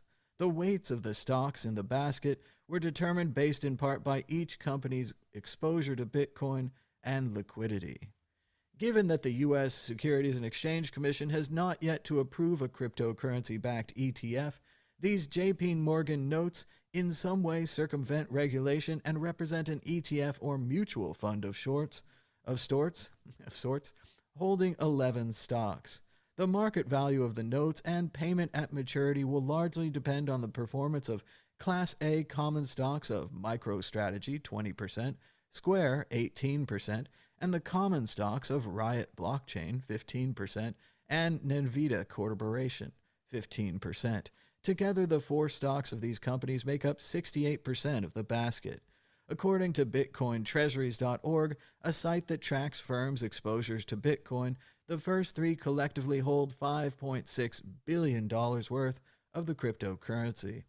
Ever since August 2020, when MicroStrategy disclosed that it was making a big bet on Bitcoin, its shares have soared along with the price of the digital asset. The JPMorgan notes maturing on May 5th, 2022, cost a minimum of $1,000, and investors will be charged a basket deduction, basically a fee of 1.5%. They are structured so that at maturity in a year or so, you reap the gains or losses of the basket minus the fee. Do-it-yourself investors could easily simulate the note by simply buying the stocks through a brokerage and commission-free. Just got my new HAL Finny mug, Bitcoin Heroes, now available at shop.worldcryptonetwork.com. We've also got shirts. And we've got the Trezors Don't Float 2.0. Don't take your Trezor on a boat. Your Trezor don't float. Check out our new laptop fundraiser where we're still collecting. We have about 3 million Satoshis. Sounds like a lot, but we'd like to go up maybe to 4 million Satoshis just in case they continue to raise the price of new MacBooks, especially since we're looking for the legendary new MacBook with ports. Apple wants to sell a bunch of laptops. Our 3-year-old laptops are perfectly fine, but they're going to add back in the ports. You must get the ports. It's so easy to donate with the fundraiser and the Lightning Network. All you have to do is go to Tallycoin, set your amount, $2, set a comment like, you must get the ports. Click the Lightning button. Tallycoin will generate a QR code for you with all of that information encoded inside. Simply scan it with your Lightning wallet. It has the amount already programmed in, and click Pay. Lightning sent and Lightning received. It's just that easy to use the Lightning Network with Tallycoin. The price of Bitcoin is still even, up about 0.23%, but that's 0%, with a last of 56,825. That's $1 for 1,760 Satoshis. The market had a high of 57,444 and a low of 54,401. Volume was at 9,232 Bitcoins changing hands. The market continues to lean long, with 94% of the market heading that direction. Bitcoin dominance was at 80%. Be sure to give us a thumbs up and a share and to subscribe down below. About 73% of the people watching have subscribed to this channel. You should join them. That's called peer pressure. It's an effective argument. Subscribe now. It's not too late. Until next time, bye-bye.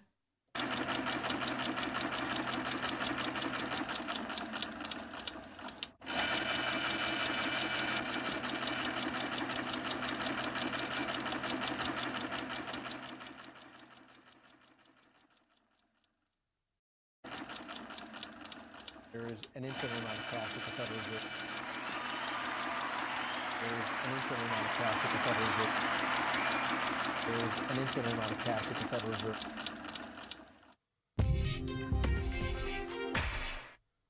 Good morning, Bitcoin. Today is Friday, March 12th, 2021. My name is Thomas Hunt, and here's what's happening today in Bitcoin. Bitcoin intraday trading pattern emerges as institutions pile in. Market wrap. Bitcoin rallies near 58K. Stocks soar to record highs. Bitcoin's energy consumption has jumped 80% since the beginning of 2020. Ooh. But first, the price of Bitcoin is up 1.29% in the last 24 hours, with a last of 57,771, a high of 58,266, and a low of 55,183. That's $1 for 1,731 Satoshis. Volume was at 10,674 Bitcoins traded in hands. The market continues to lean long, with 93% heading that direction. Bitcoin dominance was at 81%. 17 Satoshis for a penny. Bitcoin intraday trading pattern emerges as institutions pile in. Bitcoin has shown a tendency lately to clock its intraday low in the Asian or European session and end near daily highs in the US. For example, the low on Monday was after 3 a.m. New York time, and the high around 4 p.m. Tuesday's low was right at the start of the Asian session, before a run higher and steadying out near $54,000.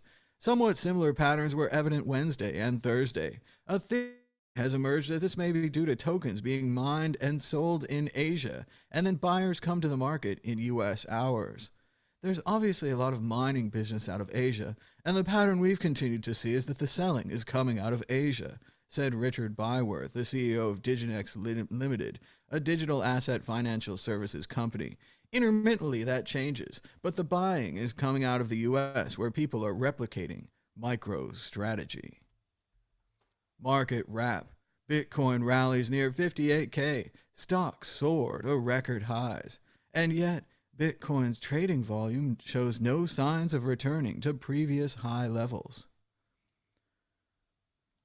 The Bitcoin market is back in bull mode, but for one key attribute, almost like a missing tooth: low trading volume.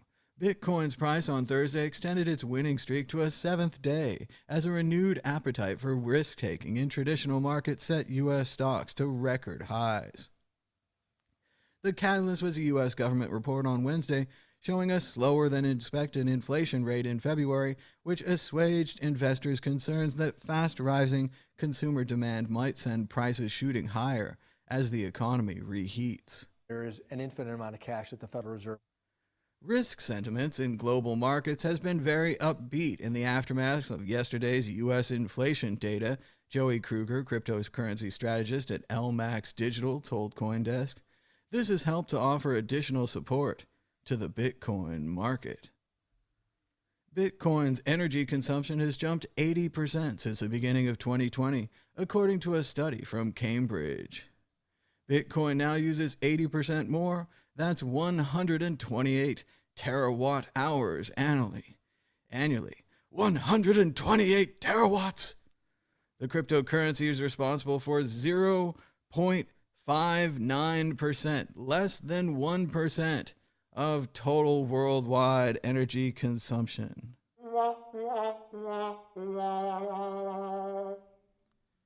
Investors sue Washington State Bitcoin magnate who they say bilked them for millions.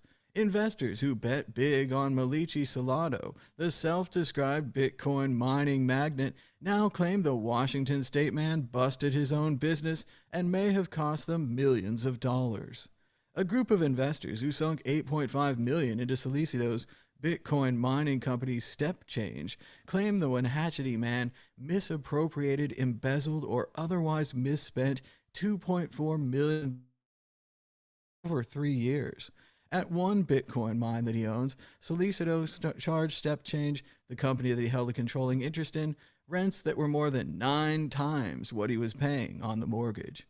Earlier this month, the investors sued him and his companies in an effort to get some of their money back and forced a detailed accounting of StepChange's spending. Management and transparency to the shareholders has been abandoned and lost. A spokesperson for Solicido Enterprises says the company is committed to maintaining sound legal and ethical business practices and denied breaking any agreements with the investors. We have followed the guidelines specified in all formal agreements and have provided documentation and disclosure information in accordance with SEC requirements. We dispute the allegations, we remain committed to our values, and we hope to resolve this matter soon. Hey, check out our new laptop fundraiser where you can donate with as little as 1 Satoshi or less. Check it out. A lot of people are donating 1 Satoshi, and they're having a fun time thanks to Tallycoin's message system. Thanks to Tallycoin,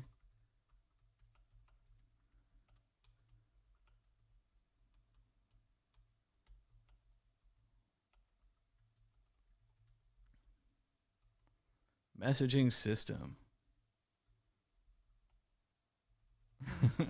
My keyboard is not working. Anyway, you can donate with Tallycoin right here. I'm going to donate $2, and I'm going to say neat messaging systems.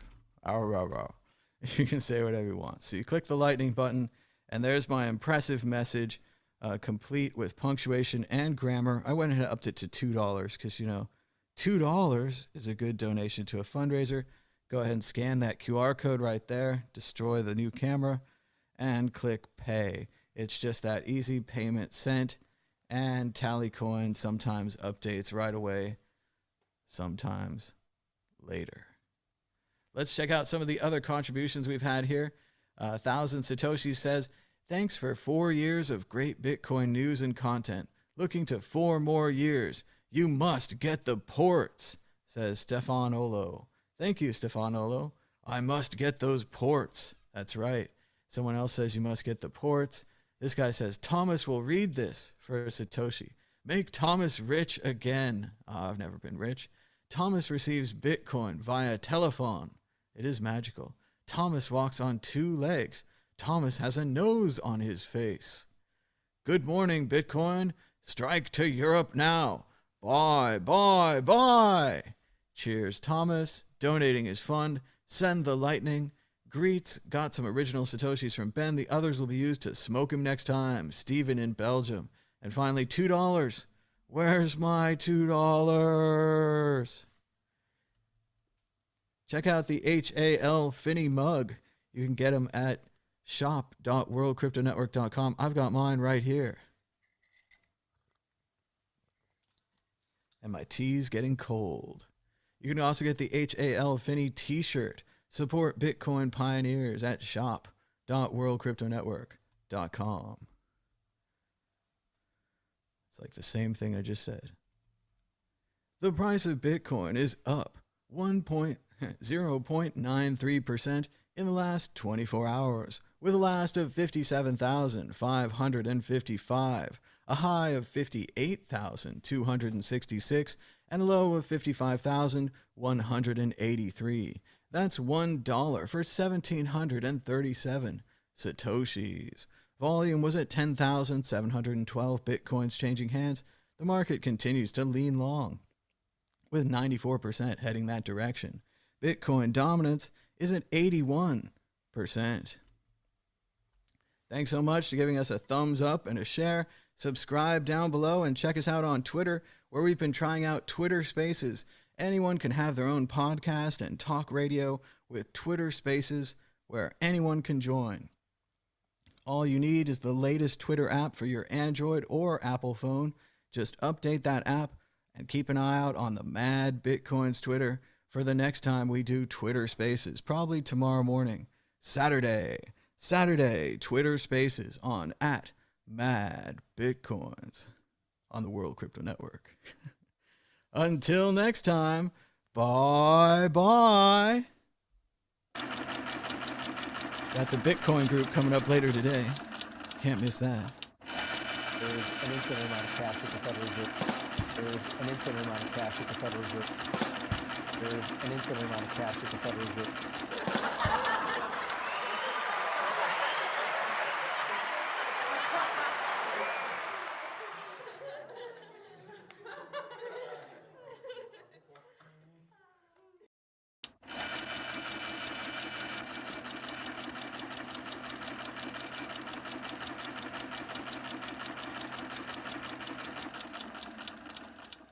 There's an infinite amount of cash at the Federal Reserve.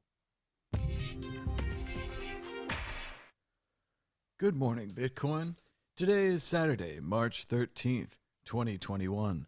My name is Thomas Hunt, and here's what's happening today in Bitcoin. Bitcoin surpasses $60,000 in record high as rally accelerates. Banned from Bitcoin posts, Wall Street bets turns to crypto miners. But first, the price of Bitcoin is up 4.11% in the last 24 hours, with a last of 59,748, a high of 60,499, and a low of 56,130. That's $1 for 1,674 Satoshis. Volume was at 13,358 Bitcoins changing hands. The market continues to lean long, with 94% heading that direction. Bitcoin dominance was at 80%. That's 17 Satoshis for a penny. Bitcoin surpasses $60,000 in record high as rally accelerates. Bitcoin crossed a record high of $60,000 on Saturday morning, continuing its rally as major companies and financial institutions adopt cryptocurrencies. Bitcoin, the world's biggest cryptocurrency, was at 60,415 as of 7:25 a.m. Eastern Time, according to Coinbase, recovering from a dip at the end of February that followed a previous record high that month. The digital currency is up 963% over the last 12 months. Its value surpassed $1 trillion last week for the second time this year. Bitcoin's rally is driven partly by increased adoption by larger institutional investors and firms and speculative demand. Tesla has purchased $1.5 billion worth of Bitcoin and plans to accept the digital coin as payment for its products, a decision that sparked more widespread interest. MasterCard also said it will open up its network to some digital currencies, and PayPal and BNY Mellon have made some moves into this space. Bitcoin believers argue the current rally is fueled by demand from institutional investors and is different from past rallies, such as when Bitcoin skyrocketed to nearly $20,000 in late 2017 before losing about 80% of its value the next year. Others argue that Bitcoin and other cryptocurrencies have no intrinsic value and worry that Bitcoin could be one of the biggest stimulus-fueled market bubbles on record. Banned from Bitcoin posts, Wall Street Bets turns to crypto miners. Bitcoin's retail investor-driven surge has nothing on its miners and trading firms. Just look at Wall Street Bets, the freewheeling forum favored by amateur traders whose touts led to a frenzy in video game retailer GameStop's stock. Reddit message board Wall Street Bets has a no cryptocurrency rule, which forbids posts devoted solely to digital tokens like Bitcoin and their underlying technology. There are offshoots like Satoshi Street Bets for that, but it's littered with references to cryptocurrency miners. Posts and comments abound on Riot, the ticker of Riot Blockchain, and Mara, Marathon Digital Holdings Incorporated, two Bitcoin mining stocks whose rise of more than 7,600% last year as of March 12th has surpassed Bitcoin's tenfold surge. Oh, can we talk about Riot now? Nice. I guess I can show this 16-bagger, one user said, using the investing forum's language in February post to brag about a 16-fold return on their investment. Reddit didn't create the mania for miners and cryptocurrency brokerage shares which have ridden the rally in Bitcoin in the last year, but inclusion of those names in the message board does reflect the allure of big crypto stock winners when Bitcoin is booming. Check out the HAL Finny mug at shop.worldcryptonetwork.com. You can also get the Trezors Don't Float 2.0 t-shirt and mug. Don't take your Trezor on a boat. Your Trezor don't float. The price of Bitcoin is up 4% in the last 24 hours, with a last of 59,673, a high of 60,499, an all-time high, and a low of 56,130. That's $1 for 1,676 Satoshis. Volume was at 13,364 Bitcoins changing hands. The market continues to lean long, with 94% of the market heading that direction. Bitcoin dominance was at 80%.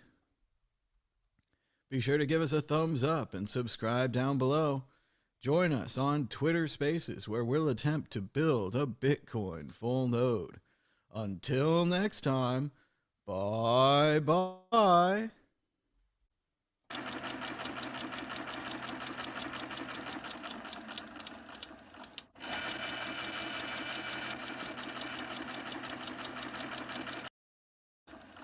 There's an infinite amount of cash at the Federal Reserve. There's an infinite amount of cash at the Federal Reserve. There's an infinite amount of cash at the Federal Reserve. There's an infinite amount of cash at the Federal Reserve. There is an infinite amount of cash at the Federal Reserve.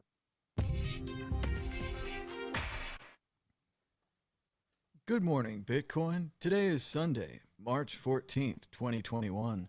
My name is Thomas Hunt, and here's what's happening today in Bitcoin. Bitcoin hit an all-time high. Here's why Warren Buffett still won't touch it. Bitcoin price dips below 60K, but here's why a bigger rally may be brewing. Tesla's Elon Musk wants Coinbase to become DOGE friendly. Here's why.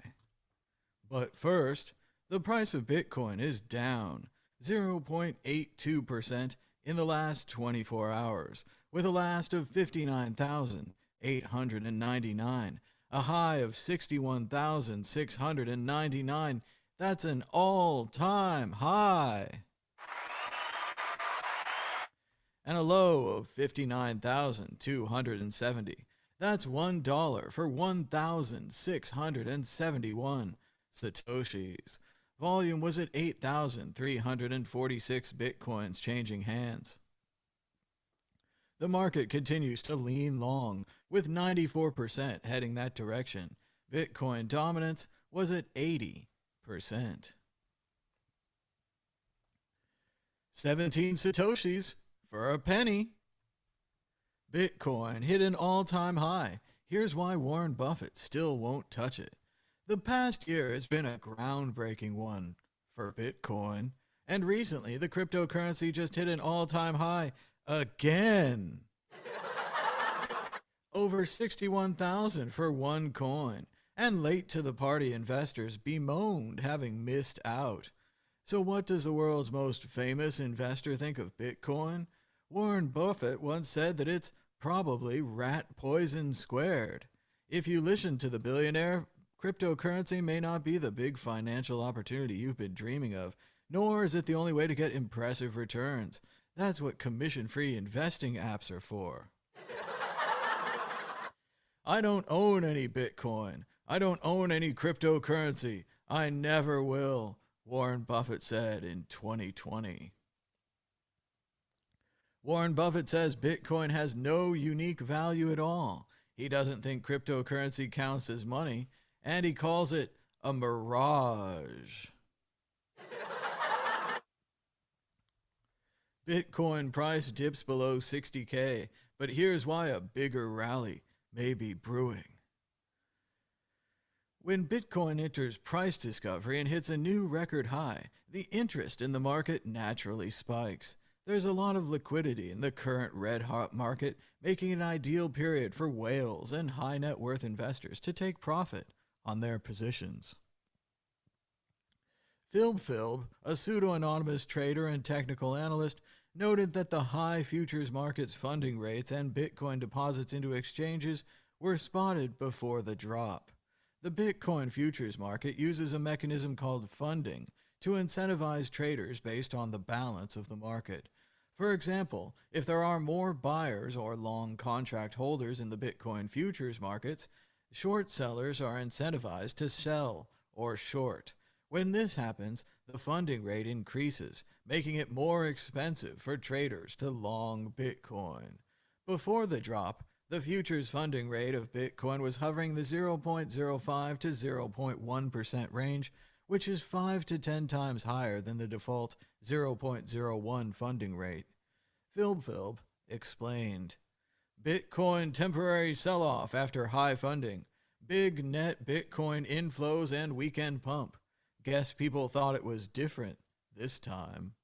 High Bitcoin inflows into exchanges likely fueled the drop because whales often deposit Bitcoin into exchanges when they intend to sell.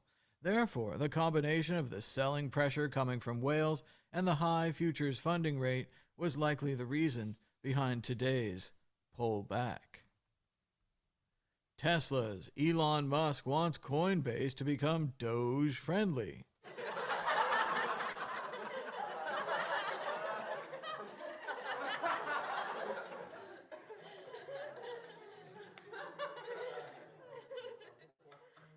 Electric car maker Tesla's CEO and unabashed Dogecoin fan Elon Musk wants the Coinbase exchange to end its no Doge allowed policy and list the meme-based cryptocurrency. Musk tweeted an exclamatory yes on Saturday after a Twitter user asked the billionaire investor whether Coinbase should enable the Shiba Inu representative cryptocurrency on its platform. A listing on Coinbase would expose Dogecoin to a whole new breed of sucker, it says investor, and thus unleash its potential as a scam. That's because the U.S. regulated exchange is considered synonymous with institutional investors and high net worth individuals. Well, maybe we should give them Dogecoin. Tesla bought $1.5 billion worth of Bitcoin, but they didn't buy any Dogecoin.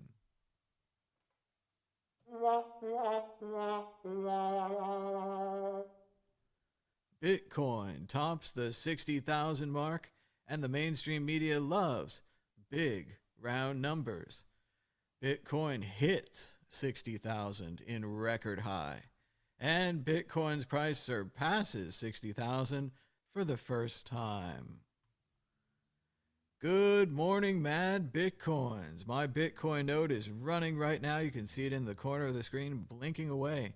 It's up to 55% synchronized overnight thanks to my fantastic fiber optic internet connection and the power of the Bitcoin blockchain. Check out yesterday's show right here on the World Crypto Network where I built a Bitcoin full node. It was really easy. Raspberry Pi did all the work. Check out our fundraiser where you can donate for a new laptop or maybe help me cover the cost of buying a Bitcoin full node.